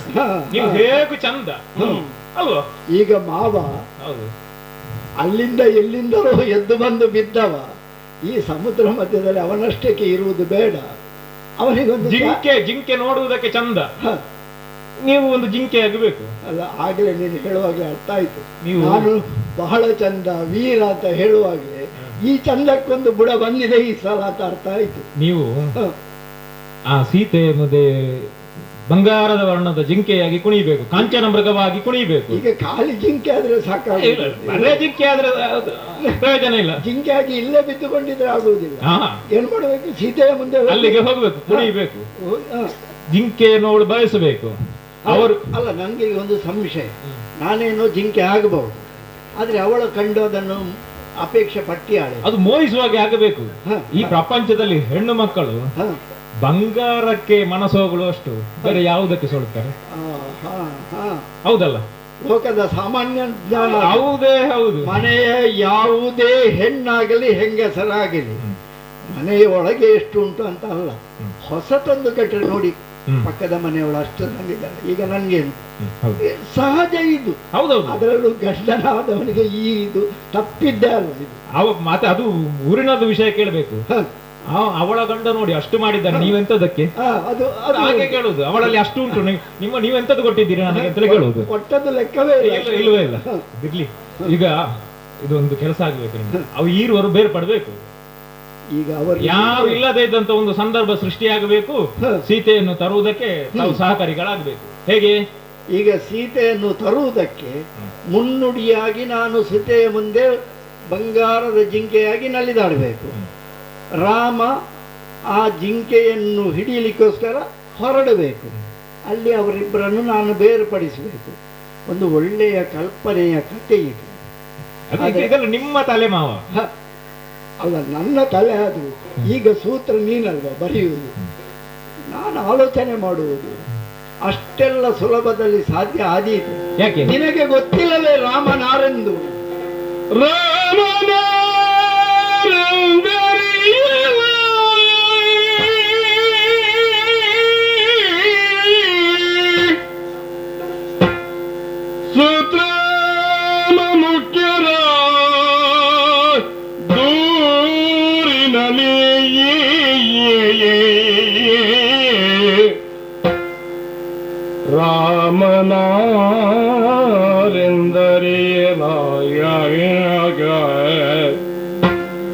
ಸುತ್ರಾಮ ಮುಖ್ಯರ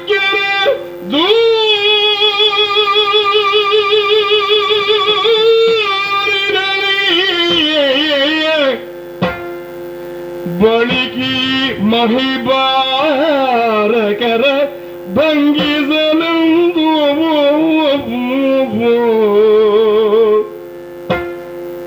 ಬಳಿಕಿ ಮಹಿಬಾರಕರ ಭಂಗಿಸಲೆಂದು ನರನಾಗಿ ನರನಾಗಿ ನರನಾಗಿ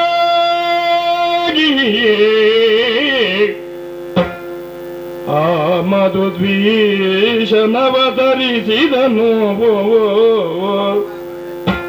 ಆ ಮಧುದ್ವೀಷನವತರಿಸಿದನು. ನೀ ಮರುಳನ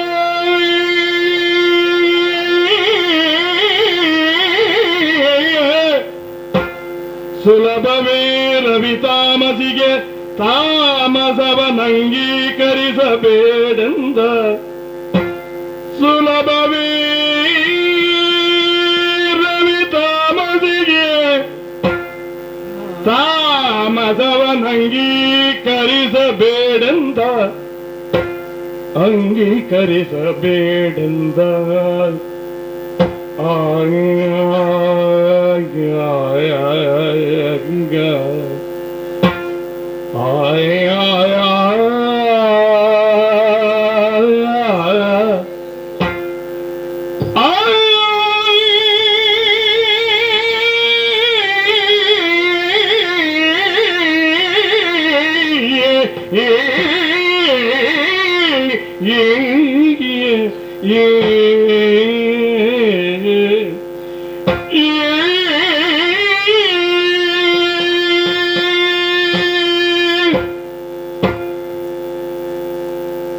ರಾವಣ, ಮಾವ.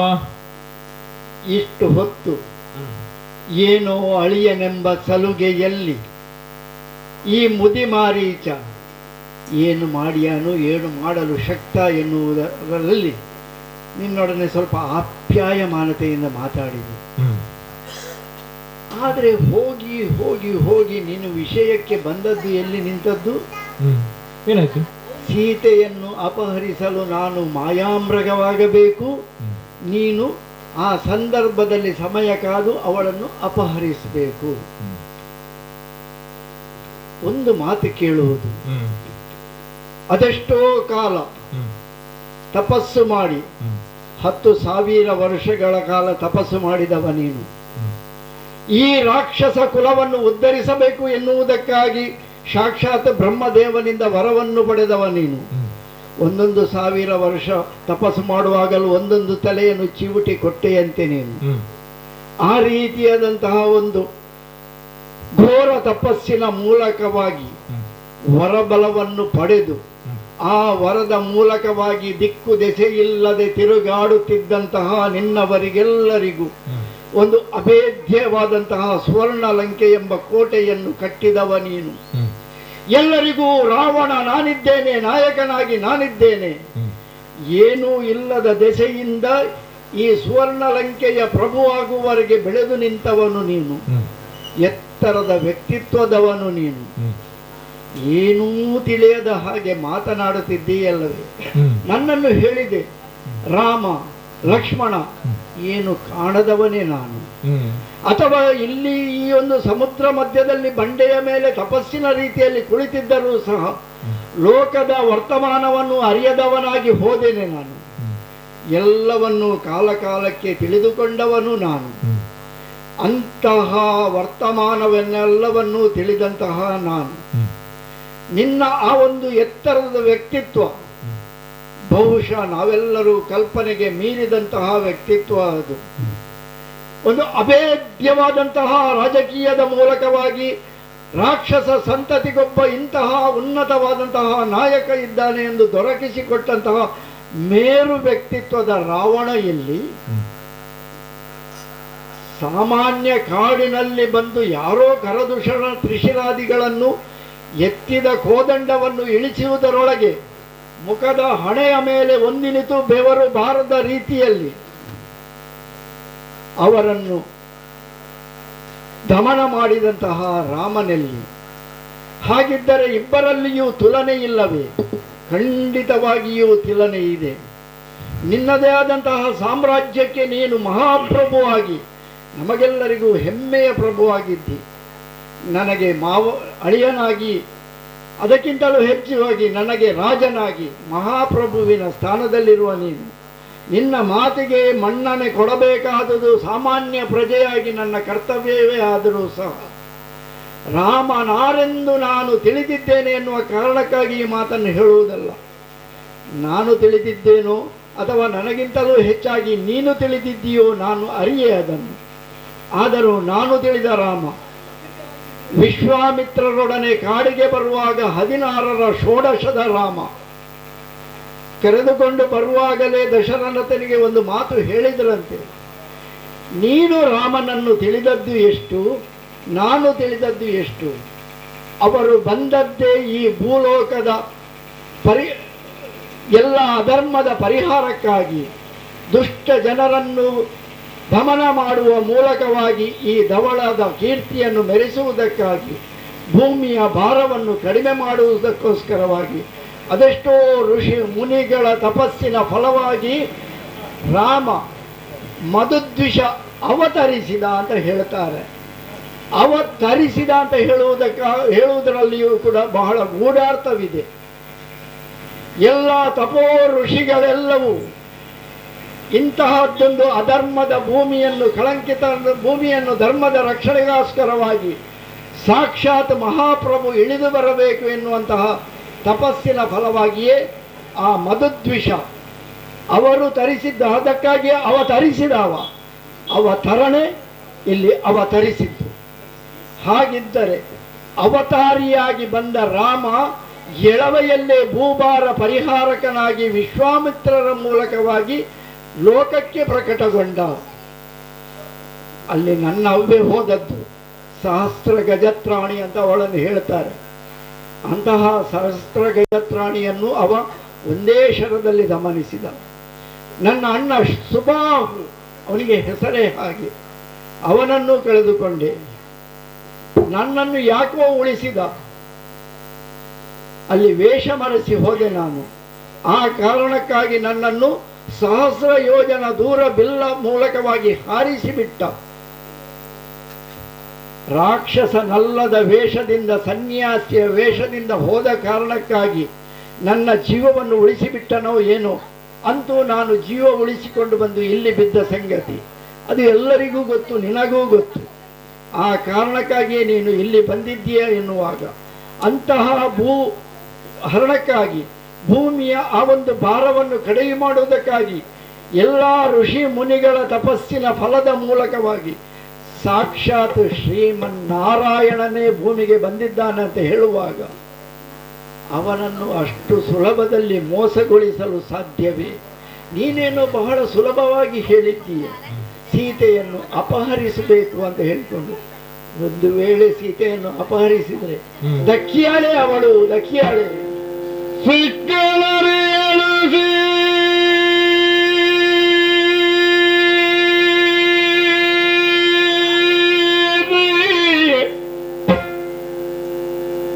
ಡಕ್ಕಲರಿಯಲು ಸತ್ಯವಿದು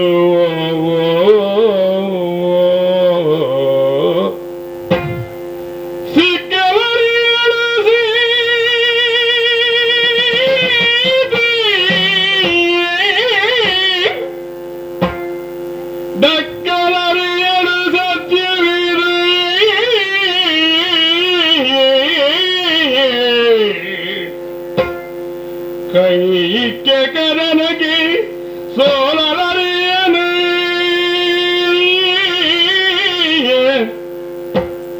ರಾಮನಿದು ಬದ್ಧ, ರಾಮನಿದು ಬದ್ಧ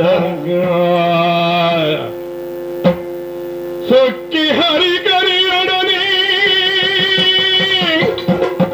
ಸೆಣಸುವುದಕ್ಕದ ಜಲಲೋಕ ಕಂಟಕ ಸೊಕ್ಕಿ ಹರಿಕರಿಯೊಡನೆ ಸೆಣಸುವುದಕ್ಕದ ಜಲಲೋಕ ಕಂಟಕ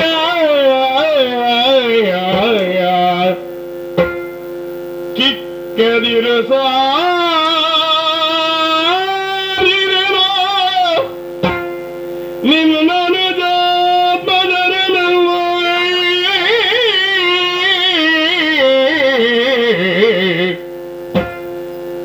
ಸಿಕ್ಕಲರಿಯಡು ಸೀತೆ ಸಿಕ್ಕಿದಡಕ್ಕಲರಿಯಡು ಸತ್ಯವಿದು ಕೈ ಇಕ್ಕೆ ಕದನಕ್ಕೆ ಸೋಲಲರಿಯನು ರಾಮನಿದು ಬದ್ಧ, ರಾಮನಿದು ಬದ್ಧ.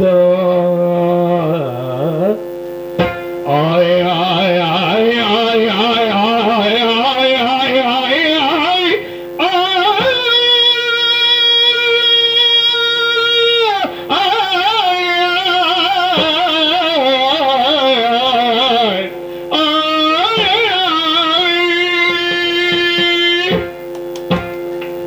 ರಾವಣ, ಮಾವ ಸರಿಯಾಗಿ ಆಲೋಚನೆ ಮಾಡಿ ನೋಡೊಮ್ಮೆ. ಋಷಿ ಮುನಿಗಳೆಲ್ಲರೂ ತಪೋ ಮಾಡುವ ಮೂಲಕವಾಗಿ ಆ ಭಗವಂತನನ್ನೇ ಭೂಲೋಕಕ್ಕೆ ಅವತಾರ ಮಾಡುವಂತೆ ಮಾಡಿದ್ದಾರೆ ಎಂದಾದರೆ ನಮಗೆ ಕಾಣುವ ರಾಮ ಕೇವಲ ನರರೂಪಿಯವ. ಆದರೆ ಅತಿ ಮಾನುಷನಾಗಿ ಇದ್ದಾನೆ ಎನ್ನುವುದನ್ನು ಅವ ಕಾಲಕಾಲಕ್ಕೆ ಕಾಡಿನಲ್ಲಿಯೂ ಪ್ರಕಟಗೊಳಿಸಿದ್ದಾನೆ. ಅಂತಹ ಅತಿಮಾನುಷ ಶಕ್ತಿಯ ಮೂಲಕವಾಗಿ ಅವ ಎಲ್ಲಿಯೂ ತಾನು ದೇವರು ಅಂತ ಹೇಳಿಕೊಂಡಿಲ್ಲ, ಸಾಮಾನ್ಯ ಮಾನವ ಅಂತ ಹೇಳಿಕೊಂಡೇ ಸಾಮಾನ್ಯರ ಹಾಗೆ ನೀನೇ ಹೇಳಿದ ಹಾಗೆ ಪಿತೃವಾಕ್ಯ ಪರಿಪಾಲನಾರ್ಥವಾಗಿ ತಂದೆ ಕೊಟ್ಟ ಮಾತನ್ನು ಉಳಿಸುವುದಕ್ಕೋಸ್ಕರವಾಗಿ ಕಾಡಿಗೆ ಬಂದಿದ್ದಾನೆ ಎನ್ನುವುದು ಹೌದಾದರೆ ಅವ ಕಾಡಿಗೆ ಬಂದ ಉದ್ದೇಶ ಬೇರೆಯೇ ಇರಬಹುದಲ್ಲವೇ? ತಂದೆ ಕೊಟ್ಟ ಮಾತನ್ನು ಉಳಿಸಬೇಕು ಮಗನಾಗಿ ಅವನ ಕರ್ತವ್ಯವೂ ಹೌದಾದರೂ ಕೂಡ ಋಷಿಮುನಿಗಳು ಬಯಸಿದಂತಹ ಒಂದು ಅಧರ್ಮದ ಆ ಒಂದು ದುಷ್ಟರ ಶಿಕ್ಷೆಯಾಗಬೇಕಿದ್ದರೆ ಆ ಕಾರಣಕ್ಕಾಗಿಯೂ ಯಾವುದೋ ಒಂದು ಕಾರಣ ಮಾಡಿಕೊಂಡು ಒಂದು ನೆವವನ್ನು ಹುಡುಕಿಕೊಂಡು ಅವ ಕಾಡಿಗೆ ಬಂದಿದ್ದಾನೆಂದಾದರೆ ಅವ ಕಾಡಿಗೆ ಬಂದ ಉದ್ದೇಶವನ್ನು ಕರದೂಷಣ ತ್ರಿಶಿರಾದಿಗಳನ್ನು ಎತ್ತಿದ ಕೈಯಲ್ಲಿ ಸಂಹರಿಸುವ ಮೂಲಕವಾಗಿ ಅಲ್ಲಿಯೇ ಘಂಟಾಘೋಷವಾಗಿ ಸಾರಿದ್ದಾನಲ್ಲವೇ? ಹಾಗಿದ್ದರೆ ಅಂತಹ ಶಕ್ತಿಯುಳ್ಳಂತಹ ರಾಮನನ್ನು ಅಷ್ಟು ಸುಲಭವಾಗಿ ನಾವು ಮೋಸಗೊಳಿಸಿ ಸೀತೆಯನ್ನು ನೀನು ಅಪಹರಿಸಿದೆ ಅಂತಲೇ ಇಟ್ಟುಕೋ. ಸೀತೆ ಏನು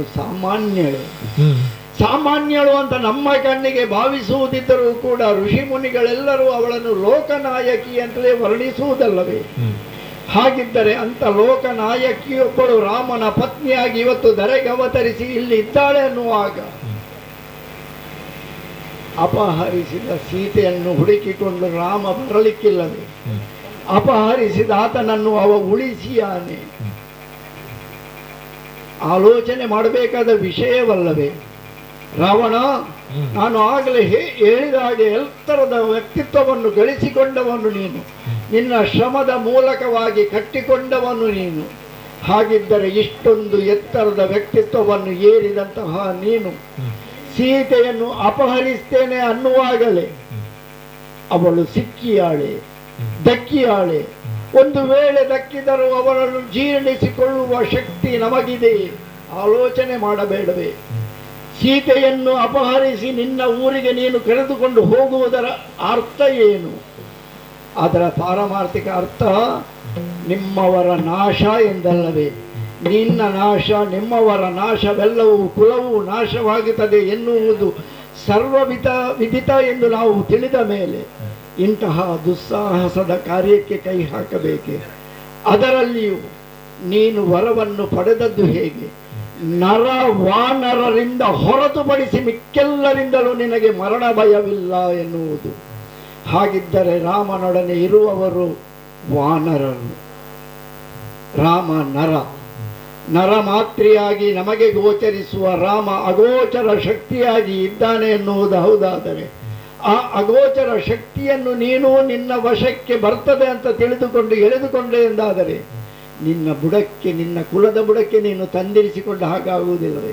ಆಲೋಚಿಸಬೇಕು ರಾವಣ, ನೀನು ಆಲೋಚಿಸಬೇಕು. ಯಾವ ದುಷ್ಟ ಕಾರ್ಯದ ಮೂಲಕವಾಗಿ ನೀನು ಕೈ ಹಾಕಲು ಹೊರಟ ಕೆಲಸ ಅದು ನನಗೇನು ಕೇಡಾಗುತ್ತದೆ ಎಂದಲ್ಲ, ನಿನಗೂ ಕೇಡಾಗುತ್ತದೆ ಅಲ್ವೇ ರಾವಣ? ನಿನಗೂ ಕೇಡಾಗುತ್ತದೆ. ನಿಮ್ಮದೆಂತದು ಧಾರ್ಮಿಕ ಉಪನ್ಯಾಸವ ಅಲ್ವೇ? ಮತ್ತೆ ಮುಸುರ ಕಂಡರೆ ರಾಮ ಶರ ಖಂಡಿಸದೆ ಬಿಡುವುದೇ ನಮ್ಮ ನಗದ.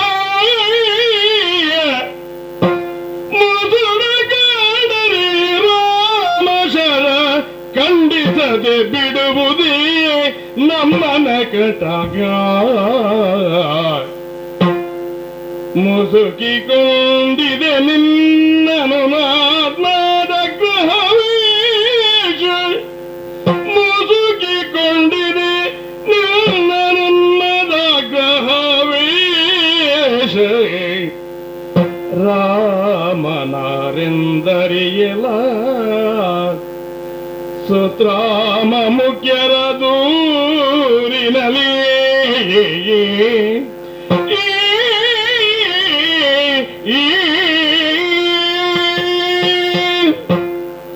ರಾವಣ, ಕೆಲವೊಮ್ಮೆ ಹಾಗಾಗುತ್ತದೆ ನೋಡು. ಹಿತವಾದಂತಹ ಮಾತನ್ನು ಬಹಳ ನಾಜೂಕಾಗಿ ಆಡಿದರೆ ಅದು ಅಹಿತ ಅಂತ ಆಗುತ್ತದೆ. ಈಗ ನೀನು ಹೇಳಿದ ಹಾಗೆ ನಾನೊಂದು ವೇಳೆ ಅಲ್ಲಿ ಹೋದದ್ದೇ ಹೌದಾದರೆ ಹಿಂದೊಮ್ಮೆ ನನ್ನ ಮುಖವನ್ನು ಕಂಡವಾವ, ಈ ಮುಖವನ್ನು ಕಂಡು ಸರಿಯಾಗಿ ನನಗೆ ಹೊಡೆದದ್ದು ಹೌದು, ಬದುಕಲಿಕ್ಕೆ ಬಿಟ್ಟಿದ್ದಾನೆ. ಈಗ ಮತ್ತೊಮ್ಮೆ ನಾನು ಅಲ್ಲಿಗೆ ಹೋದರೆ ಈ ಮುಖ ನೋಡಿದ ಕೂಡಲೇ ಶರ ಪ್ರಯೋಗ ಮಾಡಿದರೆ ಮತ್ತೆ ನನ್ನನ್ನು ಬದುಕಲು ಬಿಡುವನೆ. ಹಾಗಾಗಿ ನನ್ನ ಹಿತವಾಕ್ಯ ಏನು, ನನಗೇನಾಗುತ್ತದೆ ಎನ್ನುವಂತಹ ನೋವಲ್ಲ, ನಿನಗೇನು ಆಗಬಾರದು ಎನ್ನುವುದಕ್ಕಾಗಿ ರಾಮನನ್ನು ನೀನು ಎಲ್ಲರನ್ನು ಗೆದ್ದಿರಬಹುದು, ಆದರೆ ರಾಮ ಯಾರೊಡನೆಯೂ ಸೋತಿಲ್ಲ, ಅವನನ್ನು ಸೋಲಿಸಲು ಸಾಧ್ಯವಿಲ್ಲ ಎನ್ನುವುದನ್ನು ಇದುವರೆಗೆ ಕೊಂಡುಕೊಂಡ ಸತ್ಯ ಹೌದಾದರೆ, ಆ ಸತ್ಯ ಬಹಳ ಮೇಲಕ್ಕೆ ಇದೆ, ಎತ್ತರಕ್ಕೆ ಇದೆ ಹೌದು ಅಂತ ಆದರೆ, ಆ ಸತ್ಯವನ್ನು ಒಪ್ಪಿಕೊಂಡು ನೀನು ಒಪ್ಪಿಕೊಂಡಿದ್ದಿ ಯಾಕೆ? ಒಂದು ಅರ್ಥದಲ್ಲಿ ನಿನ್ನನ್ನು ನಾನು ಇಲ್ಲಿ ವಿಮರ್ಶಿಸುವುದು ಹೇಗೆ ಗೊತ್ತೇ? ನೀನು ಇದನ್ನು ಒಪ್ಪಿಕೊಂಡೇ ಬಂದವ. ನೇರವಾಗಿ ಇದುವರೆಗೆ ನೀನು ಇದಕ್ಕೆ ನಿನಗೇನಾದರೂ ಯಾರಾದರೂ ಮಾಡಿದರೆ ನೇರವಾಗಿ ಅವರ ವಿರುದ್ಧ ಹೋರಾಡಲಿಕ್ಕೆ ಹೋಗ್ತಾ ಇದ್ದಿ. ಆದರೆ ಈ ಸಲ ನೇರವಾಗಿ ಯುದ್ಧಕ್ಕೆ ಹೋಗುವುದಿಲ್ಲ. ನೀನು ರಾಮನನ್ನು ತಪ್ಪಿಸಿ ಸೀತೆಯನ್ನು ಅಪಹರಿಸುವ ಮೂಲಕವಾಗಿ ರಾಮನಿಗೆ ನೋವು ಕೊಡಬೇಕು. ಆ ಕೊಡುವ ಮೂಲಕವಾಗಿ ರಾಮನನ್ನು ನೀನು ಜರ್ಜರಿಸಬಹುದು ಎಂದು ಭಾವಿಸಿದ್ದೆ. ಆದರೆ ರಾಮ ಯಾವುದಕ್ಕೂ ಬಗ್ಗುವವನಲ್ಲ, ರಾಮ ಕುಗ್ಗುವುದೂ ಇಲ್ಲ. ರಾಮನ ವ್ಯಕ್ತಿತ್ವವನ್ನು ಅಷ್ಟು ಸುಲಭವಾಗಿ ಲೆಕ್ಕ ಹಾಕಬೇಡ. ನೇರ ಹೋರಾಟ ನಿನ್ನಿಂದಲೂ ಸಾಧ್ಯವಿಲ್ಲ ಎಂದು ತಿಳಿದವನು ನೀನು. ಹಾಗಾಗಿ ಸಾಕು, ಈ ಮಾತು ಇದು ಸಾಕು.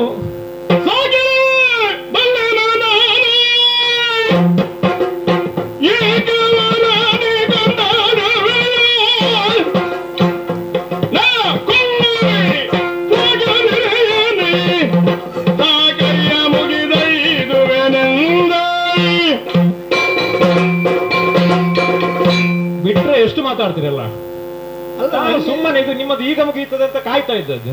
ನನ್ನ ಅನುಭವ, ನಿಮ್ಮ ಧಾರ್ಮಿಕ ಉಪನ್ಯಾಸಕ್ಕೆ ಬೆಂಕಿ ಬಿತ್ತು ಅಲ್ಲ, ಇಷ್ಟುವರೆಗೆ ಹೇಳಿಕೊಳ್ಳಿಕ್ಕೆ ಸಮಯ ಸಿಕ್ಕಿರ್ಲಿಲ್ಲ ನನಗೆ. ಎಂತದ್ದು ರಾಮನಾರಂದರಿಯಲ್ಲ ಸುತ್ರಾಮ ಮುಖ್ಯರ ದೂರಿನಲ್ಲಿ ಧರೆಗೆ ಅವತರಿಸಿದ ಮದುದ್ದೇಶ. ಅವತರಿಸಿದ್ದು ಸಾಮಾನ್ಯ ಮನುಷ್ಯರು, ಎಂತದ್ದು ಅಲ್ಲ, ಸಾಮಾನ್ಯ ಮನುಷ್ಯರು, ನನಗದು ಗೊತ್ತುಂಟು. ಎಂತದ್ದು ಸೀತೆ ಸಿಕ್ಕಳರಿಯಲು, ಸಿಕ್ಕಿದರೂ ದಕ್ಕಳರಿಯಲು. ನನ್ನ ಕೈಗೆ ಸಿಕ್ಲಿ ಮತ್ತೆ ದಕ್ಕಿಸುವುದಕ್ಕಾಗುತ್ತದೆ ಇಲ್ವ ಅಂತ ನಾನು ನೋಡ್ತೇನೆ. ಅದು ಸಿಗುವಲ್ಲಿಯವರೆಗೆ ಮತ್ತೆ ನೋಡ್ತೇನೆ ನಾನು. ಮುಸುಡ ಕಂಡರೆ ಬಿಡುವುದಿಲ್ಲ. ಬಿಡ್ತಾನ ಯಾರು? ರಾಮ. ಈಗ ಒಂದು ದಾರಿ ಉಂಟು, ಏನು? ಹೋಗದೇ ಇದ್ರೆ ನಾನು ಕೊಲ್ಲುತ್ತೇನೆ. ಹೇಗೂ ಸಾಯುವುದು ಸಾಯುವುದು ಒಂದು ಅಲ್ಲಿ ರಾಮನ ಕೈಯಲ್ಲಿ ಸಾಯುವುದು, ಅಲ್ಲಿ ನೀನು ಚಂದ್ರಹಾಸಕ್ಕೆ ಕೈ, ಇಲ್ಲದಿದ್ರೆ ನನ್ನ ಕೈಯಿಂದ ಸಾಯುವುದು. ಸ್ಪಷ್ಟ ಹೇಳುತ್ತೇನೆ. ಈಗ ನಾನು ಹೇಳಿದಂತಹ ಕೆಲಸವನ್ನು ಕಾರ್ಯವನ್ನು ಮಾಡಬೇಕು. ಹೋಗಿ ಅಲ್ಲಿ ಹೊಣ್ಣಿನ ಮೃಗವಾಗಿ ಕುಣಿಬೇಕು. ಮಾಡದೇ ಇದ್ರೆ ಹಿಂದೆ ಮಾವ ಅಂತ ನೋಡ್ಲಿಕ್ಕಿಲ್ಲ. ಕೈಯಲ್ಲಿ ಚಂದ್ರಹಾಸ ಇರುವುದು ಇದು ಬರೇ ವಿರೋಧಿಗಳನ್ನು ತಲೆ ಕಡಿಯುವುದಕ್ಕಲ್ಲ. ಮಾವ ಅಂತ ನೋಡ್ಲಿಕ್ಕಿಲ್ಲ. ತಲೆ ಕಡಿದನು ಬೇಗ ಹೋಗು, ನಾನು ಹೇಳಿದ್ದನ್ನು ಮಾಡು. ಒಪ್ಪದೇ ಇದ್ರೆ ನೀನು ತಲೆ ಕಡಿಯಿತು.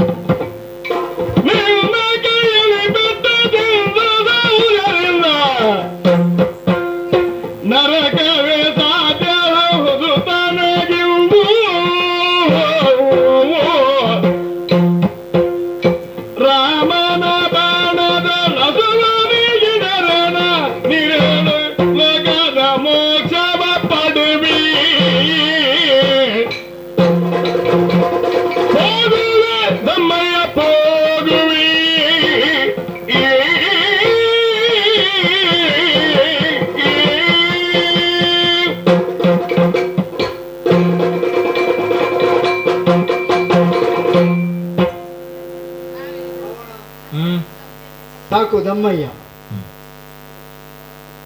ಅಲ್ಲ ಮಾತು ಸಾಕು ಅಂತ ಹೇಳಿ ಈಗ ನಾನು ಹೋಗ್ಬೇಕಂತ ಹೇಳುದಲ್ಲ.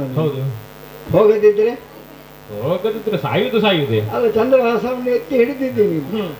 ಬರಿದೆ ಇಲ್ಲಿ ಸಾಯುವುದು ಯಾಕೆ? ನಾನು ಹೇಗೂ ಅಲ್ಲಿ ಅರ್ಧ ಜೀವ ಆಗಿ ಬಂದವ, ಇನ್ನೊಮ್ಮೆ ಹೋಗುತ್ತೇನೆ. ಅಲ್ಲಿ ಜೀವ ಹೋದ್ರೆ ಹೋಗ್ಲಿ. ಈಗ ನಾ ಅಲ್ಲಿಗೆ ಹೋಗೋದು ರಾಮನ ಕೈಯಲ್ಲಿ ಸಾಯದಿದ್ರೆ ನನ್ನ ಕೈಯಲ್ಲಿ ಆದ್ರೂ ಸಾಯುವುದು ಬೇಡ ಬೇಡ. ನಿನ್ನ ಕೈಯಲ್ಲಿ ಸತ್ತು ನರಕಕ್ಕೆ ಸೇರುವುದಕ್ಕಿಂತ ಅಲ್ಲಿ ಅವನ ಕೈಯಲ್ಲಿ ಸಾಯ್ತಾನೋ ಬಿಡ್ತಾನೋ ಬೇರೆ ವಿಷಯ. ಆದ್ರೆ ಸಾಯುವುದಾದ್ರೆ ಅಲ್ಲೇ ಒಳ್ಳೇದು ಅಂತ ಹೇಳಿ ನಿರ್ಧರಿಸಿಕೊಂಡಿದ್ದೇನೆ. ಹಾಗಾಗಿ ನಿನ್ಗೆ ಏನಾಗಬೇಕು? ನಾನು ಮಾಯಾ ಜಿಂಕೆಯಾಗಬೇಕು. ಒಂದು ನೀವು ಮನುಷ್ಯರಾದದ್ದು ಸಾಕು, ಮೃಗ ಆಗಬೇಕು ಅಂತ ಹೇಳಿ. ಸಾಕು, ನನ್ನನ್ನು ಅಷ್ಟಕ್ಕೆ ನೀನು ಇಲ್ಲಿ ಬಂದದ್ದಂತ ಗೊತ್ತಾಗಿದೆ. ಇಲ್ಲಿ ನೀವು ಈ ರೀತಿಯಾಗಿ ಬಿದ್ದುಕೊಂಡು ಸಾಯುವುದಕ್ಕಿಂತ ಅಲ್ಲಿ ಹೋಗಿ ಸಾಯಿ ಅಂತಲೇ ನೀವು ಎದ್ದೇರಿಸಲಿಕ್ಕೆ ಬಂದದ್ದು. ಹಾಗಾಗಿ ಮಾಯಾ ಜಿಂಕೆ ಆಗ್ತೇನೆ ನೋಡಿ, ಹೇಗಿದೆ ಬಳಬಳ ಬಳಬಳ ಬಂಗಾರದ ವರ್ಣದಿಂದ ಹೊಳೆಯುತ್ತಾ ಇದೆ. ಸ್ವರ್ಣದ ಜಿಂಕೆ ಆಗುತ್ತೇನೆ. ನೀವು ಮುಂದಿನಿಂದ ಹೋಗಿ, ಹಿಂದಿನಿಂದ ನಾನು ಬರ್ತೇನೆ. ಹೇಗೂ ಅನಿಮಾದಿ ಅಷ್ಟಸಿದ್ಧಿಯನ್ನು ಸಾಧಿಸಿಕೊಂಡವ. ಇದು ನೆನೆದಾಕ್ಷಣ ಇಲ್ಲಿಂದ ರಾಮನ ಪರ್ಣಕುಟೀರದಲ್ಲಿ ಕಾಣಿಸಿಕೊಳ್ತೇನೆ.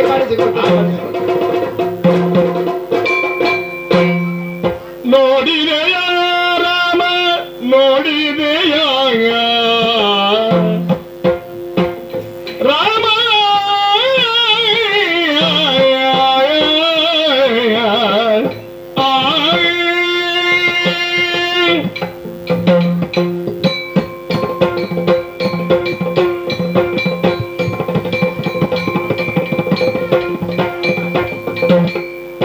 ನೋಡಿದೆಯ ರಾಮ ನೋಡಿದೆಯ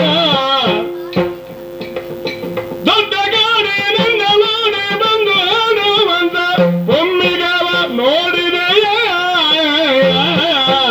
ನೋಡಿದೆಯೋ ಚಿನ್ನದ ಹಾಗಿರುವ ಮೈಯ ಬಣ್ಣದ ಸುತ್ತಲೂ ಪಂಚವರ್ಣದ ರೇಖೆಯು ಬಂದ. ಚಿನ್ನದ ಹಾಗಿರುವ ಮೈಯ ಬಣ್ಣದ ಸುತ್ತಲೂ ಪಂಚವರ್ಣದ ರೇಖೆಯು ಬಂದ. ಚೆನ್ನವಾಗಿ ಅಮೃಗವ ನೋಡು ಸಣ್ಣ ಸಣ್ಣ ಕಾಲ ಬೆರಳು ಭಾವಂಗಳ ತಂದಂಗ ತಿಂದಂಗ ಸಿಕ್ಕಿಟ್ಟ ತೋಮ್ ಎಂದು ಕುಣಿವ ಮಿಗವಾಯ. ಸಣ್ಣ ಸಣ್ಣ ಕಾಲ ಬೆರಳು ಸಾಲನುಗುರ ಭಾವಂಗಳ ತಂದಂಗ ತಿಂದಂಗ ಸಿಕ್ಕಿಟ್ಟ ತೋ ಎಂದು ಕುಣಿವ ಮಿಗವ. ನೋಡಿದೆಯಾಗ ನೋಡಿದೆಯ ರಾಮ ನೋಡಿದೆಯ ರಾಮ.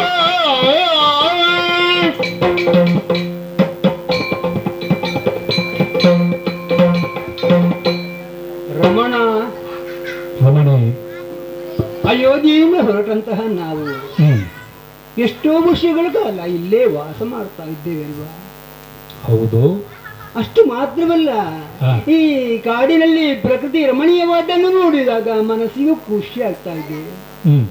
ಅಲ್ಲೊಂದು ಇಲ್ಲೊಂದು ಚಿಟ್ಟೆಗಳು, ಕೆಲವು ಕಡೆಗಳು ಪ್ರಾಣಿಗಳು ಓಡಾಡುವಂಥದ್ದನ್ನೆಲ್ಲ ನೋಡುವಾಗ ಮನಸ್ಸಿಗೆ ಏನೋ ನೆಮ್ಮದಿಯಾಗಿ ಕಾಣುತ್ತಾ ಇದೆ ರಮಣ. ಈ ರಮಣೀಯವಾದಂತಹ ಪ್ರಕೃತಿ ಸೌಂದರ್ಯವನ್ನು ಆಸ್ವಾದಿಸಿದಾಗ ಆಹಾ ಮನಸ್ಸ ಮುದ್ದುಗೊಳ್ತಾ ಉಂಟು. ಆದ್ರೆ ಏನದು ನೋಡಬಾರದೇ ದೇವಾ? ಏನು? ಓ ಅಲ್ಲಿ ನೋಡಿ ಅಂತೆ. ಏನದು? ಹಾ, ಹೇಳಲಿಕ್ಕೆ ಹೇಳ್ತಾರೆ ಹರಿಣ ಎಂಬುದಾಗಿ. ಹರಿಣ ಅಂತ ಹೇಳಿದ್ರೆ ಜಿಂಕೆ. ಹೌದು, ಜಿಂಕೆ ಮಾತ್ರವಲ್ಲ, ಅದರ ವರ್ಣ ಯಾವ ರೀತಿ ಇದೆ ನೋಡಿದೆಯಾ? ಜಿಂಕೆ ಮಾತ್ರವಲ್ಲದೆ ವರ್ಣ, ಅದರ ವರ್ಣ ಯಾವ ಬಣ್ಣದಿಂದ ಕೂಡಿದೆ ಹೇಳಿದರೆ ಸ್ವರ್ಣ ವರ್ಣದ ಹಾಗೆ ಇದೆ ಅಲ್ವಾ ದೇವರ? ಹೌದು.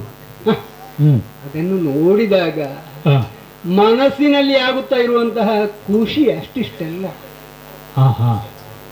ನಾವು ಯಾವತ್ತೂ ನಿಮ್ಮ ಮುಖವನ್ನು ನೋಡ್ತಾ ಇರೋದು, ನನ್ನ ಮುಖವನ್ನು ನೀವು ನೋಡ್ತಾ ಇರೋದು. ಇವತ್ತು ಹಾಗೆಲ್ಲ. ನನ್ನ ಮನಸ್ಸಿಗೆ ಕಾಣುತ್ತಾ ಇದೆ ಸುಂದರ ದೃಶ್ಯ. ಅಷ್ಟು ಮಾತ್ರ ಯಾಕೆ, ಅದರ ಬೆನ್ನಿನಲ್ಲಿ ಪಂಚವರ್ಣದ ರೇಖೆ ಉಂಟಲ್ವಾ ದೇವರೇ? ಹೌದು. ಅದು ಕುಣಿತಾ ಇರುವಂತಹದ್ದನ್ನು ನೋಡಿದ್ರೆ ತನ್ನಂಗ ದಿನ್ನಂಗ ದೀಂಕಿಟ ಎಂಬುದು ಆ ತಾಳ ಲಯ ಬದ್ಧವಾಗಿ ಯಾವ ರೀತಿ ಕುಣಿತಾ ಉಂಟು. ಬೇಡ, ಅದರ ಸಣ್ಣ ಸಣ್ಣ ಕಾಲ ಬೆರಳು ಅದು ಮಾಡ್ತಾ ಇರುವಂತಹ ಭಾವನೆಗಳನ್ನು ನೋಡುತ್ತಾ ಇದ್ರೆ ನೀವು ಈ ಕಡೆ ಕೈ ಎಳಿತಾ ಇದ್ರೆ ಅದು ದೂರ ಹೋಗ್ತದೆ. ಕೈ ಬಿಟ್ಟಿದ್ದು ನಾನು ಅದು ಬೇಕೆಂಬುದಾಗಿ ಈ ಕಡೆ ಬಂದ್ರೆ ಅದು ನನ್ನ ಹತ್ರ ಬರ್ತಾ ಇದೆ. ಹೌದು, ಅದು ನೀನಿದ್ದಲ್ಲಿಗೆ ಅದು ಬರ್ತಾ ಇದೆ. ಅಲ್ವಾ? ಮತ್ತೆ ನೀನು ಅದಿದ್ದಲ್ಲಿಗೆ ಹೋಗ್ತಾ ಇದ್ದಿ. ಅಲ್ಲ, ಅದರ ಕಣ್ಣು ಸನ್ನೆ ಮಾಡ್ತಾ ಉಂಟು, ಈ ಕಡೆ ಬಾ ಈ ಕಡೆ ಬಾ. ನನ್ನ ಮನಸ್ಸನ್ನು ಸೂರ್ಯಗೊಳ್ತಾ ಉಂಟು ದೇವ. ಹೌದು. ಹಾಗಿದ್ರೆ ನೀವು ಕೂಡ ನೋಡಿ ಅಂತೆ. ನಾನು ಯಾಕೆ ನೋಡ್ಬೇಕು? ಆದ್ರೆ ಆ ನಾಟ್ಯದ ಆ ಲಯಬದ್ಧತೆಯನ್ನು ಆಸ್ವಾದಿಸಿ ಅಂತೆ. ನಿಮ್ಗೆ ಏನು ಕಾಣ್ತದೆ ಸ್ವಾಮಿ? ಅಲ್ಲ, ಕಾಣ್ತದೆ. ನಾನು ಯಾಕೆ ನೋಡ್ಬೇಕು? ನನಗೆ ಯಾಕೆ ನೀನು ಅದನ್ನು ತೋರಿಸ್ತಾ ಇದ್ದಿ?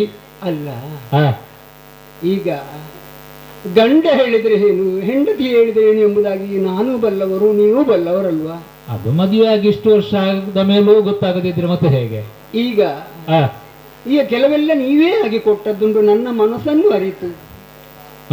ನಾನು ಕೇಳಿದ್ದಿಲ್ಲ, ಅದಕ್ಕಿಂತ ಮೊದಲೇ ನೀವು ಪೂರೈಸಿದವರು ಇದ್ದೀರಿ ಅಲ್ವಾ? ಅದು ಗಂಡನಾದವ ಹೆಂಡತಿಯ ಬಯಕೆಯನ್ನು ತೀರಿಸಬೇಕಾದ್ದು ಗಂಡನಾದವನ ಕರ್ತವ್ಯ ಅಲ್ವಾ? ಅದನ್ನು ನೀವು ಮಾಡಿಕೊಂಡು ಬಂದಿದ್ದೀರಲ್ವಾ?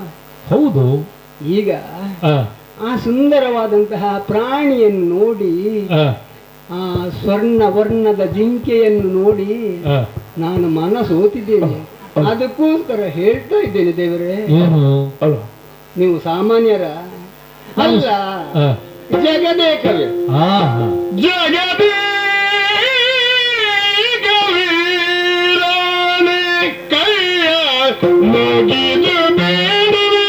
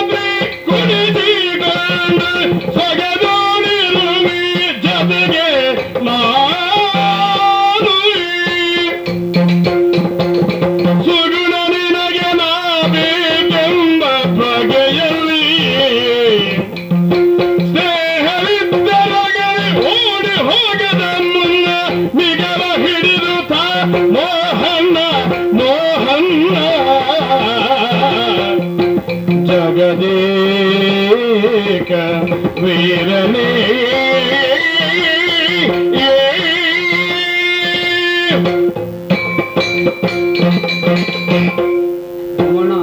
ರಮಣಿ, ನೀವು ಜಗತ್ತಿನಲ್ಲಿ ಒಬ್ಬರೇ, ಅದಕ್ಕೆ ಹೇಳಿದ್ದು ಜಗದೇಕ ವೀರನೇ ಎಂಬ.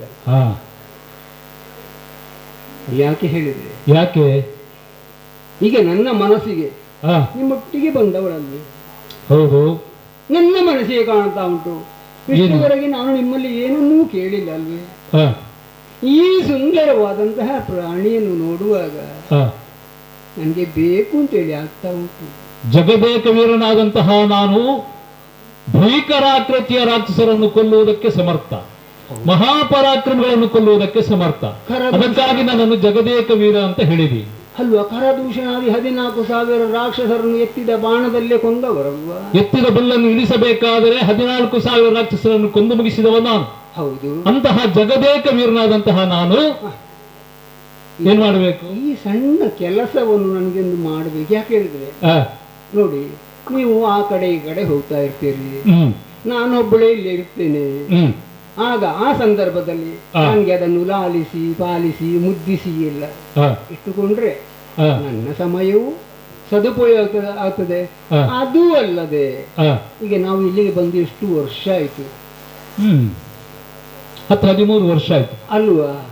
ಹಾಗಿದ್ರೆ ಇನ್ನು ನಾವು ಅತಿ ಶೀಘ್ರದಲ್ಲಿ ಅಯೋಧ್ಯೆಗೆ ಮುಟ್ಲಿಕ್ಕೆ ಇದ್ದೇವೆ ಅಲ್ವಾ? ಇನ್ನು 1 ವರ್ಷ ಕಳೆದರೆ ನಮ್ಮ ಅವಧಿ ಮುಗಿಯುತ್ತದೆ, 14 ವರ್ಷ ಮುಗಿಯುತ್ತದೆ. ಆಗ ನಾವು ಮತ್ತೆ ಅಯೋಧ್ಯೆಗೆ ಹೋಗಬಹುದು. ಹೌದು. ಈಗ ನಾವು 14 ವರ್ಷ ಕಾಡಿನಲ್ಲಿ ಕಳೆದದ್ದು ಹೇಗೆ ಎಂಬುದಾಗಿದ್ರೆ ಈ ಪ್ರಾಣಿಯನ್ನು ತೋರಿಸಿ ನನ್ನ ಅತ್ತೆಯವರಿಗೆಲ್ಲ ತೋರಿಸಬಹುದಲ್ವಾ? ಅವರು ಕೂಡ ಖುಷಿ ಪಡಬಹುದಲ್ಲ. ಒಂದು ಇದರ ಈ ನಮ್ಮ ಕಾಡಿನ ವಾಸದ ಕಾಣಿಕೆ ಎಂಬುದಾಗಿ ಅಲ್ಲಿ ನಮ್ಮ ಅರಮನೆಯಲ್ಲಿ ಇದ್ರೆ ನಾನು ಮತ್ತು ಕೂಡ ಅದರಲ್ಲಿ ಸಂತೋಷವನ್ನು ಪಟ್ಟೇನಲ್ವಾ? ನನ್ನ ಮುದ್ದಿನ ಸಾಕಿದ ಪ್ರಾಣಿಯಾಗಿ ಇರ್ಬೋದಲ್ವ ಇದು? ಅಂದ್ರೆ ಅರಮನೆಗೆ ಹೋಗುವಾಗ ಈ ಒಂದು ಜಿಂಕೆಯನ್ನು ಕೊಂಡು ಹೋಗಿ ನಮ್ಮ ಊರಿಗೆಲ್ಲ ತೋರಿಸಬಹುದು, ಅರಮನೆಯಲ್ಲೆಲ್ಲ ತೋರಿಸಬಹುದು. ಹೌದು, ಬಾಕಿದ್ದ ಪ್ರಾಣಿಗಳ ಹಾಗೆ ಅಲ್ಲಲ್ಲ, ನೋಡಿ ಅಂತೆ ಆ ಕಾಲ ಬೆರಳು, ಸಣ್ಣ ಸಣ್ಣ ಕಾಲ ಬೆರಳಲ್ಲ, ಇದನ್ನೆಲ್ಲ ನೋಡಿದರೆ ನಿಮ್ಗೆ ಕೂಡ ಬೇಕೇ ಅನಿಸುವುದಿಲ್ವೇ? ನನಗಂತೂ ಬೇಕೇ ಬೇಕೆಂಬುದಾಗಿ ಆಗ್ತಾ ಉಂಟಲ್ಲ ಸ್ವಾಮಿ. ಅರಸಿ ನೀ ಸುಮ್ಮನೆ ಭ್ರಮೆಗೊಳ್ಳಬೇಡವೇ.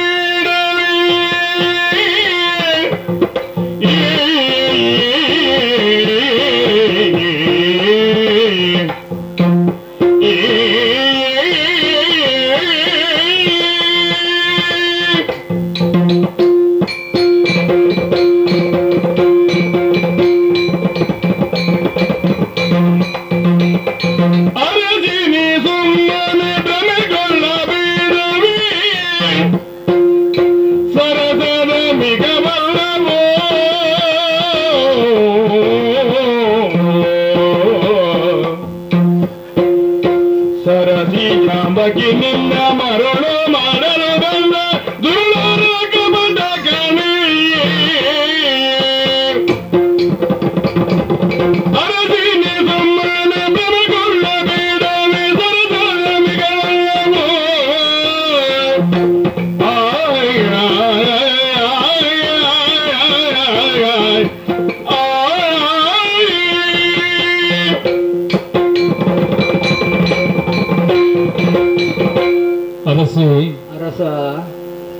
ಅರಸಿಯಾದವಳು ಅರಸನಲ್ಲಿಯೇ ತನ್ನ ಬಯಕೆಯನ್ನು ಮುಂದಿಡಬೇಕು ಅಲ್ವಾ? ಅದು ತಪ್ಪಲ್ಲ. ಹೆಂಡತಿಯಾದವಳು ಗಂಡನಲ್ಲಿ ನನಗಿದು ಬೇಕು ಅದು ಬೇಕು ಅಂತ ಕೇಳಿದರೆ ಅದು ಯಾವ ಕಾಲಕ್ಕೂ ತಪ್ಪಲ್ಲ. ಗಂಡನಾದವನು ಅದನ್ನು ಒದಗಿಸಿಕೊಡಬೇಕಾದ್ದು ಗಂಡನಾದವನ ಕರ್ತವ್ಯವೂ ಹೌದು. ಅಷ್ಟು ಮಾತ್ರ ಅಲ್ಲ, ಅದು ಕೂಡ ನನ್ನನ್ನೇ ಅರಸುತ್ತ ಬಂತಲ್ವಾ? ಹೌದು. ಆದ್ರೆ ಹೆಂಡತಿ ಯಾವುದನ್ನು ಕೇಳುತ್ತಾಳೋ ಅದರ ಬಗ್ಗೆ ಗಂಡನಾದವನು ತರುವುದಕ್ಕೆ ಹೋಗುವಾಗ ಚೆನ್ನಾಗಿ ಆಲೋಚನೆ ಮಾಡಬೇಕಾಗ್ತದೆ. ಹೌದೇ? ಹೆಂಡತಿಯಾದವಳು ತನ್ನ ಅಪೇಕ್ಷೆಯನ್ನು ಮುಂದಿಡುವಾಗ ತಾನು ಸ್ವಲ್ಪ ಆಲೋಚನೆ ಮಾಡಿ ಅದು ತನಗೆ ಬೇಕು ಅಂತ ಕೇಳಬೇಕು. ಅಲ್ಲ, ಈಗ ಆಲೋಚನೆ ಮಾಡ್ಲಿಲ್ಲ ಹೇಳಿಯ? ನೀನು ಆಲೋಚನೆ ಮಾಡಲಿಲ್ಲ. ಯಾಕೆ? ಅದರ ಬಗ್ಗೆ ನೀನು ಆಳವಾಗಿ ಅಧ್ಯಯನ ಮಾಡಲಿಲ್ಲ. ಅಲ್ಲ, ಈಗ ಅರಮನೆಯಿಂದ ಬರುವಾಗ, ಅಯೋಧ್ಯೆಯಿಂದ ನಾವು ಬರುವಾಗ ನಿನ್ನಲ್ಲಿ ನಾನು ಹೇಳಿದ್ದೇನೆ, ಕಾಡು ಎಂದರೆ ಕಷ್ಟ. ಅರಮನೆಯಲ್ಲಿದ್ದರೆ ಮೃಷ್ಟಾನ್ನ ಭೋಜನವನ್ನು ಮಾಡಬಹುದು, ಹಂಸ ತುಳಿಕ ತಲ್ಪದಲ್ಲಿ ಮಲಗಬಹುದು, ಆ ಕಡೆ ಈ ಕಡೆಯಿಂದ ನಮ್ಮವರು ಅಂತ ಬಹಳಷ್ಟು ಮಂದಿಗಳಿರ್ತಾರೆ. ಸುಖದ ಜೀವನ ಅದು, ಸುಖದ ಸುಪ್ಪತ್ತಿಗೆಯಲ್ಲಿ ಇರುವಂತಹ ಜೀವನ ಅದು. ಕಾಡಿಗೆ ಬಂದ್ರೆ ಹಾಗಲ್ಲ, ಕಾಡಿನಲ್ಲಿ ಕಷ್ಟ ಇದೆ. ಮಲಗುವುದಕ್ಕೆ ಬೇಕಾದಂತಹ ಹಂಸ ತುಳಿಕ ತಲ್ಪ ಇಲ್ಲ, ಉಣ್ಣುವುದಕ್ಕೆ ಅನ್ನ ಇಲ್ಲ, ಮೃಷ್ಟಾನ್ನ ಭೋಜನ ಇಲ್ಲ. ಕಾಡಿನಲ್ಲಿ ಮರಗಳ ಬೇರಿಗೆ ತಲೆ ಇಟ್ಟು ಮಲಗಬೇಕಾದೀತು, ದಿಂಬುಗಳಿಲ್ಲ. ಅರಮನೆ ಇಲ್ಲ, ಒಂದು ಪರ್ಣಕುಟೀರದಲ್ಲಿ ಮಲಗಬೇಕಾಗ್ತದೆ, ಇರಬೇಕಾಗ್ತದೆ. ಗೆಡ್ಡೆಗೆಣಸುಗಳನ್ನು ತಿಂದು ಬದುಕಬೇಕಾಗ್ತದೆ. ಇಂತಹ ಕಷ್ಟದ ಜೀವನ. ಅದಕ್ಕೆ ಅಲ್ಲ ಮಾಡಿ ಕೊಟ್ಟಿದ್ದೇನಲ್ವಾ? ಹೌದು, ಅಂತಹ ಕಷ್ಟದ ಜೀವನ. ಉಡುವುದಕ್ಕೆ ಬೇಕಾದಂತಹ ಬಟ್ಟೆಗಳಿಲ್ಲ, ಚಿನ್ನಾಭರಣಗಳಿಲ್ಲ, ಅದೆಲ್ಲ ಇರುವುದು ಅರಮನೆಯಲ್ಲಿ. ಆದ್ದರಿಂದ ಕಾಡಿನ ಕಷ್ಟವನ್ನು ಕಳೆಯುವುದಕ್ಕೆ ನಮ್ಮ ಜೊತೆಯಲ್ಲಿ ನೀನು ಬರುವುದು ಬೇಡ ಅಂತ ಹೇಳಿದಾಗ, ಬೇಕೇ ಬೇಕು ನನಗೆ ನಿಮ್ಮ ಜೊತೆಯಲ್ಲಿ ಇರಬೇಕು, ಯಾವ ಕಷ್ಟ ಆದರೂ ಆದೀತು. ಹಂಸ ತುಳಿಕ ತಲ್ಪ ಬೇಡ, ನನಗೆ ಚಿನ್ನಾಭರಣಗಳು ಬೇಡ, ಮೃಷ್ಟಾನ್ನ ಭೋಜನ ಬೇಡ. ನೀವು ಏನು ಕಷ್ಟವನ್ನು ಅನುಭವಿಸ್ತೀರೋ ಅದನ್ನು ಕಷ್ಟವನ್ನು ಅನುಭವಿಸುತ್ತಾ ನಿಮ್ಮ ಜೊತೆಯಲ್ಲಿ ನಾನು ಇರ್ತೇನೆ ಅಂತ ಹೇಳಿದವಳು. ಕಷ್ಟವನ್ನು ಇಷ್ಟವೆಂದ ಬಗೆದು ಪ್ರೀತಿಯಿಂದ ಮನಸ್ಸೇ ಸಾಕು ಎಂದು ಹೇಳಿದವಳು ನಾನಲ್ವೇ? ಹೌದು. ಚಿನ್ನ ಬೇಡ ಅಂತ ಹೇಳಿದ ನೀನು ಈಗ ಚಿನ್ನದ ಮೃಗವನ್ನು ಕಂಡು ಅದು ಬೇಕು ಅಂತ ಹೇಳಿ. ಸೀತಾ, ಎಲ್ಲವನ್ನು ತೊರೆದ ನಿನಗೆ ಯಾವ ಆಸೆಯೂ ಇರಬಾರದು. ನೀನೀಗ ಈ ಮೃಗವನ್ನು ಕಂಡು ಅದು ನನಗೆ ಬೇಕು ಅಂತ ಹೇಳ್ತೀನಿ. ಹೌದು, ನಾನು ಹೇಳೋದು, ಈ ಒಂದು ಮೃಗವನ್ನು ನೋಡಿದಾಗ ನನಗನಿಸುವುದು ಏನು ಗೊತ್ತೋ? ಏನು ಸ್ವಾಮಿ? ಇದು ನಿಜವಾದಂತಹ ಪ್ರಾಕೃತಿಕವಾದ ಕಾಡಿನಲ್ಲಿ ಇರಬೇಕಾದಂತಹ ಒಂದು ಜಿಂಕೆ ಅಲ್ಲ. ಮತ್ತೆ ಕಾಡಿನಲ್ಲಿರುವ ಎಷ್ಟೋ ಮೃಗಗಳನ್ನು ನಾವು ನೋಡಿದ್ದೇವೆ, ಜಿಂಕೆಯನ್ನು ನೋಡಿದ್ದೇವೆ. ಈ ರೀತಿಯ ಜಿಂಕೆಯನ್ನು ಯಾವತ್ತಾದ್ರೂ ನಾವು ನೋಡಿದ್ದಿದೆಯಾ? ಇಲ್ಲ. ಇದು ನೋಡುವುದಕ್ಕೆ ಒಂದು ಜಿಂಕೆ ಹಾಗೆ ಇದ್ದರೂ ಇದರ ಮೈ ಬಣ್ಣ ಬಂಗಾರದ ಹಾಗೆ ಪಳಪಳ ಅಂತ ಹೊಳೆಯುತ್ತಾ ಇದೆ. ನಕ್ಷತ್ರಗಳ ಹಾಗೆ ಅಲ್ಲಲ್ಲಿ ಒಂದು ಚುಕ್ಕೆಗಳು ಹೊಳೆಯುತ್ತಾ ಇದೆ. ಸಣ್ಣ ಸಣ್ಣ ಕಾಲ ಬೆರಳು, ಅದರ ಬಣ್ಣವನ್ನು ನೋಡುವಾಗ ಅದು ಪಂಚವರ್ಣದ ರೇಖೆಗಳು ಅದರಲ್ಲಿದೆ ಅಲ್ವಾ? ಇದೆಲ್ಲ ವಿಚಿತ್ರ ಅಲ್ವೇ? ಪ್ರಕೃತಿಯಲ್ಲಿ ಇಂತಹ ಒಂದು ಜಿಂಕೆ ಇದೆಯೇ? ನೋಡುವುದಕ್ಕೆ ಜಿಂಕೆ ಹಾಗೆ ಇದ್ರು ಜಿಂಕೆ ಹೇಗಿರಬೇಕು ಹಾಗೆ ಇದೆಯಿಲ್ಲ, ವಿಚಿತ್ರವಾಗಿದೆ. ಹಾಗಾದ್ರೆ ಇಂಥ ವಿಚಿತ್ರವಾದ ಒಂದು ಜಿಂಕೆ ಈ ಕಾಡಿನಲ್ಲಿ ಇರುವುದಕ್ಕೆ ಸಾಧ್ಯವೇ ಅಂತ ಕೇಳಿದ್ರೆ ಖಂಡಿತವಾಗಿ ಇರುವುದಕ್ಕೆ ಸಾಧ್ಯ ಇಲ್ಲ. ನಾವು ಆನೆಯನ್ನು ನೋಡಿದ್ದೇವೆ, ಹುಲಿಯನ್ನು ನೋಡಿದ್ದೇವೆ, ಸಿಂಹವನ್ನು ನೋಡಿದ್ದೇವೆ, ಕರಡಿಯನ್ನು ನೋಡಿದ್ದೇವೆ, ಎಷ್ಟೋ ಮೃಗಗಳನ್ನು ಈ ಕಾಡಿನಲ್ಲಿ ನಾವು ನೋಡಿದವರು. ಪ್ರಕೃತಿಗೆ ವಿರೋಧವಾಗಿ ಯಾವ ಪ್ರಾಣಿಯನ್ನು ನಾವು ಕಂಡದ್ದಿಲ್ಲ. ಇದೊಂದು ಮಾತ್ರ ಇಲ್ಲಿ ಕಾಣುತ್ತಾ ಇದೆ ಅಂತ ಹೇಳಿದ್ರೆ ಏನಿದು? ಅಲ್ಲ, ಹಾಗಂತೇಳಿ ಎಷ್ಟೋ ಪ್ರಾಣಿಗಳನ್ನು ನೋಡಿದ್ರೆ ನಾನು ಬೇಕು ಎಂಬುದಾಗಿ ಹೇಳಿಲ್ಲಲ್ವಾ? ಅಲ್ಲ, ನೀನು ಆಶೆ ಉದಯಿಸಿಲ್ಲಲ್ಲ. ಹೌದು, ನೀನು ಬೇಕು ಅಂತ ಬೇಡೋದಿದ್ರು ನಾವು ಇದರ ಬಗ್ಗೆ ಆಲೋಚನೆ ಮಾಡಬೇಕು ಸೀತಾ. ಈಗ ಕತ್ತಲೆಯಲ್ಲಿ ಕುಳಿತವನಿಗೆ ಬೆಳಕಲ್ಲಿ ಏನಿದೆ ಅಂತ ನೋಡುವುದಕ್ಕಾಗ್ತದೆ, ಆದ್ರೆ ಬೆಳಕಲ್ಲಿ ನಿಂತವನಿಗೆ ಕತ್ತಲೆಯಲ್ಲಿ ಏನಿದೆ ಅಂತ ನೋಡುವುದಕ್ಕಾಗೋದಿಲ್ಲ. ಹಾಗೆ ನಾವು ನಮ್ಮ ಬುದ್ಧಿಯನ್ನು ಉಪಯೋಗಿಸಿ ಇದು ಏನಿರಬಹುದು ಅಂತ ತರ್ಕಿಸಬೇಕು. ಕೇವಲ ನೋಟ ಮಾತ್ರಕ್ಕೆ ಕಾಣುವುದನ್ನು ಇದು ಸತ್ಯ ಅಂತ ತಿಳ್ಕೊಳ್ಬಾರದು. ಯಾಕೆ ಅಂತ ಹೇಳಿದ್ರೆ ಇದು ಕಾಡು, ಇಲ್ಲಿ ರಾಕ್ಷಸರಿದ್ದಾರೆ, ಮಾಯಾವಿಗಳು. ರಾಕ್ಷಸರು ಅನಿಮಾದಿ ಅಷ್ಟಸಿದ್ಧಿಗಳನ್ನು ಬಲ್ಲವರು. ಅನಿಮ, ಮಹಿಮ, ಗರಿಮ, ಲಗಿಮ ಎಂಬಂತಹ ಅನಿಮಾದಿ ಅಷ್ಟಸಿದ್ಧಿಗಳನ್ನು ಬಲ್ಲಂತಹ ದಾನವರು ತಮ್ಮ ಮಾಯೆಯ ಪ್ರಭಾವದಿಂದ ಏನನ್ನೂ ಮಾಡುವುದಕ್ಕೆ ಅವರು ಸಮರ್ಥರು. ಅಂತಹ ರಾಕ್ಷಸರು ಈ ರೀತಿಯ ಒಂದು ಜಿಂಕೆಯ ರೂಪವನ್ನು ತಾಳಿಕೊಂಡು ಹೀಗೆ ಕುಣಿಯುತ್ತಿರಬಾರದ್ಯಾಕೆ ಅಂತ ನಾವು ತರ್ಕಿಸಬೇಕು ತಮ್ಮ ಬುದ್ಧಿಯಿಂದ. ಸಾಮಾನ್ಯ ಒಂದು ಹೆಣ್ಣಲ್ಲ ನೀನು, ಜನಕ ಮಹಾರಾಜನ ಮಗಳು, ಎಲ್ಲವನ್ನೂ ತಿಳಿದವಳು. ನೀನು ಆಲೋಚನೆ ಮಾಡಬೇಕು ಸೀತಾ. ಈ ಹಿಂದೆ ಶೂರ್ಪಣಖಿ ಎಂಬವಳು ಬಂದಳು. ಒಂದು ಚಂದದ ಹೆಣ್ಣಿನ ರೂಪದಲ್ಲಿ ಬಂದು ನಮ್ಮಲ್ಲಿ ಪ್ರೇಮ ಭಿಕ್ಷೆಯನ್ನು ಬೇಡಿದಳು, ಕಾಮ ಭಿಕ್ಷೆಯನ್ನು ಬೇಡಿದಳು. ನೋಡಿದ್ದೇನೆ. ಆಕೆಯ ನಾಶಚ್ಛೇದನವನ್ನು ಮಾಡಿದಾಗ, ಆಕೆಯನ್ನು ನಾವು ಶಿಕ್ಷಿಸಿದಾಗ ಅವಳು ತನ್ನ ನಿಜ ರೂಪದಲ್ಲಿ ಕಾಣಿಸಿಕೊಂಡಳು. ಆರಂಭದಲ್ಲಿ ಚಂದದ ಹುಡುಗಿಯಾಗಿ ಬಂದವಳು ಮತ್ತೆ ಭೀಕರಾಕೃತಿಯಿಂದ ಕಾಣಿಸಿಕೊಂಡಳು ಎಂದಿದ್ರೆ ಏನು? ರಾಕ್ಷಸರು ಮೋಸವನ್ನು ಮಾಡ್ತಾರೆ ಎನ್ನುವುದನ್ನು ನಾವು ಇಲ್ಲಿ ತರ್ಕಿಸಬೇಕು. ಕೊನೆಗೆ ನಮ್ಮಿಂದ ಶಿಕ್ಷೆಯನ್ನು ಅನುಭವಿಸಿದಂತ ಆಕೆ ಇಲ್ಲಿಂದ ಹೋಗುವಾಗ ಒಂದು ಮಾತನ್ನು ಹೇಳಿದಳು, ಈ ರೀತಿಯಾಗಿ ನನ್ನನ್ನು ನೀನು ಶಿಕ್ಷಿಸಿದ್ದರಿಂದ ಇದಕ್ಕೆ ಪ್ರತಿಯಾಗಿ ಪ್ರತೀಕಾರ ಮಾಡಿಯೇ ತೀರ್ತೇನೆ ಅಂತ ಹೇಳಿದಳು.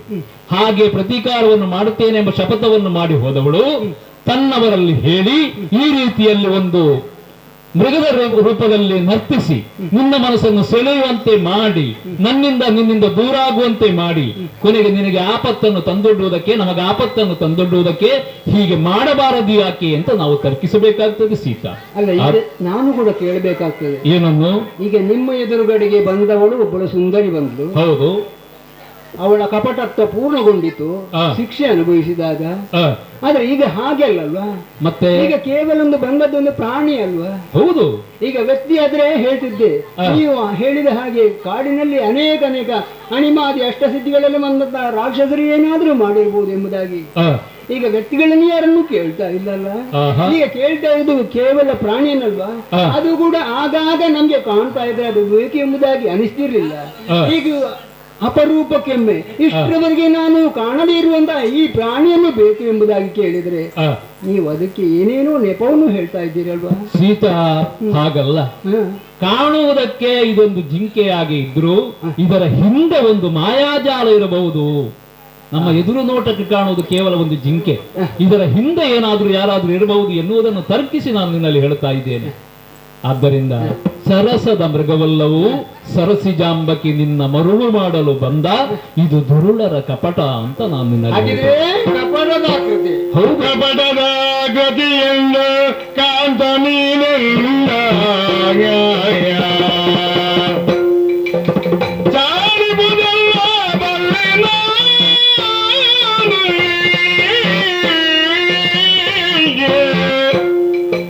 ಅಪರೂಪವಿದ ಕಂಡು ಬಯಸಿದ ಉಪಕಾರ ಮಾಡು ರಾಮ.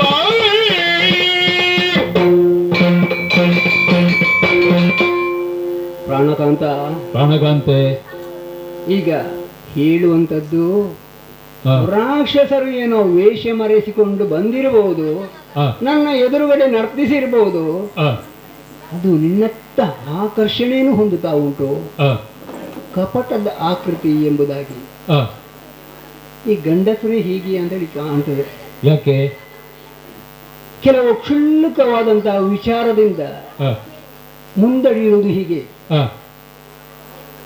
ಹೆಂಡತಿಯಾದವಳು ಅನೇಕ ವಿಷಯವನ್ನು ಹೇಳ್ತಾಳೆ, ಅದಕ್ಕೆ ಸೊಪ್ಪನ್ನು ಹಾಕುವುದಿಲ್ಲ. ಈಗ ನೋಡಿ ಸ್ವಾಮಿ, ಅಂದಿನಿಂದ ಜನಕರಾಜನ ಅರಮನೆಯಿಂದ ಬಂದು ಇಂದಿನವರೆಗೆ ಯಾವುದನ್ನು ಕೂಡ ಬೇಕು ಎಂಬುದಾಗಿ ಕೇಳಿದವಳು ಈ ಸೀತೆ ಅಲ್ಲ. ಈ ಸಂದರ್ಭದಲ್ಲಿ ನನ್ನ ಮನಸ್ಸನ್ನು ಆಕರ್ಷಣೆಗೊಳಿಸಿದೆ, ಅದು ಬೇಕೆಂಬುದಾಗಿ ಆಗುತ್ತಾ ಉಂಟು. ಗಂಡನಾದವ ಹೆಂಡತಿಯ ಯಾವುದು ಆಶೋತ್ತರಗಳುಂಟು ಅದನ್ನು ನಡೆಸಿಕೊಡಬೇಕಾದ್ದು. ಅದು ಬಿಟ್ಟು ನನ್ನನ್ನು ಚಾಲಿಸ್ತಾ ಇದ್ದೀರಿ, ನೀನು ಆ ಕಡೆ ನೋಡಬೇಡ, ಈ ಕಡೆ ನೋಡು, ನನ್ನ ಮುಖವನ್ನು ನೋಡು ಎಂಬುದಾಗಿ. ಯಾಕೆ ಹೇಳಿದ್ರೆ ಅದು ಓಡಿ ಹೋಗುದಿದ್ರೆ ಹೋಗ್ಲಿ ಎಂಬಂತಹ ಉದ್ದೇಶದಿಂದಲೇ ಇರಬಹುದು. ನಾನು ಇಷ್ಟರವರೆಗೆ ಅದು ಬೇಕು, ಸೀರೆ ಬೇಕು, ಸ್ವರ್ಣ ಬೇಕು, ಅಥವಾ ಏನಾದರೂ ಬೇಕೆಂಬುದಾಗಿ ಕೇಳಿದ್ದೇನೆ ಇಲ್ಲ. ಕಾಡಿನಲ್ಲಿ ಎಷ್ಟು ಕಷ್ಟವಾಗ್ತದೋ ನನ್ನ ಆ ಇಷ್ಟ, ರಮಣನ ಇಷ್ಟ ಏನು ಅದು ಕೂಡ ನನ್ನ ಇಷ್ಟ ಎಂಬುದಾಗಿ ನಾಡನ್ನು ಬಿಟ್ಟು ಕಾಡಿಗೆ ಬಂದವಳಲ್ಲಿ. ಈ ಸಂದರ್ಭದಲ್ಲಿ ನೀವು ಆ ಪ್ರಾಣಿಗೋಸ್ಕರ ನನ್ನನ್ನು ಹಿಂದರಿಗೆ ಹೇಳ್ತಾ ಇದ್ದಾರಲ್ವಾ, ಹೀಗೆ ಮಾಡಬೇಡಿ. ನಾನೀಗ ಹೇಳ್ತಾ ಇರುವುದು ಸ್ವಾಮಿ ನಿಮ್ಮಲ್ಲಿ, ಏನು ಅದು ಬೇಕು. ಒಂದು ವೇಳೆ ನೀವು ತೊಂದರೆ ಬರ್ಬೋದು ಹೇಳ್ತೀರಲ್ವಾ, ಕಾಡಿನ ಮೃಗದಿಂದ ಕೇಡು ಬಂದಾದರೆ ನೋಡಿಕೊಂಡನು ಬಂದುದ, ನೋಡದಿದ್ದರೆ ಒಂದು ಕ್ಷಣ ಬೀರಲಿಲ್ಲ ಬೇಡಿಕೊಂಡನು ನಿನ್ನನು. ಸ್ವಾಮಿ ಪ್ರಾಣೇಶ್ವರಿ, ನೀವೇನು ಹೇಳ್ತಾ ಇದ್ದೀರಿ? ಕಾಡಿನ ಮೃಗದಿಂದ ಏನಾದರೂ ತೊಂದರೆ ಬರ್ಬೋದು ಎಂಬುದಾಗಿ. ಕಾಡಿನ ಮೃಗದಿಂದ ಕೇಡು ಬಂದೀತು ಎಂಬುದಾಗಿ ಹೇಳ್ತಾ ಇದ್ದೀರಿ, ನನ್ನನ್ನು ಹೆದರಿಸ್ತಾ ಇದ್ದೀರಲ್ವಾ? ನಾನು ಅದಕ್ಕೆ ದಿಟ್ಟವಾಗಿ ಹೇಳ್ತಾ ಇದ್ದೇನೆ, ಏನು ಎಲ್ಲಿ ಆದರೂ ಕಾಡಿನ ಮೃಗದಿಂದ ತೊಂದರೆ ಬಂದರೆ ಅದನ್ನು ನಾನು ನೋಡಿಕೊಳ್ತೇನೆ. ಯಾಕೆ ಹೇಳಿದ್ರೆ ನನ್ನದನ್ನು ಬಿಟ್ಟು ಹೋಗ್ಲಿಕ್ಕೆ ಸಿದ್ಧಳಿಲ್ಲ. ನನ್ನ ಮನಸ್ಸು ಆ ಕಡೆಗೆ ಕೇಂದ್ರೀಕೃತವಾಗಿದೆ, ಅದರಿಂದ ಬೇರ್ಪಡಿಸಲಿಕ್ಕೆ ಆಗುವುದಿಲ್ಲ ಸ್ವಾಮಿ. ಅದು ನನಗೆ ಬೇಕೇ ಬೇಕು. ಬೇಕೆಂಬುದಾಗಿ ಇಲ್ಲ ಎಂಬುದಾಗಿ ಇದ್ರೆ ಏನ್ ಮಾಡ್ತೇನೆ ಗೊತ್ತುಂಟ, ನಾನು ನಿಮ್ಮ ಎದುರುಗಡೆ ನಾನು ಪ್ರಾಣ ಬಿಡ್ತೇನೆ. ಆಹಾ, ಅಂತೂ ತರಲೇಬೇಕು.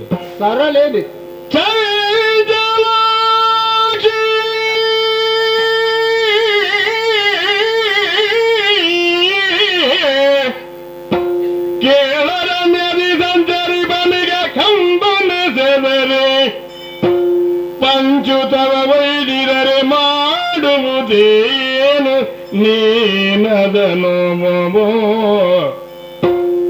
ಚಂಚಲಾಗಿ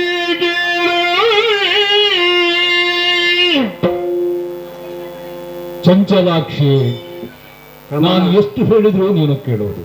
ಹೌದು, ಇದೊಂದು ಸಾಮಾನ್ಯ ಮೃಗ ಅಲ್ಲ, ಇದು ರಾಕ್ಷಸರ ಮಾಯೆ.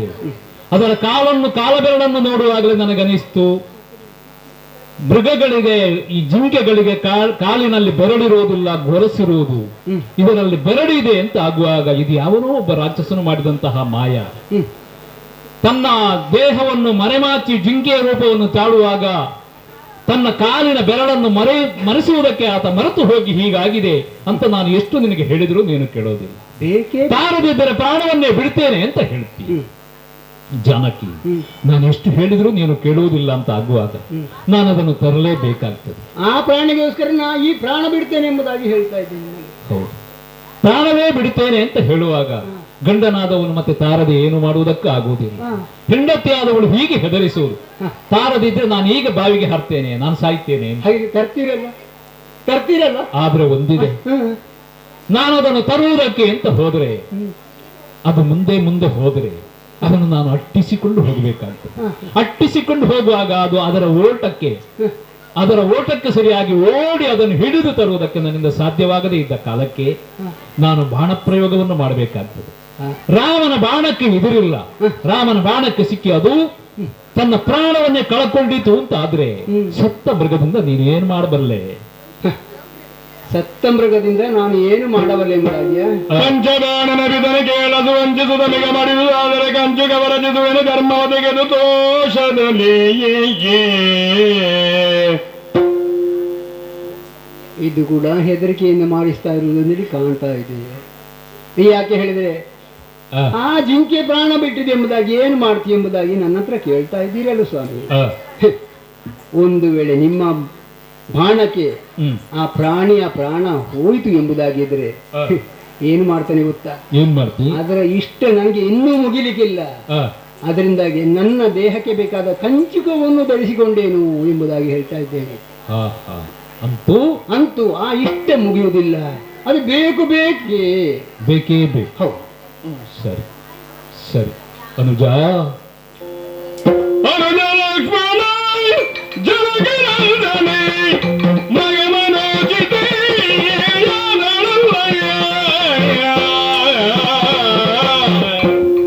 ತರಲು ಬೋಧನ ಬರುವುದರಗನಿ ಧರಣಿ ಜಾತೆಯ ಕಾಯ್ದುಕೊಳ್ಳಯ್ಯ. ತಮ್ಮ ಲಕ್ಷ್ಮಣ, ಅಣ್ಣದೇವ, ಪಕ್ಕದ ಕುಟೀರದಲ್ಲಿ ನೀನಿರುವವ. ಈ ಹೊತ್ತು ನೀನು ನನ್ನ ಎದುರಲ್ಲಿ ಇದ್ದೀಯ. ಇಲ್ಲಿ ನಡೆದಂತಹ ವಿದ್ಯಮಾನಗಳೆಲ್ಲವನ್ನು ನೀನು ನೋಡಿದವ, ಕೇಳಿದವ. ಕರೆದ ತಕ್ಷಣ ಬಂದಿದ್ದೇನೆ. ಹೌದು ತಮ್ಮ, ನಮ್ಮ ಪರ್ಣಕುಟೀರದ ಮುಂಭಾಗದಲ್ಲಿ ವಿಚಿತ್ರ ರೂಪದ ಒಂದು ಜಿಂಕೆ ಒಂದು ನಲಿಯುತ್ತಾ ಇದೆ, ಕುಣಿಯುತ್ತಾ ಇದೆ. ಹೌದೇ? ಅದನ್ನು ನೋಡಿದಂತಹ ನನ್ನ ಪತ್ನಿ, ನಿನ್ನ ಅತ್ತಿಗೆ ಸೀತೆ, ಅದು ಬೇಕು ಅಂತ ಬಯಸಿದಳು. ಅದು ಸರಿಯಾದಂತಹ ಪ್ರಾಕೃತಿಕವಾಗಿ ಇರಬೇಕಾದಂತಹ ಮೃಗ ಅಲ್ಲ, ಅದು ರಾಕ್ಷಸರ ಮಾರಿಯಿಂದ ಕೂಡಿದಂತಹ ಮೃಗ ಅಂತ ಅವಳಿಗೆ ಎಷ್ಟು ಹೇಳಿದ್ರು ಅವಳು ಕೇಳುತ್ತಾ ಇಲ್ಲ. ಅದು ತನಗೆ ಬೇಕು ಅಂತ ಹಠ ಹಿಡಿಯುತ್ತಾಳೆ. ಹೆಂಡತಿ ಆದವಳ ಆಸೆಯನ್ನು ನಡೆಸಿಕೊಡಬೇಕಾದ್ದು ಗಂಡನಾದಂತಹ ನನ್ನ ಕರ್ತವ್ಯವಾಗಿದೆ. ಆದ್ದರಿಂದ ಅದನ್ನು ತರುವುದಕ್ಕೆ ಅಂತ ನಾನು ಹೊರಟು ನಿಂತಿದ್ದೇನೆ. ನಾನು ಅದನ್ನು ತರುವವರೆಗೆ ಸೀತೆಗೆ ಯಾವ ರೀತಿಯ ತೊಂದರೆಯೂ ಆಗದ ಹಾಗೆ ಈ ಪರ್ಣಕುಟೀರದಲ್ಲಿ ಇದ್ದುಕೊಂಡು ಆಕೆಯನ್ನು ರಕ್ಷಣೆ ಮಾಡು, ಅಷ್ಟೇ ನನ್ನ ಆಜ್ಞೆ. ಬಂಗಾರದ ವರ್ಣದ ಚಿಂಗೆ ಒಂದು ಬಂದಿದೆ, ಅದನ್ನು ತರುವುದಕ್ಕಾಗಿ ನಾನೇ ಹೋಗ್ತೇನೆ ಎಂದು ಹೇಳ್ತಾ ಇದ್ದೇನೆ. ಹೌದು. ಅಗ್ರಜ ಏನು? ಅಗ್ರಜ ವೀರ ಸ್ವಲ್ಪ ಕೆಲಸಕ್ಕೆ ಉಗ್ರದಿಂದಲೇ ತೆರಳಲು ತೆಗೆಗೆ ಶೀಘ್ರದಿಂದ ಕಳುಹ ಬಾರಲಿ ಅಭ್ಯಗ್ರದಿಂದನ ಕೊಂಡು ಬರುವೆನೋ ಅಗಲ.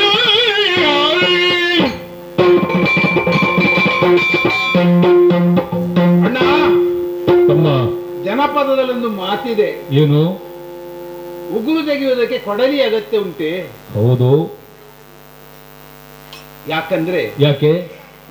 ಪರ್ಣಕುಟೀರದ ಸುತ್ತ ಓಡಾಡಿಕೊಂಡಿರುವಂತಹ ಮೃಗವನ್ನು ತರುವುದಕ್ಕೆ ನಾನೇ ಹೋಗುತ್ತೇನೆ.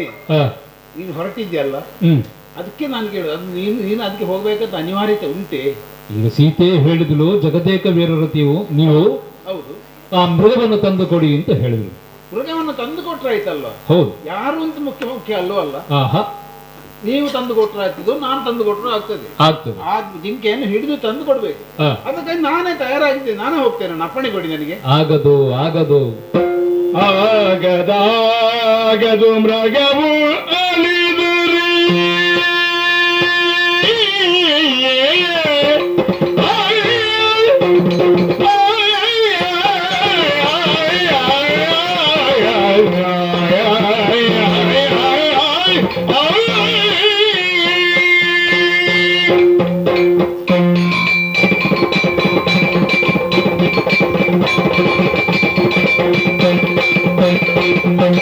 ಆಗದಾಗದು ಮೃಗವು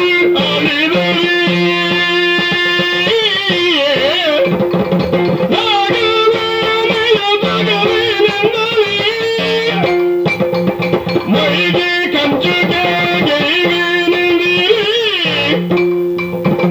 ಸಾಗಬೇಕು ಮನೆಯಲ್ಲಿ ಹೋದುರಿ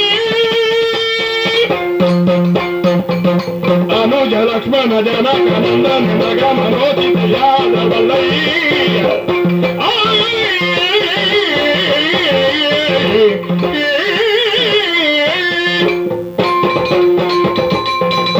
ತಮ್ಮ, ಅಣ್ಣ, ಮೃಗವನ್ನು ತರುವುದಕ್ಕೆ ಏನು? ಭೀಕರಾಕೃತಿಯ ಮಹಾಪರಾಕ್ರಮಿಗಳಾದ ರಾಕ್ಷಸರನ್ನು ಕೊಲ್ಲುವುದಕ್ಕೂ ನೀನು ಸಮರ್ಥನೆ. ನೀನು ಸಮರ್ಥ ಅಲ್ಲ ಅಂತ ನಾನು ಹೇಳಿದ್ದಲ್ಲ.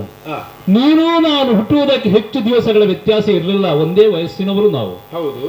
ಗುರು ವಿಶ್ವಾಮಿತ್ರರಿಂದಲೂ ಅಥವಾ ವಶಿಷ್ಠರಿಂದಲೂ ವಿದ್ಯೆಯನ್ನು ನಾವು ಕಲಿತವರು. ಆ, ನಾನು ಹೇಗೆ ಕಲ್ತಿದ್ದೇನೋ ಹಾಗೆ ನೀನು ಕಲಿತವ. ಆ, ನೀನು ಪರಾಕ್ರಮಿಯೇ ಇದ್ದೀಯ. ಆ, ಜಿಂಕೆಯನ್ನು ತರುವುದರಲ್ಲಿ ನೀನು ಅಸಮರ್ಥನೇನೂ ಅಲ್ಲ, ಸಮರ್ಥನೇ ಹೌದು. ಆದರೂ ಇದು ರಾಕ್ಷಸರ ಮಾಯೆ.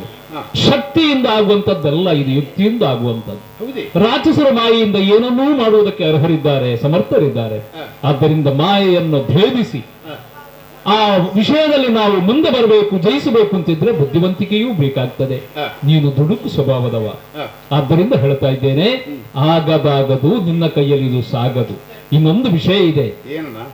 ನಾನು ಆ ಮೃಗವನ್ನು ಹಿಡಿದು ತರುವುದಕ್ಕೆ ಹೋಗುವಾಗ ನಾನು ಎಸೆವಂತ ಬಾಣಕ್ಕೆ ಅದು ಮಡೀತು ಅಂತ ಆದ್ರೆ ಅದನ್ನು ನೀನೇನು ಮಾಡ್ತೀ ಅಂತ ಸೀತೆಯಲ್ಲಿ ಕೇಳುವಾಗ ಆಕೆ ಹೇಳಿದಳು, ಅದರ ಮೈಯ ಚರ್ಮವನ್ನು ತೆಗೆದು ಕುಪ್ಪಸವನ್ನು ಮಾಡಿಯಾದರೂ ಅದನ್ನು ಧರಿಸಿಯಾದರೂ ನಾನು ಆನಂದವನ್ನು ಪಡ್ತೇನೆ ಅಂತ ಹೇಳಿದ್ರು. ಅದರ ಮೈ ಬಣ್ಣಕ್ಕೆ ಮರಳಾಗಿದ್ದಾಳೆ ಅಂತ. ಹೌದು. ಹಾಗಾದ್ರೆ ಹೆಂಡತಿಯಾದವಳಿಗೆ ಕುಪ್ಪಸವನ್ನು ಸೀರೆಯನ್ನು ತಂದು ಕೊಡಬೇಕಾದವನು ಯಾರು? ಗಂಡನಾದವ. ಹಾಗಾದ್ರೆ ನಾನು ಮಾಡಬೇಕಾದಂತಹ ಕೆಲಸವೇ ಹೊರತು ನೀನು ಮಾಡಬೇಕಾದಂತಹ ಕೆಲಸ ಇದಲ್ಲ. ಆದ್ದರಿಂದ ನಾನು ಬರುವವರೆಗೆ ಸೀತೆಗೆ ಯಾವ ರೀತಿಯ ತೊಂದರೆಯೂ ಆಗದ ಹಾಗೆ ಪರ್ಣಕುಟೀರದಿಂದ ದೂರ ಹೋಗದೆ ಆಕೆಯನ್ನು ರಕ್ಷಣೆ ಮಾಡ್ತಾ ಇರು. ಈ ಕೆಲಸದಲ್ಲಿ ನಾನೇ ಮುಂದುವರಿಯುತ್ತೇನೆ. ಅಣ್ಣ, ಏನು? ಹೆಂಡತಿಯಾದವಳ ಆಸೆಯನ್ನು ಪೂರೈಸಬೇಕಾದ ಗಂಡನ ಹೊಣೆ ಎನ್ನುವುದನ್ನು ಅರಿತುಕೊಂಡು ನೀನೇ ಹೊರಡುತ್ತಿ ಅಂತ ಆದ್ರೆ ಎಷ್ಟು ದಿವಸಕ್ಕೆ ಬರ್ತೀಯ ನಾನು ಕೇಳುವುದಿಲ್ಲ. ಆದ್ದರಿಂದ ಆದಷ್ಟು ಶೀಘ್ರದಲ್ಲಿ ಬರುತ್ತೀಯಲ್ಲ? ಖಂಡಿತವಾಗಿ. ಆದರೆ ನಾನು ಸೀತೆ ರಕ್ಷಣೆಗಾಗಿ ನಾನಿದ್ದೇನೆ. ಆಗಲಿ.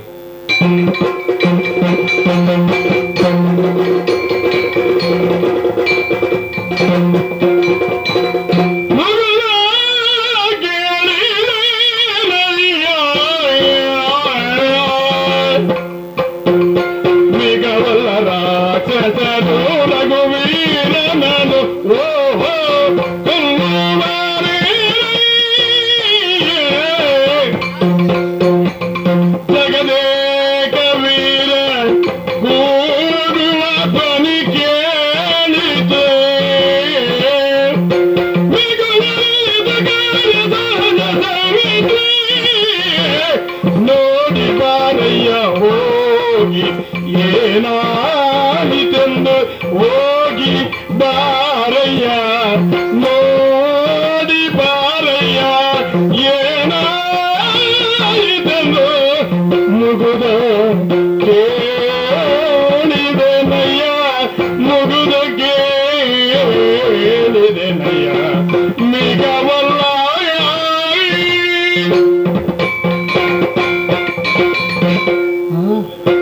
ಏನಾಯಿತು? ಏನು ಶಬ್ದವನ್ನು ಕೇಳುತ್ತಾ ಇದ್ದೇನೆ? ಹೌದು, ನನ್ನವರ ಸ್ವರ ಅಲ್ವೇ? ಹೌದು. ಹಾಗಿದ್ರೆ ನನ್ನವರಿಗೆ ಏನಾಯಿತು? ಇಲ್ಲಿ ಅವರ ತಮ್ಮನಾದಂತಹ ಲಕ್ಷ್ಮಣ ಇದ್ದಾನಲ್ವಾ? ಹಾಗಿದ್ರೆ ಅವನಲ್ಲಿ ವಿಚಾರ ಮಾಡಬೇಕಲ್ವಾ?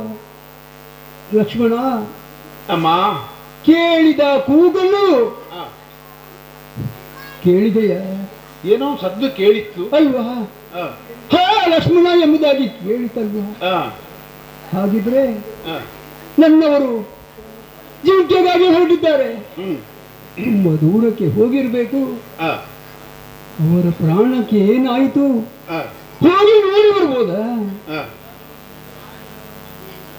ಅಮ್ಮ, ಲಕ್ಷ್ಮಣ, ಈಗ ಧ್ವನಿ ಕೇಳಿಸ್ತು ಅಂತ ಹೇಳ್ತೇವೆ. ಹೌದು. ನೀನು ರಾಮನ ಧ್ವನಿ ಅಂತ ಹೇಳ್ತೀಯ? ರಾಮನ ಧ್ವನಿ ಅಲ್ಲ ಜಾನಕಿ ಕೇಳು, ಯಾಮಿನಿ ಚರರವ ತಾನ ಕಾಲದಲ್ಲಿ ತಾಮಸದಿಂದ ತುದಲ್ಲದೆ ಸಂಗಮ ಭೀಮನ ಧನುಜನೆ ಕೊಲ್ಲುವುದುಂಟೆ, ಬರಿದೆ ಚಿಂತಿಸಬೇಡವೇ ಜಾನಕಿ ಕೇಳು, ರಾಮನ ಧ್ವನಿ. ಅಮ್ಮ, ಲಕ್ಷ್ಮಣ, ನಿನ್ನ ಗಂಡ ನನ್ನ ಅಣ್ಣ ರಾಮ ಆ ಜಿಂಕೆಯನ್ನು ತಂದು ಕೊಡ್ತೇನೆ ಅಂತ ಹೇಳಿ ಹೋದದ್ದು ಹೌದು ಅಲ್ವಾ? ಅದರದ್ದು ಜೊತೆಯಲ್ಲಿ ಹಾಗಿದ್ರೆ ಈಗ ಕೂಗಿದ ಕೇಳು. ಧ್ವನಿಯೊಂದು ಕೇಳಿದ್ದು ಹೌದು. ಹೌದು. ಕೇಳಿದ್ದು ಗುಂಡಾರಣ್ಯ. ಈ ಕಾಡಿನಲ್ಲಿ ದುಷ್ಟ ರಕ್ಕಸರು, ಕೆಟ್ಟ ಕ್ರೂರ ಪ್ರಾಣಿಗಳು ಎಲ್ಲವೂ ಇರುತ್ತವೆ. ಅದರ ಬಗ್ಗೆ ನಾವು ಬಹಳ ಜಾಗೃತರಾಗಿರಬೇಕು ಅಂತ ನಮ್ಮ ಅಣ್ಣ ಮೊದಲಿಂದಲೇ ಸೂಚನೆ ಕೊಡ್ತಾರೆ. ಹೌದು. ಹಾಗಾದ್ರೆ ನಾವು ಅವನು ಕೊಟ್ಟಂತ ಸೂಚನೆಯನ್ನು ನಾವು ಉಲ್ಲಂಘಿಸಬಹುದೇ? ಯಾಕಂದ್ರೆ ಧ್ವನಿ ಪರೀಕ್ಷೆ ಎನ್ನುವುದು ಅದು ವಿಶಿಷ್ಟವಾದಂತ ವಿದ್ಯೆ.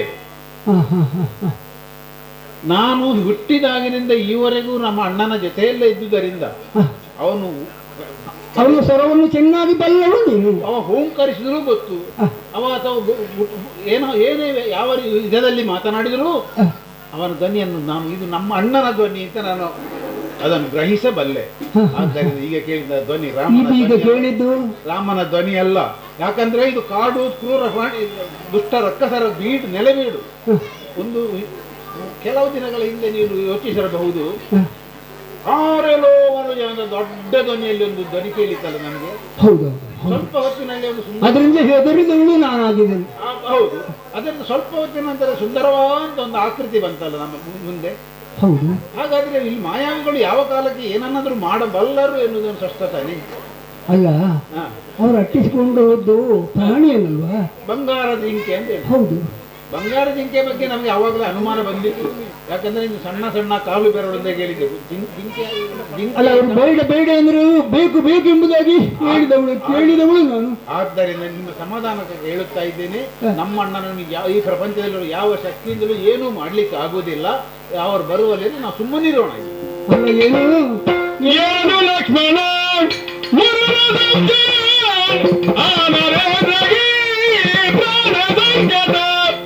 ನೀನು ಸುಮ್ಮನೆ ತಡವ ಮಾಡದೆ ಪ್ರಾಣನಾಥನ ನೋಡಿ ಬಾರಯ್ಯ.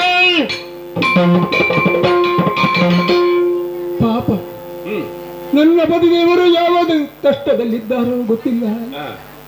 ಕರೀತಾ ಇದ್ದೇವೆ ಲಕ್ಷ್ಮಣ ಎಂಬುದಾಗಿ. ಆದ್ರೂ ನೀನು ಹೇಳುವುದು ಒಟ್ಟಿಗೆ ನಾವು ಇದ್ದವರು, ಅಣ್ಣ ತಮ್ಮಂದಿರಾಗಿ ಬೆಳೆದವರು, ಅವನ ಸ್ವರ ಗೊತ್ತಿದೆ ಎಂಬುದಾಗಿ ಹೇಳುತ್ತಾ ಇದೆಯಲ್ಲ. ಖಂಡಿತವಾಗಿ. ಆದ್ರೆ ಆ ಅಣ್ಣನ ಕಷ್ಟಕ್ಕೆ ಬೇಕಾದ್ದು ತಮ್ಮನಲ್ವೇ. ಈಗ ನೀನು ನೋಡಿ ಹೋಗಿ ಬಾ ಎಂಬುದಾಗಿ ಹೇಳಿದ್ರು ನೀನು ಹೋಗ್ತಾ ಇಲ್ಲಲ್ವೇ? ಏನು ನಿನ್ನ ಮನದಲ್ಲಿ ಏನಾದ್ರೂ ಸಂಶಯವಿದೆ? ಅಲ್ಲ, ಅಣ್ಣನನ್ನು ರಕ್ಷಣೆ ಮಾಡಬೇಕಾದ್ದು ತಮ್ಮನ ಕರ್ತವ್ಯ. ಆ ಭರವಸೆಯನ್ನು ಇಟ್ಟುಕೊಂಡು ಹೋಗಿ ನೋಡಿ ಬಾರಯ್ಯ, ನೋಡಿ ಬಾ. ದೇವಿ ತಾಯೇ ಕೇಳುವ ರಾಕ್ಷಸರುಗಳ ಮಯವಲ್ಲದೆ ರಾಮನೇ ರಾಮನೇ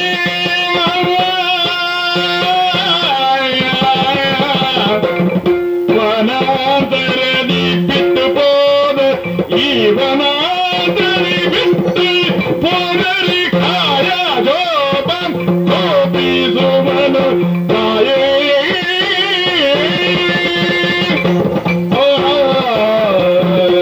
ಅಮ್ಮ ಲಕ್ಷ್ಮಣ, ನಮ್ಮ ಅಣ್ಣನ ಪರಾಕ್ರಮದ ಬಗ್ಗೆ ನನಗೆ ಇನ್ನೊಬ್ಬರಿಂದ ಹೇಳಿ ತಿಳಿಸಿಕೊಳ್ಬೇಕಂತ ಅವಶ್ಯಕತೆ ಇಲ್ಲ.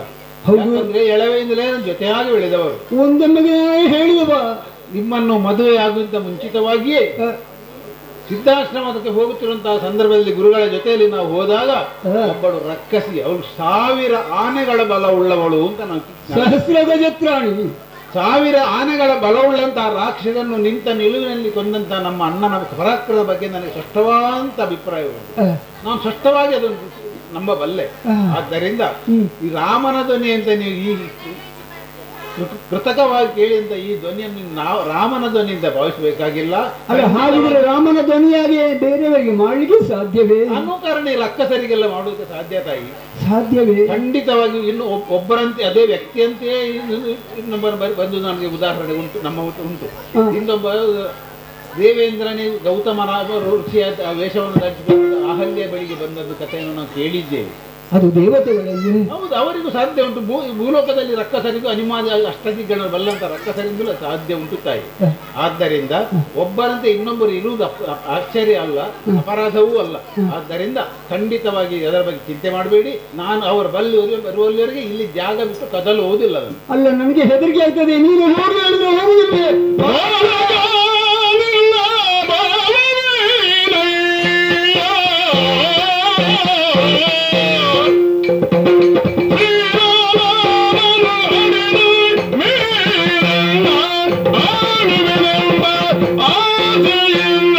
I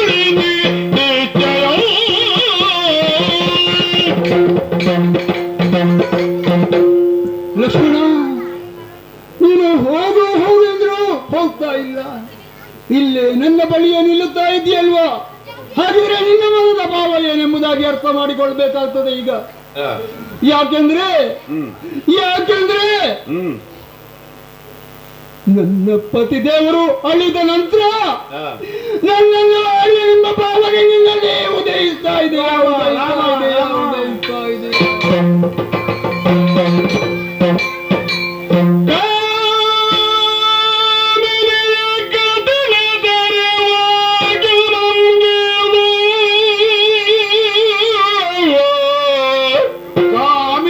ಕಠಿಣದರ ವಾಕ್ಯ ಶ್ರೀರಾಮ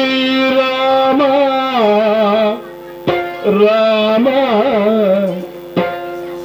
ಎಂದು ಕರ್ಣವೆರಡು ಮುಚ್ಚಿ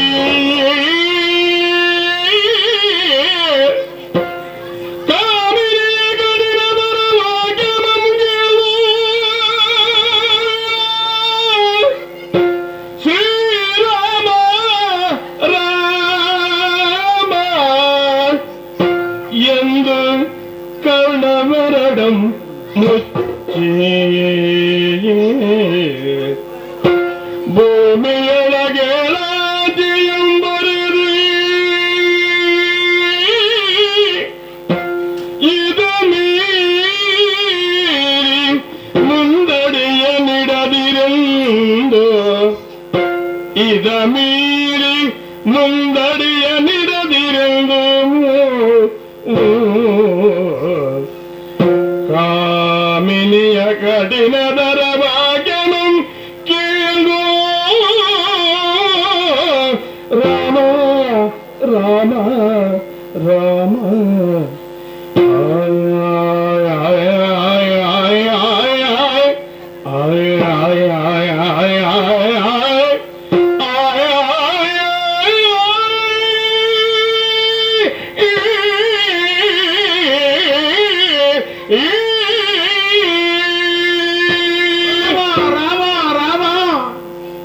ಜಾನಕ್ಕೆ ಬಾಯಿಂದ ಬಂದಂತ ಈ ಮಾತುಗಳನ್ನು ಕೇಳಿ ನನ್ನ ಕಿವಿಗಳು ಕಿವುಡಾಗಿ ಹೋಗಬಾರದೆ.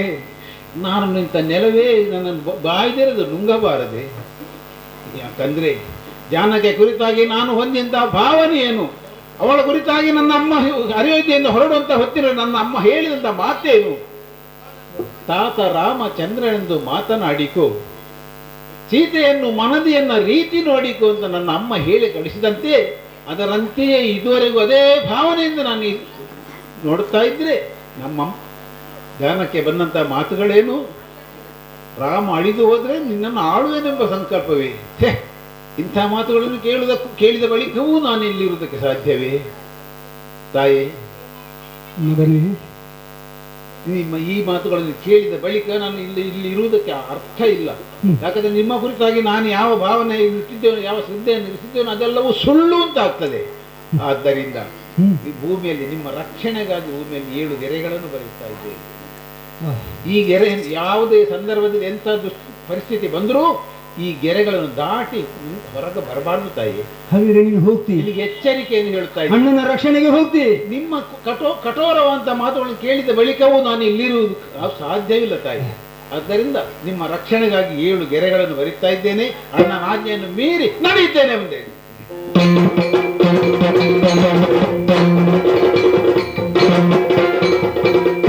ಕಾವ್ಯವನವು ಕೈಯಾದ ಬಸರ ಕೋವಿದಂಡ ಮಂಡಲಗಳಿಗೆ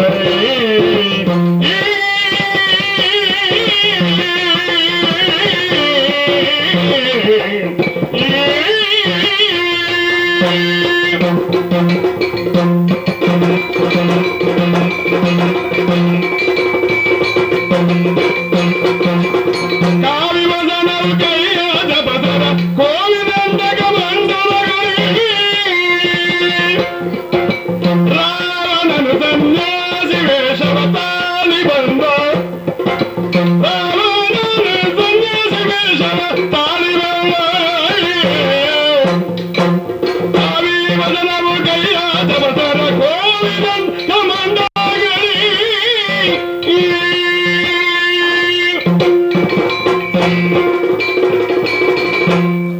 ಕಂಚನ ಮೃಗವನ್ನು ಕಾಮಿಸಿದವಳು ಸೀತೆ, ಅದನ್ನು ತರುವುದಕ್ಕೆ ಬೇಕಾಗಿ ಹೊರಟವ ರಾಮ, ರಾಮನ ಹೆಂಡತಿಯನ್ನು ತರುವುದಕ್ಕೆ ಬೇಕಾಗಿ ಹೊರಟವ ರಾವಣ.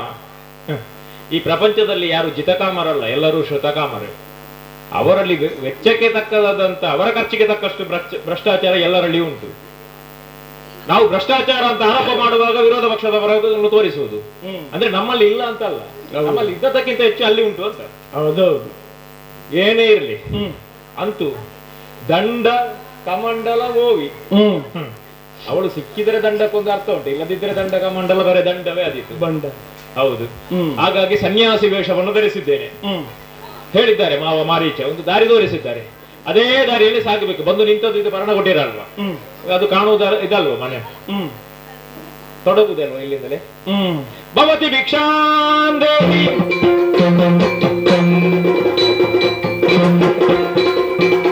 ಭಿಕ್ಷೆಯ ನೀಡೆ ದೇವಿ, ಸನ್ಯಾಸಿಗೆ ಭಿಕ್ಷೆಯ ನೀಡೆ ದೇವಿ. ಕುಕ್ಷಿಗಾದರವಿಲ್ಲದೆ ದೇಶ ದೇಶದ ದಕ್ಷಿಣೆ ಗೈದಿಲ್ಲಿ ಬಂದೆ ಕಾಣಮ್ಮ. ಆವ ದೇಶವು ನಿಮಗಾವರ ದೇವ ಅಮ್ಮ, ಈ ವಿಭಿನ್ನರುವೆ ಏಕಮ್ಮಗ ಭಿಕ್ಷೆಯ ನೀಡೆ ದೇವಿ. ಭವತಿ ಭಿಕ್ಷಾಂದೇಹಿ. ಏನನ್ನು ಯಾರನ್ನು ಕಾಣುತ್ತಾ ಇದ್ದೇನೆ? ಸನ್ಯಾಸಿಯೊಬ್ಬರು ನಮ್ಮ ಬಳಿಗೆ ಬಂದಿದ್ದಾರೆ. ಹೌದಮ್ಮ, ನಾನು ಸನ್ಯಾಸಿ. ನನ್ನ ಮನದ ಕ್ಲೇಶವನ್ನು ಕಳಿಲಿಕ್ಕೋಸ್ಕರ ಬಂದದ್ದು ಎಂಬುದಾಗಿ ಕಾಣ್ತಾ ಉಂಟು. ಒಂದು ಸನ್ಯಾಸಿಗೆ ಒಂದು ಭಿಕ್ಷೆ ನೀಡಬೇಕು ತಾಯಿ. ಹೌದು, ಭಿಕ್ಷೆ. ಹೌದೌದು. ನಾವು ಹಾಗೆ, ಅದು ಮತ್ತೆ ನಾವೆಲ್ಲ ಹಾಗೆಲ್ಲ ಹೇಳುವುದಕ್ಕಿಲ್ಲ, ನಾವು ಊಟ ಕೊಡಬೇಕು ಅಂತ ಹೇಳುವುದಕ್ಕಿಲ್ಲ. ಸನ್ಯಾಸಿಗಳಿಗೆ ಭಿಕ್ಷೆ ಕೊಡುವುದು, ಊಟ ಕೊಡುವುದಕ್ಕಿಲ್ಲ. ಅದು ಊಟ ಆದ್ರೂ ಕೂಡ ಅದನ್ನು ಭಿಕ್ಷೆಯ ರೂಪದಲ್ಲಿ ಕೊಡುವುದು. ಅಲ್ಲ, ಈಗ ನೋಡ್ಲಿಕ್ಕೆ ಏನು ಕೈಯಲ್ಲಿ ಕಮಂಡಲು, ಕುತ್ತಿಗೆಯಲ್ಲಿ ಹಾರ ಎಲ್ಲವೂ ಉಂಟು, ಅದು ಸನ್ಯಾಸಿಗಳಿಗೆ ಬೇಕು. ಅದೇ ಇದ್ದಿದ್ರೆ ಮಾತ್ರ ಸನ್ಯಾಸಿಗಳು, ಇಲ್ಲದಿದ್ರೆ ಸನ್ಯಾಸಿ ಅಲ್ಲ. ಅಲ್ಲ, ಹಾಗಿದ್ರೆ ಒಂದು ವಿಚಾರ ಮಾಡ್ಬೇಕಲ್ವಾ? ಇದು ಇದು ನಾನು ಇಲ್ಲಿಯವಲ್ಲ, ನಾನು ಆಗುವುದಕ್ಕೆ ನಾನು ದೀಪ ನಿವಾಸಿ, ಒಂದು ದ್ವೀಪದಲ್ಲಿದ್ದವ, ದ್ವೀಪಾಂತರ ಮಧ್ಯದಲ್ಲಿ. ಅಲ್ಲಿಂದ ದೇಶ ತಿರುಗಿದ್ದೇನೆ. ಆಗುವುದಕ್ಕೆ 14 ಲೋಕ ಸುತ್ತಿದ್ದೇನೆ ನಾನು. ಹೌದೌದು, ಹೌದಲ್ಲ? 14 ಲೋಕ ಸುತ್ತಿದ್ದೇನೆ. 14 ಲೋಕವು ನನ್ನದೇ ಅಂತ ನಾನು ಭಾವಿಸಿದ್ದೇನೆ. ಈಗ ದೇಶ ತಿರುಗಿ ಕುಕ್ಷಿಗೆ ಆಧಾರ ಇಲ್ಲದೆ 3 ದಿವಸ ಆಯ್ತು ಊಟ ಮಾಡದೆ ನಾನು. ಈಗ ದೇಶವನ್ನು ತಿರುಗಿ ಬರುವುದು 14 ಇಲ್ಲಿಗೆ ಬಂದಾಗ ಗೊತ್ತಾಯ್ತು ನೀವು ಇಲ್ಲಿದ್ದೀರಿ ಅಂತ. ಹಾಗಾಗಿ ಇದು ನಿಮ್ಮನ್ನು ನೋಡುವುದು, ಇದು ನೀವು ಇಲ್ಲಿಯವರಲ್ವಾ ಅಂತ ನೋಡುವಾಗ ಗೊತ್ತಾಗ್ತದೆ. ಇಲ್ಲಿಯವರಾದ್ರೆ ನಮಗೆ ಗೊತ್ತಾಗ್ತದೆ, ನಮ್ಮ ಜಾತಿಯವರಾದ್ರೆ ಗೊತ್ತಾಗ್ತದೆ ನೀವು ನಮ್ಮ ಜಾತಿಯವರಲ್ವಾ ಅಂತ. ಬೇರೆ ಇದು ದೇವಲೋಕದವರ, ನಾಗಲೋಕದವರ ಅಲ್ಲ, ಬೇರೆ ಲೋಕದಿಂದ ಗಂಧರ್ವರು, ಕಿನ್ನರರು, ಎಂತದ್ದು ಅಂತ ಅರ್ಥ ಆಗ್ಲಿಲ್ಲ. ಕಿಂಪುರುಷರು ಅಲ್ಲ, ನೀವು 14 ಲೋಕವನ್ನು ಸುತ್ತಿದವರು, ನನ್ನ ಹಾಗಿದ್ದವರು. ನಮಗೆ ಈಗ ನಮಗೆ ಕಾಣಲೇ ಇಲ್ಲ ಅಂತ ಅಲ್ಲ. ಮತ್ತೆ ನಾವು ನೋಡುವುದೇ ಬಹಳ ಕಡಿಮೆ, ನಮಗೆಲ್ಲ ನಾವೆಲ್ಲ ಬಿಟ್ಟದವರು. ಅಲ್ಲ, ನಿಮ್ಮದಲ್ಲಿ ಸನ್ಯಾಸಿಗಳು ಹೆಂಗಸರನ್ನು ನೋಡಬಾರ್ದು. ಇಲ್ಲ, ಹೌದೌದು, ನಾವೆಲ್ಲ ಬಿಟ್ಟವರು. ಅದು ಸನ್ಯಾಸ ಅಂದ್ರೆ ಹಾಗೆ ಅಮ್ಮ, ಅದು ತ್ಯಾಗಕ್ಕೂ ಹೌದು, ಭೋಗಕ್ಕೂ ಹೌದು, ಸರ್ವಸಂಗ ಪರಿತ್ಯಾಗಿ. ಹೌದು, ಇದ್ದದನ್ನು ಕಳಚುವುದಲ್ವಾ ಸನ್ಯಾಸ. ಇದ್ದದನ್ನು ಕಳಚುವುದಕ್ಕೆ ಸನ್ಯಾಸಿ ಅಂತ ಹೇಳುವುದು. ಸನ್ಯಾಸಿಗಳು ಅಂದ್ರೆ ಅದೇ. ಆದ್ರೆ ಕೆಲವೆಲ್ಲ ಉಂಟು, ಎಲ್ಲವನ್ನು ಕಳಿಸಲಿಲ್ಲ ಅಂದ್ರೆ. ಹೌದೌದು, ಅಂದ್ರೆ ಕೆಲವುದನ್ನು ತೆಗೆದು ಯಾವುದು ಬೇಕೋ ಅದನ್ನು ಹಾಕಿಕೊಳ್ಳುವುದು. ಹಾಗೆ ಇದೊಂದು ಸನ್ಯಾಸಿ ವೇಷ. ಅಂದ್ರೆ ಸನ್ಯಾಸಿಗಳಿಗೆ ಯಾವುದು ಬೇಕೋ ಆಗೊಂದು ರೂಪ ಇದು. ಅಲ್ಲ, ಹಾಗೆಂತೇಳಿ ಮರೆಮಾಚಿದಲ್ಲಿ ವೇಷ ಬದಲಾವಣೆ ಅಲ್ಲ, ಸನ್ಯಾಸಿಗೆ ನಮ್ಮದು ಪರಂಪರೆ ದೊಡ್ಡದು. ಆಗುವುದಕ್ಕೆ ನನ್ನ ಅಪ್ಪ ದೊಡ್ಡ ಋಷಿ, ಭವ್ಯ ಪರಂಪರೆ ಉಂಟ. ಹೌದು, ಅಪ್ಪ ಋಷಿ, ತಾಯಿ ರಕ್ಕಸಿ. ಹೌದೌದು, ಹಾಗೆ ರಕ್ಕಸಿಯಲ್ಲಿ ಹುಟ್ಟಿದ ಅದು ಒಟ್ಟು ಮಾಡಿದರೆ ಹೇಗೆ? ಬ್ರಾಹ್ಮಣ ಮತ್ತು ರಾಕ್ಷಸಿ ಎಂತ ಮಾಡಿದ್ರೆ ಒಟ್ಟಾಗಿ ಹೇಗಾಗ್ತದೆ? ಅಲ್ಲ, ಅದು ನೀವೇ ಹೇಳ್ಬೇಕು, ನೀವು ಕಲಿತವರಲ್ಲ. ಅದು ಕೆಲವರೆಲ್ಲ ಅದನ್ನು ಬ್ರಹ್ಮ ರಾಕ್ಷಸ ಅಂತ ಹೇಳ್ತಾರೆ. ಇದೀಗ ಬಂದದ್ದು ಬ್ರಹ್ಮ ರಾಕ್ಷಸ. ನಾವು ಅದನ್ನು ತಿರುಗಿಸುವುದು, ನಾವು ರಾಕ್ಷಸ ಬ್ರಹ್ಮ ಅಂತ ಹೇಳೋದು. ಹಾಗೆ ಅದು ನಮ್ಮಲ್ಲಿಗೆ ಬರುವಾಗ ಅದು ತಿರುಗುತ್ತದೆ ರಾಕ್ಷಸ ಬ್ರಹ್ಮ ಅಂತ. ಇದು ಅಲ್ಲ, ಅದು ಹೆಸರು ಮಾತ್ರ ತಿರುಗುದ. ಪರಿಚಯ ಆಗ್ಲಿಲ್ಲಮ್ಮ, ನೀವು ಎಂತದ್ದು, ನೀವು ಯಾರು, ಎಲ್ಲಿಂದ ಒಂದು ಪರಿಚಯ ಹೇಳಬಹುದು. ಯಾಕಂದ್ರೆ ಭಿಕ್ಷೆ ತಕೊಳ್ಳುವಲ್ಲಿ ಸರ್ ಕೆಲವು ಸಂದೇಹ ಉಂಟು, ಅದಕ್ಕೆ ಬೇಕಾಗಿ.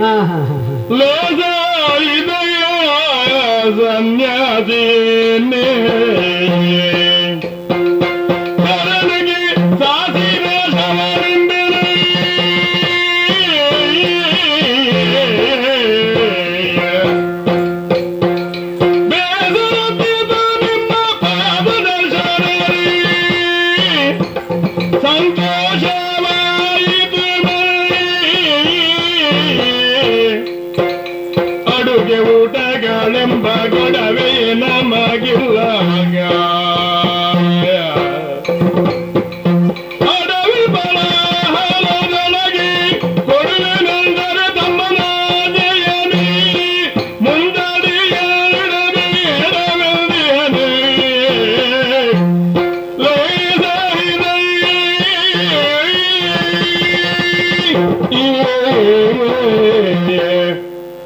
ತಾಪಸಿಗಳೇ 14 ಲೋಕವನ್ನು ಸುತ್ತು ಬಂದವರು ಎಂಬುದಾಗಿ ಹೇಳ್ತಾ ಇದ್ದೀವಿ. ಹೌದು, ಅದು ಲೋಕ ಎಲ್ಲ ನನ್ನದೇ.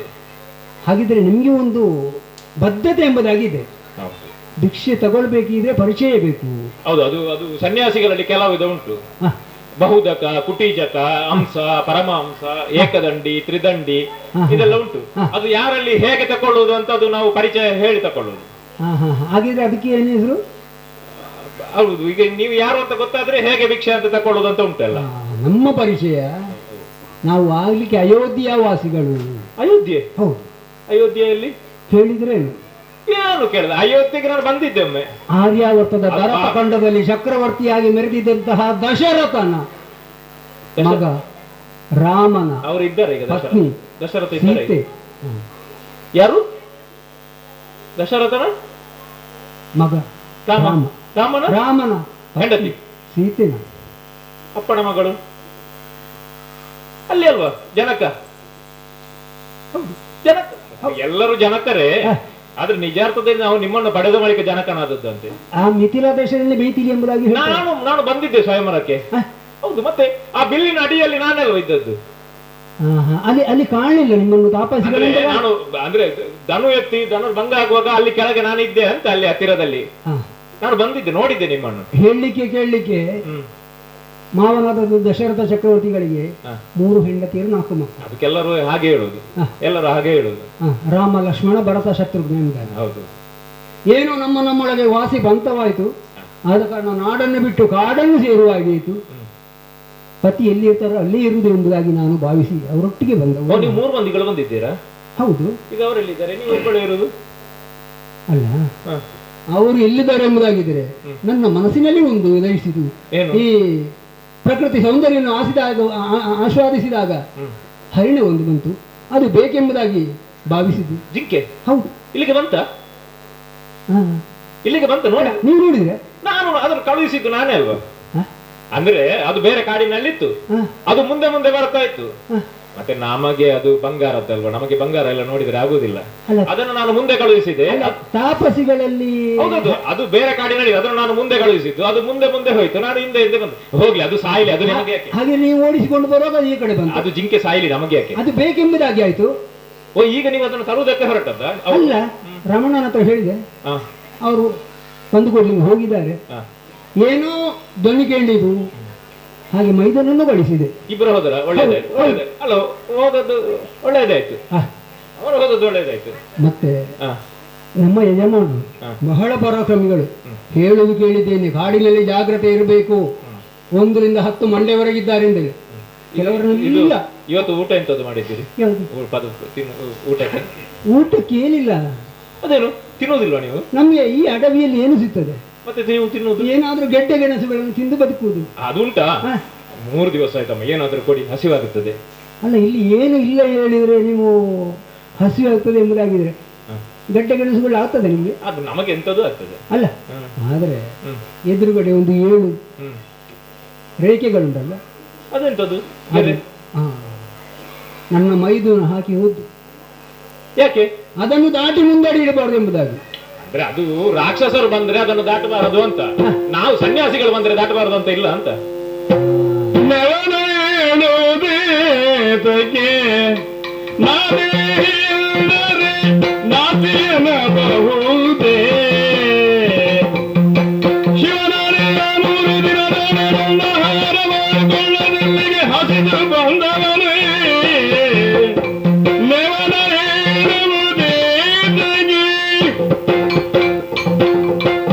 ಹೇಳುವುದು ಕೇಳಿದ್ದೇನೆ ನಾನು, ಸೂರ್ಯವಂಶದವರಂತೆ. ಹೌದು. ಕೇಳಿದ್ದನ್ನು ಕೇಳುವುದಕ್ಕಿಂತ ಮೊದಲೇ ಕೈ ಎತ್ತಿ ಕೊಡುವವರಂತೆ. ಹೌದು. ರಘು ಚಕ್ರವರ್ತಿ ಎಲ್ಲ ಕತೆ ಕೇಳಿದ್ದೇನೆ ನಾನು. ಒಬ್ಬ ಸ್ನಾತಕ ಬ್ರಾಹ್ಮಣ ಬಂದಾಗ ಹಿಂದೆ ಮುಂದೆ ನೋಡ್ಲಿಲ್ಲ ಅಂತೆ, ಕೇಳಿದ್ದನ್ನು ಕೊಟ್ಟಿದ್ದಾರಂತೆ. ಇದಿಲ್ಲ ಅಂತಂದ್ರೆ ವರುಣಲೋಕದಿಂದ ತರಿಸಿ ಕೊಟ್ಟಿದ್ದಾರಂತೆ. ಅಲ್ಲ ಈಗ ಅಂತ ಒಂದು ಪರಂಪರೆಯಲ್ಲಿದ್ದವರು. ನಾನು ದೇವಿ ಅಂತ ಹೇಳಿದಾಗ ನೀವು ನಾಸ್ತಿ ಅಂತ ಹೇಳ್ಬಹುದಾ? ಅಲ್ಲ ಈಗ ನಾವು ಇರುವುದಿಲ್ಲಿ ಕಾಡಿನಲ್ಲಿ ಅಲ್ವಾ? ಮತ್ತೆ ನೀವು ಹೇಳ್ತೀರಿ ಅದು ನೆವಣ ಹೇಳ್ತೀರಿ, ಅದು ಗೆರೆ ಉಂಟು, ಗೆರೆ ಹಾಕಿದ್ದಾರೆ, ಅದು ಬರುವುದಕ್ಕೆ ಅದೇನು ಮೀರಿ ಹೋಗಬಾರ್ದು ಎಂಬುದಾಗಿಯೂ ಹೇಳಿದ್ದಾರೆ. ಅದು ಆಗಲ್ಲ. ಅದು ಹೊರಗಿನಿಂದ ಬೇರೆ ಯಾರಾದರೂ ಬಂದ್ರೆ, ನಾನು ಸನ್ಯಾಸಿ ಬಂದ್ರೆ ಕೊಡಬಾರದು ಅಂತ ಹೇಳಿದ್ದೆ ನಾವು. ಅಲ್ಲ ಈಗ ಹಾಗೇನಿಲ್ವಲ್ಲ. ಮೊದಲೇ ಕೆಲವು ಕಥೆಯನ್ನೆಲ್ಲ ಕೇಳಿದ್ದೇನೆ, ಯಾರ್ಯಾರು ಯಾವುದೇ ಯಾವುದೋ ರೂಪದಲ್ಲಿ ಬರ್ತಾರೆ ಅಂತ ಹೇಳಿ. ಆಗ ಒಬ್ರು ಬಂದ್ರು, ಒಬ್ರು ರಾಕ್ಷಸಿದ್ದವಳು ಸುಂದರ ರೂಪದಲ್ಲಿ ಬಂದ್ರು, ಏನೋ ಪೂರ್ಣ ಪ್ರಮಾಣದಲ್ಲಿ ಅವರ ಅದು ಇಲ್ಲಿ ಇರುವುದೇ ಹಾಗೆ, ರಾಕ್ಷಸರೇ ಇರುವುದು. ಅಮ್ಮ ವಿಷಯ ಗೊತ್ತುಂಟ? ಅಲ್ಲ ನಮ್ಮವರು ಅವರನ್ನು ಬೇಕಾದಾಗಿ ಶಿಕ್ಷೆ ಕೊಟ್ಟು ಓಡಿಸಿದ್ದಾರೆ. ಅದು ಬಿಡಿ, ಇಲ್ಲಿ ಕಾಡಲ್ಲಿದ್ದಂತಹ ಕರದೂಷಣಾದಿ 14,000 ರಾಕ್ಷಸರನ್ನು ಎತ್ತಿದ ಬಾಣಕ್ಕೆ ಹೊಡೆದವರು ಸಾಯಿಲೆ ಅವರು ಸತ್ತದ್ದು. ಅಲ್ಲ ಹೇಳುದು ಕೇಳಿದೆ. ಮತ್ತು ಕೂಡ 10 ಮಂಡೆ ಒಬ್ಬ ಇದ್ದಾನಂತೆ ರಾವಣ ಅಂತ ಹೇಳಿ, ಹುಚ್ಚು ಮನಸ್ಸಿನ 10 ಮುಖ ಅಂತ ಹೇಳ್ತಾರೆ. ಹೌದಾ? ಉಂಟಮ್ಮ, ಅದು ಹಾಗೆ, ಪ್ರಪಂಚವೇ ಹಾಗೆ. ನಾನು ಸಾಮಾನ್ಯದವನಲ್ಲ. ಒಂದು ಕಾಲದಲ್ಲಿ ನನಗೆ ಬೇಕಾದದ್ದಿತ್ತು. ಏನಿದ್ರೆ ಏನಮ್ಮ, ಎಲ್ಲ ಕೈಕಸ ಅಮ್ಮ. ಹೌದಾ? ಅಮ್ಮ ಕೈಕಸ. ಅಲ್ಲ ಅವನ ಹೆಸರು ಕೇಳುವಾಗಲೇ ಹೆದರಿಕೆ ಆಯ್ತದೆ. 20 ಕೈಗಳಂತೆ. ಹೌದು, ಮನುಷ್ಯರು ಬಯಸುವುದು ಅದನ್ನೇ. ಮನಸ್ಸಿನ ಹುಚ್ಚು 10 ಮುಖಗಳು ತಾಯಿ. ಆ 10 ಮುಖಗಳಿಂದ ಕಂಡದ್ದನ್ನು 20 ತೋಳುಗಳಿಂದ ಬಾಚಬೇಕಂತ ಆಸೆ ಉಂಟು. ನಾನು ಬದುಕಿನಲ್ಲಿ ಹಾಗೆ ವೈರಾಗ್ಯ ಬಂದದ್ದು. ನನಗೊಬ್ಬ ತಮ್ಮ ಇದ್ದಾನೆ. ಅಲ್ಲ ನೀವು ತಾಪಸಿಗಳು ಏನು ಬೇಡ ಎಂಬುದಾಗಿ. ಹೌದು, ಇದು ವಿಷಯ ಎಂತದ್ದು ಗೊತ್ತುಂಟ? ನನಗೊಬ್ಬ ತಮ್ಮ ಇದ್ದ, ಜೀವನ ಪೂರ್ತಿ ನಿದ್ರೆ ಮಾಡಿ ಹಾಳು ಮಾಡಿದ. ಬೇರೆ ಏನು ಬೇಡ ಅವನಿಗೆ, ತಿನ್ನುವುದು ಮಲಗುವುದು, ಅದು ಬಿಟ್ಟರೆ ಬೇರೆ ಏನು ಗೊತ್ತಿಲ್ಲ. ಮತ್ತೊಬ್ಬ ತಮ್ಮ ಇದ್ದಾನೆ, ಯಾವಾಗ ನೋಡಿದರೂ ದೇವರ ಪೂಜೆ. ಅಲ್ಲ ಮತ್ತೊಬ್ಬಳು ತಂಗಿ ಇದ್ದಾಳೆ, ಮೂಗು ಇಲ್ಲ, ಕಿವಿ ಇಲ್ಲ, ಎಂತದ್ದು ಇಲ್ಲ. ಮೂಗು ಇಲ್ಲ, ಕಿವಿ ಇಲ್ಲ. ಇದನ್ನೆಲ್ಲ ನೋಡಿ ಮತ್ತೆ ಬೇಕಾ ಸಂಸಾರ? ಯಾವುದು ಬೇಡ ಎಂಬುದಾಗಿ ಸನ್ಯಾಸ. ಯಾವುದು ಬೇಡ, ಸನ್ಯಾಸಿ ಆದ್ರೆ ಒಳ್ಳೆಯದು ಅದು.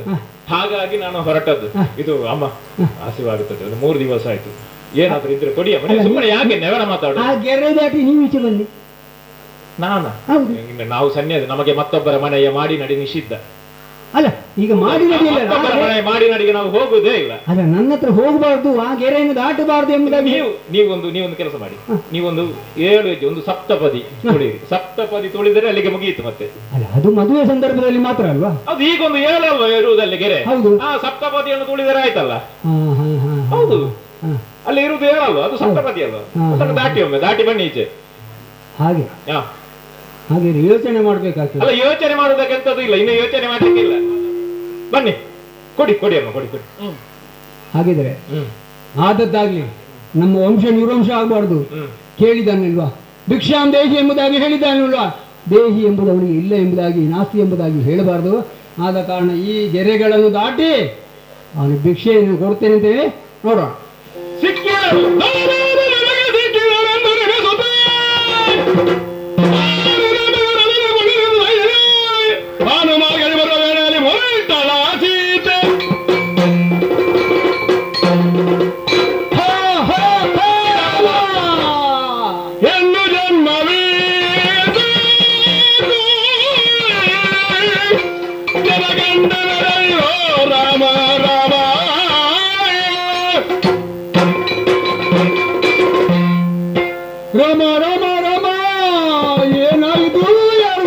ಕರೆದುಕೊಂಡು ಹೋಗ್ತಾ ಇದ್ದಾರೆ.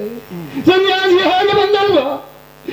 ಅವನ 20 ತೋಳನ್ನು ಪ್ರಕಟಗೊಳಿಸಿ 10 ಮಂಡಗಳು ಹೇಳಿದೆ ಹಾಗೆ ಆಯ್ತಲ್ವಾ? ಮೇಲೆ ತಗೊಂಡೋಗ್ತಾ ಇದ್ದಾನೆ. ನಾಡನ್ನು ಬಿಟ್ಟು ಕಾಡಿಗೆ ಬಂದಂತಹ ಈ ಸೀತೆಯ ಮಾತನ್ನು ಯಾರು ಕೇಳುತ್ತಾರೆ? ಒಂದೊಮ್ಮೆಗೆ ರಾಣಿಯಾಗಿ ಬರಬೇಕಾದಂತ ಈ ಸೀತೆಯ ಗತಿ ಏನಾಯ್ತು? ಎಂದಿಗಾಗದ ರಾಮನ ದರ್ಶನ ಗೊತ್ತಾಗ್ತಾ ಇಲ್ಲ. ಏನು ಮಾಡುವುದು, ಯಾರನ್ನು ಕರೆಯುವುದು? ದೇವ ದೇವ ರಾಮ ರಾಮ ರಾಮ.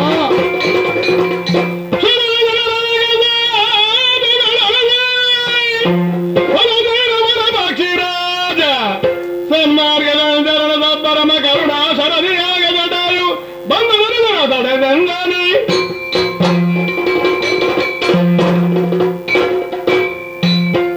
ಭಗವಾನ್ ಭಾಸ್ಕರನ ಸಾರಥಿಯಾದಂತಹ ಅರುಣದೇವನ ಪುತ್ರರಾದ ನಾವು ಜಟಾಯು ಮತ್ತು ತಂಪಾವತಿ ಎಂಬ ಇಬ್ಬರು ಒಂದೊಮ್ಮೆಗೆ ನಮ್ಮ ಯೌವನದ ಕಾಲದಲ್ಲಿ ಸೂರ್ಯನನ್ನೇ ಸೂರ್ಯಮಂಡಲಕ್ಕೆ ಹೋಗಬೇಕೆಂಬ ಇಚ್ಛೆಯಿಂದ ಹೊರಟಂತಹ ನಾನು ಆ ಸೂರ್ಯಮಂಡಲವನ್ನು ತಲುಪುವ ಮುನ್ನ ನನ್ನ ಅಣ್ಣನಾದಂತಹ ಸಂಪಾವತಿ ತನ್ನನ್ನು ತಡೆದು ನಿಲ್ಲಿಸಿದುದರಿಂದಾಗಿ ತಾನು ಬದುಕುಳಿದೆ.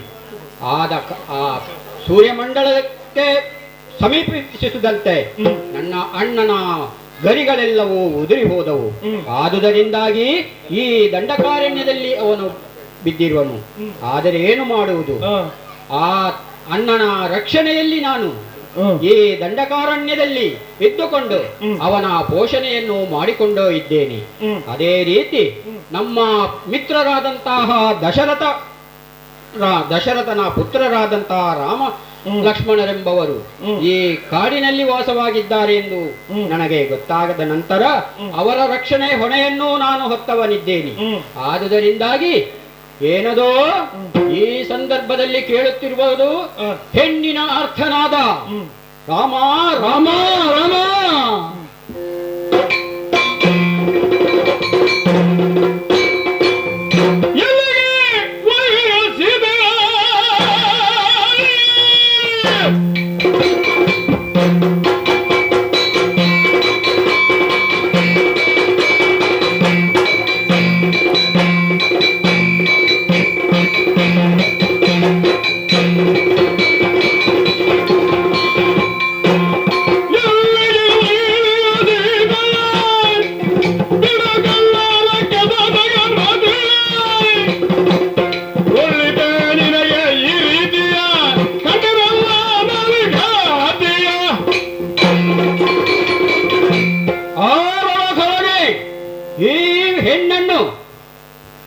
ಕರೆದುಕೊಂಡು ಹೋಗುವುದು.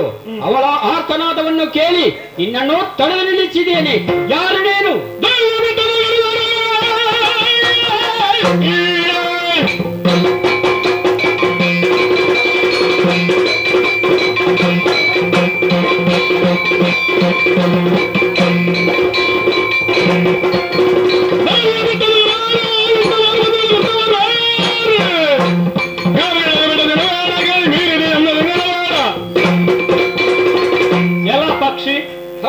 ವೇಗವಾಗಿ ಸಾಗುತ್ತಾ ಇರುವಂತಹ ವಿಮಾನಕ್ಕೆ ಒಂದು ಹಕ್ಕಿ ಅಡ್ಡ ಬಂದ್ರೆ ಅದು ಅಪಶಕುನ.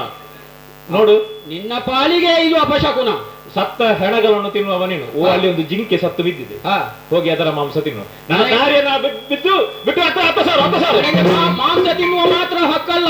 ಈ ಕಾಡಿನಲ್ಲಿ ಏನಾದರೂ ಆಪತ್ತಾದರೂ ಬಂದರೂ ಅದನ್ನು ರಕ್ಷಿಸುವಂತಹ ಅಧಿಕಾರವು ನನ್ನಲ್ಲಿದೆ. ಆದುದರಿಂದಾಗಿ ಈ ಹೆಣ್ಣಿನ ಅಬಲೆಯಾದ ಹೆಣ್ಣನ್ನು ಎಲ್ಲಿಗೆ ಒಯ್ಯುತ್ತಿರುವೆ? ನಿನಗೆ ಇದು ಊರು. ಇದು ಸ್ವಲ್ಪ ಹಾರಿದರೆ ನಿನ್ನ ಮನೆ ಸಿಗುತ್ತದೆ. ನನಗಾಗಲ್ಲ, ನನಗೆ ಎಲ್ಲೆಲ್ಲಿಗೋ ಹೋಗ್ಲಿಕ್ಕೆ ಉಂಟು. ಬಿಡುವುದಿಲ್ಲ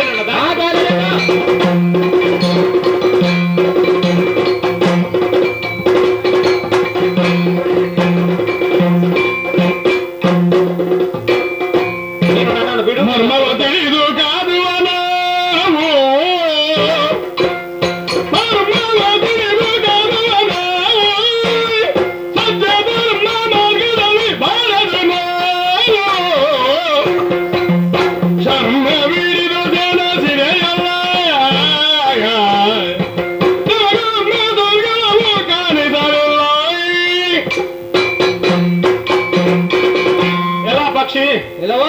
ನೀನು ಅಷ್ಟು ಸುಲಭದಲ್ಲಿ ಬಿಡುವುದಿಲ್ಲ ಅಂತ ಗೊತ್ತಾಯ್ತು. ಇಲ್ಲ, ನಿನ್ನನ್ನು ಇಲ್ಲಿಂದ ಹೋಗಲಿಕ್ಕೆ ಬಿಡಲಿಕ್ಕಿಲ್ಲ. ನಾವು ಸುಮ್ಮನೆ ಯಾಕೆ ಕಾದಾಡುವುದು? ಮತ್ತೆ ಒಂದು ಮರ್ಮ ಅರಿತು ಒಂದು ನಿರ್ಣಾಯಕವಾದಂತಹ ಹೋರಾಟ ಮಾಡುವ. ಈಗ ನಿರ್ಣಯವಲ್ಲವೇ? ಈಗ ಅದು ಸುಮ್ಮನೆ ನೀನು ನಾನು ಎಷ್ಟು ವರ್ಷ ಕಾದಾಡಿದ್ರು ಯಾವ ಪ್ರಯೋಜನವೂ ಇಲ್ಲ. ಎಷ್ಟು ವರ್ಷ ಕಾದಿದರೂ ನಾನು ಬಿಡುವವನಲ್ಲ. ಹೌದು, ನಿನಗೆ ಇಲ್ಲಿ ಇರಬಹುದು, ನನಗೆ ಎಲ್ಲಿಗೋ ಹೋಗ್ಲಿಕ್ಕೆ ಉಂಟು. ನಾವು ಸುಲಭದಲ್ಲಿ ಮುಗಿಸುವ. ನಾವು ಮರ್ಮ ಅರಿತು ಕಾದುವ. ಏನಂತ? ನಿನ್ನ ಮರ್ಮ ಎಲ್ಲಿ, ನಿನ್ನ ಪ್ರಾಣ ಎಲ್ಲಿ, ನನ್ನ ಪ್ರಾಣ ಎಲ್ಲಿ, ಆ ಒಂದು ಮರ್ಮವನ್ನು ಅರಿತೇವಂತಾದ್ರೆ ಸುಲಭದಲ್ಲಿ ಜಯ ಸಿಗುತ್ತದೆ. ಅಲ್ಲಿಗೆ ಹೊಡೆಯುವುದು, ಸುಮ್ಮನೆ ಬಾಣ ಪ್ರಯೋಗ ಮಾಡಿ ಕಚ್ಚುವುದು ಅದೆಲ್ಲ ಬೇಡ. ಅದು ಹಾಗಾದರೆ ನಿನ್ನ ಮರ್ಮವೆಲ್ಲಿ? ಅದು ಮೊದಲು ನೀನು ಹೇಳುವುದು ನಾನು ಹೇಳುದು? ಅದು ಈಗ ನಾನೇ ಹೇಳುವುದು. ನಾನೇ ಹೇಳ್ಬೇಕಾ? ಅದು ನನಗಾಗುತ್ತದೆ. ನನ್ನ ಮರ್ಮ ಇರುವುದು, ನನ್ನ ಪ್ರಾಣ ಇರುವುದು ನನ್ನ ಎಡಗಾಲ ಅಂಗುಷ್ಟದಲ್ಲಿ. ನಿನ್ನದೆಲ್ಲಿ ಉಂಟು? ಹಾಗಾದರೆ ನನ್ನ ಪಕ್ಷಿರಾಜ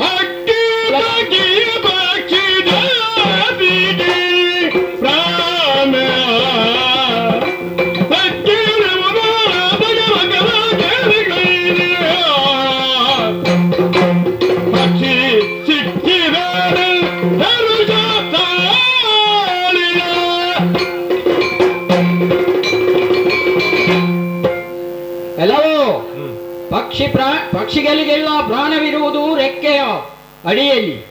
ಆದುದರಿಂದಾಗಿ ಇನ್ನು ಮುಂದೆ ಸಾಗೋಣ. ಹೌದಾ? ರೆಕ್ಕೆಯಲ್ಲಿ ಬಲ ಇರುವುದಲ್ವಾ? ಹೌದು. ಹಾಗಾದ್ರೆ ನೀನು ನಾನು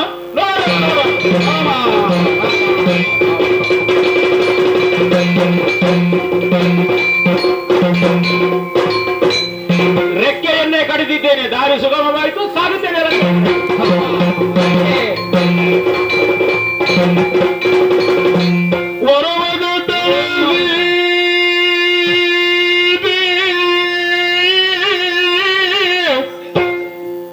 ರಾಮನ ಚರಣವನು ಕಂಡರು ಒಳಗವೋ ಮರಣವಿಲ್ಲಂದನಲು ಕೊಂಡಂಬರದಿ ನಡೆದ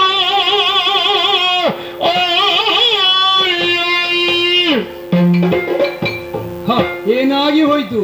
ರಾಮ ರಾಮ ತಡೆಯಲಿಕ್ಕೆ ಬಂದಂತಹ ಆ ಜಟಾಯುವನ್ನು ಹೊಡೆದು ಹಾಕಿದಲ್ವ? ಹಾಗಿದ್ರೆ ನನ್ನನ್ನು ಎತ್ತುಕೊಂಡು ಹೋದಂತ ವಿಷಯ ಅರುಹುವವರಾದರೂ ಯಾರು? ಹಾಗಿದ್ರೆ ಮಗು ಜಟಾಯು, ಹೆದರಬೇಡ. ನನ್ನವರು ಎಲ್ಲಿವರೆಗೆ ಇಲ್ಲಿಗೆ ಮುಟ್ಟುತ್ತಾರೋ ಈ ವಿಷಯವನ್ನು ಹೇಳುವವರೆಗೆ ನೀನು ನಿನ್ನ ಪ್ರಾಣ ಇಲ್ಲಿರಲಿಲ್ಲ. ಆ ಬೇಕಿಗೆ ಅವರ ಮನದ ಇಚ್ಛೆಯಂತೆ ಮೋಕ್ಷವನ್ನು ಕರುಣಿಸಿದರು. ಅಷ್ಟರವರೆಗೆ ಇರಬೇಕು. ಜಟಾಯು ಇಲ್ಲಿ ಎದ್ದು ಬಿಡು. ಅಷ್ಟು ಮಾತ್ರವಲ್ಲ, ಯಾರು ರಾಮ ರಾಮ ಎಂಬುದಾಗಿ ಹಾಡ್ತಾರೋ ಅವರ ಪಾಪವೆಲ್ಲ ಹೋಗಿ ಅವರ ಮನಸ್ಸಿನಲ್ಲಿ ನಾಮಸ್ಮರಣೆ ತುಂಬಲಿ ಎಂಬುದಾಗಿ ಹೇಳುತ್ತಾ ಇದ್ದೇನೆ. ರಾಮನನ್ನು ಕಾಣುವ ತನಕ ನನ್ನ ಪ್ರಾಣವನ್ನು ರಕ್ಷಿಸಿದ್ದೀರಿ. ಅಲ್ಲಿಯವರೆಗೆ ನಾನು ಆ ರಾಮನನ್ನು ಕಾಣುವ ತವಕದಲ್ಲೇ ಇರುತ್ತೇನೆ. ರಾಮ ರಾಮ ರಾಮ ರಾಮ ರಾಮ.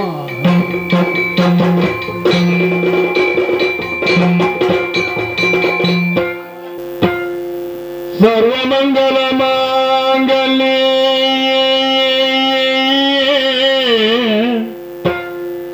ಶಿವ ಸರ್ವಾರ್ಥ ಸಾಧಿಕೆ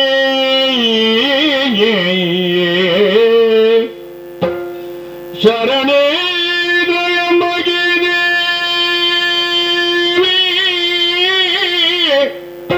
ನಾರಾಯಣಿ ನಮಸ್ತುತೆ ದೇವಿ ನಾರಾಯಣಿ ನಮಸ್ತುತೆ ಕುಮುದದಳಲೋಚನೆಗೆ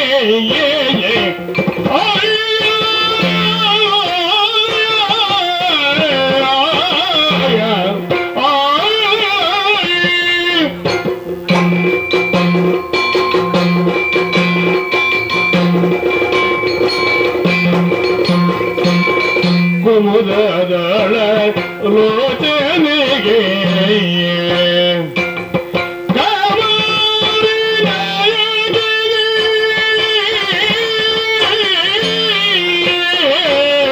ವಿಮಲ ಕೋಮಲ ಗಾತ್ರಿ ಸರ್ವಾನಿಗೆ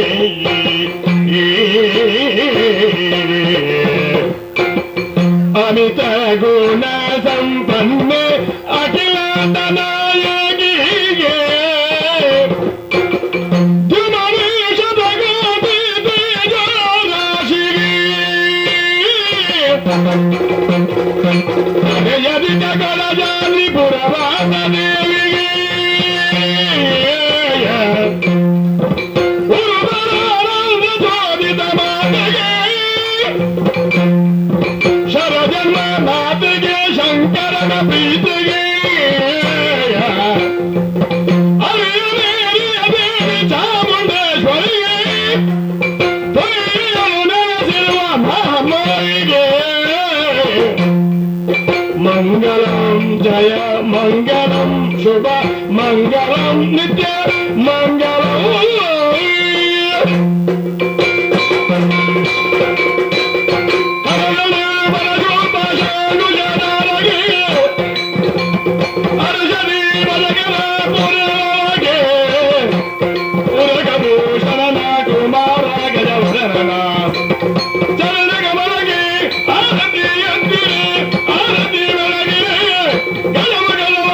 ಗಣಪತಿ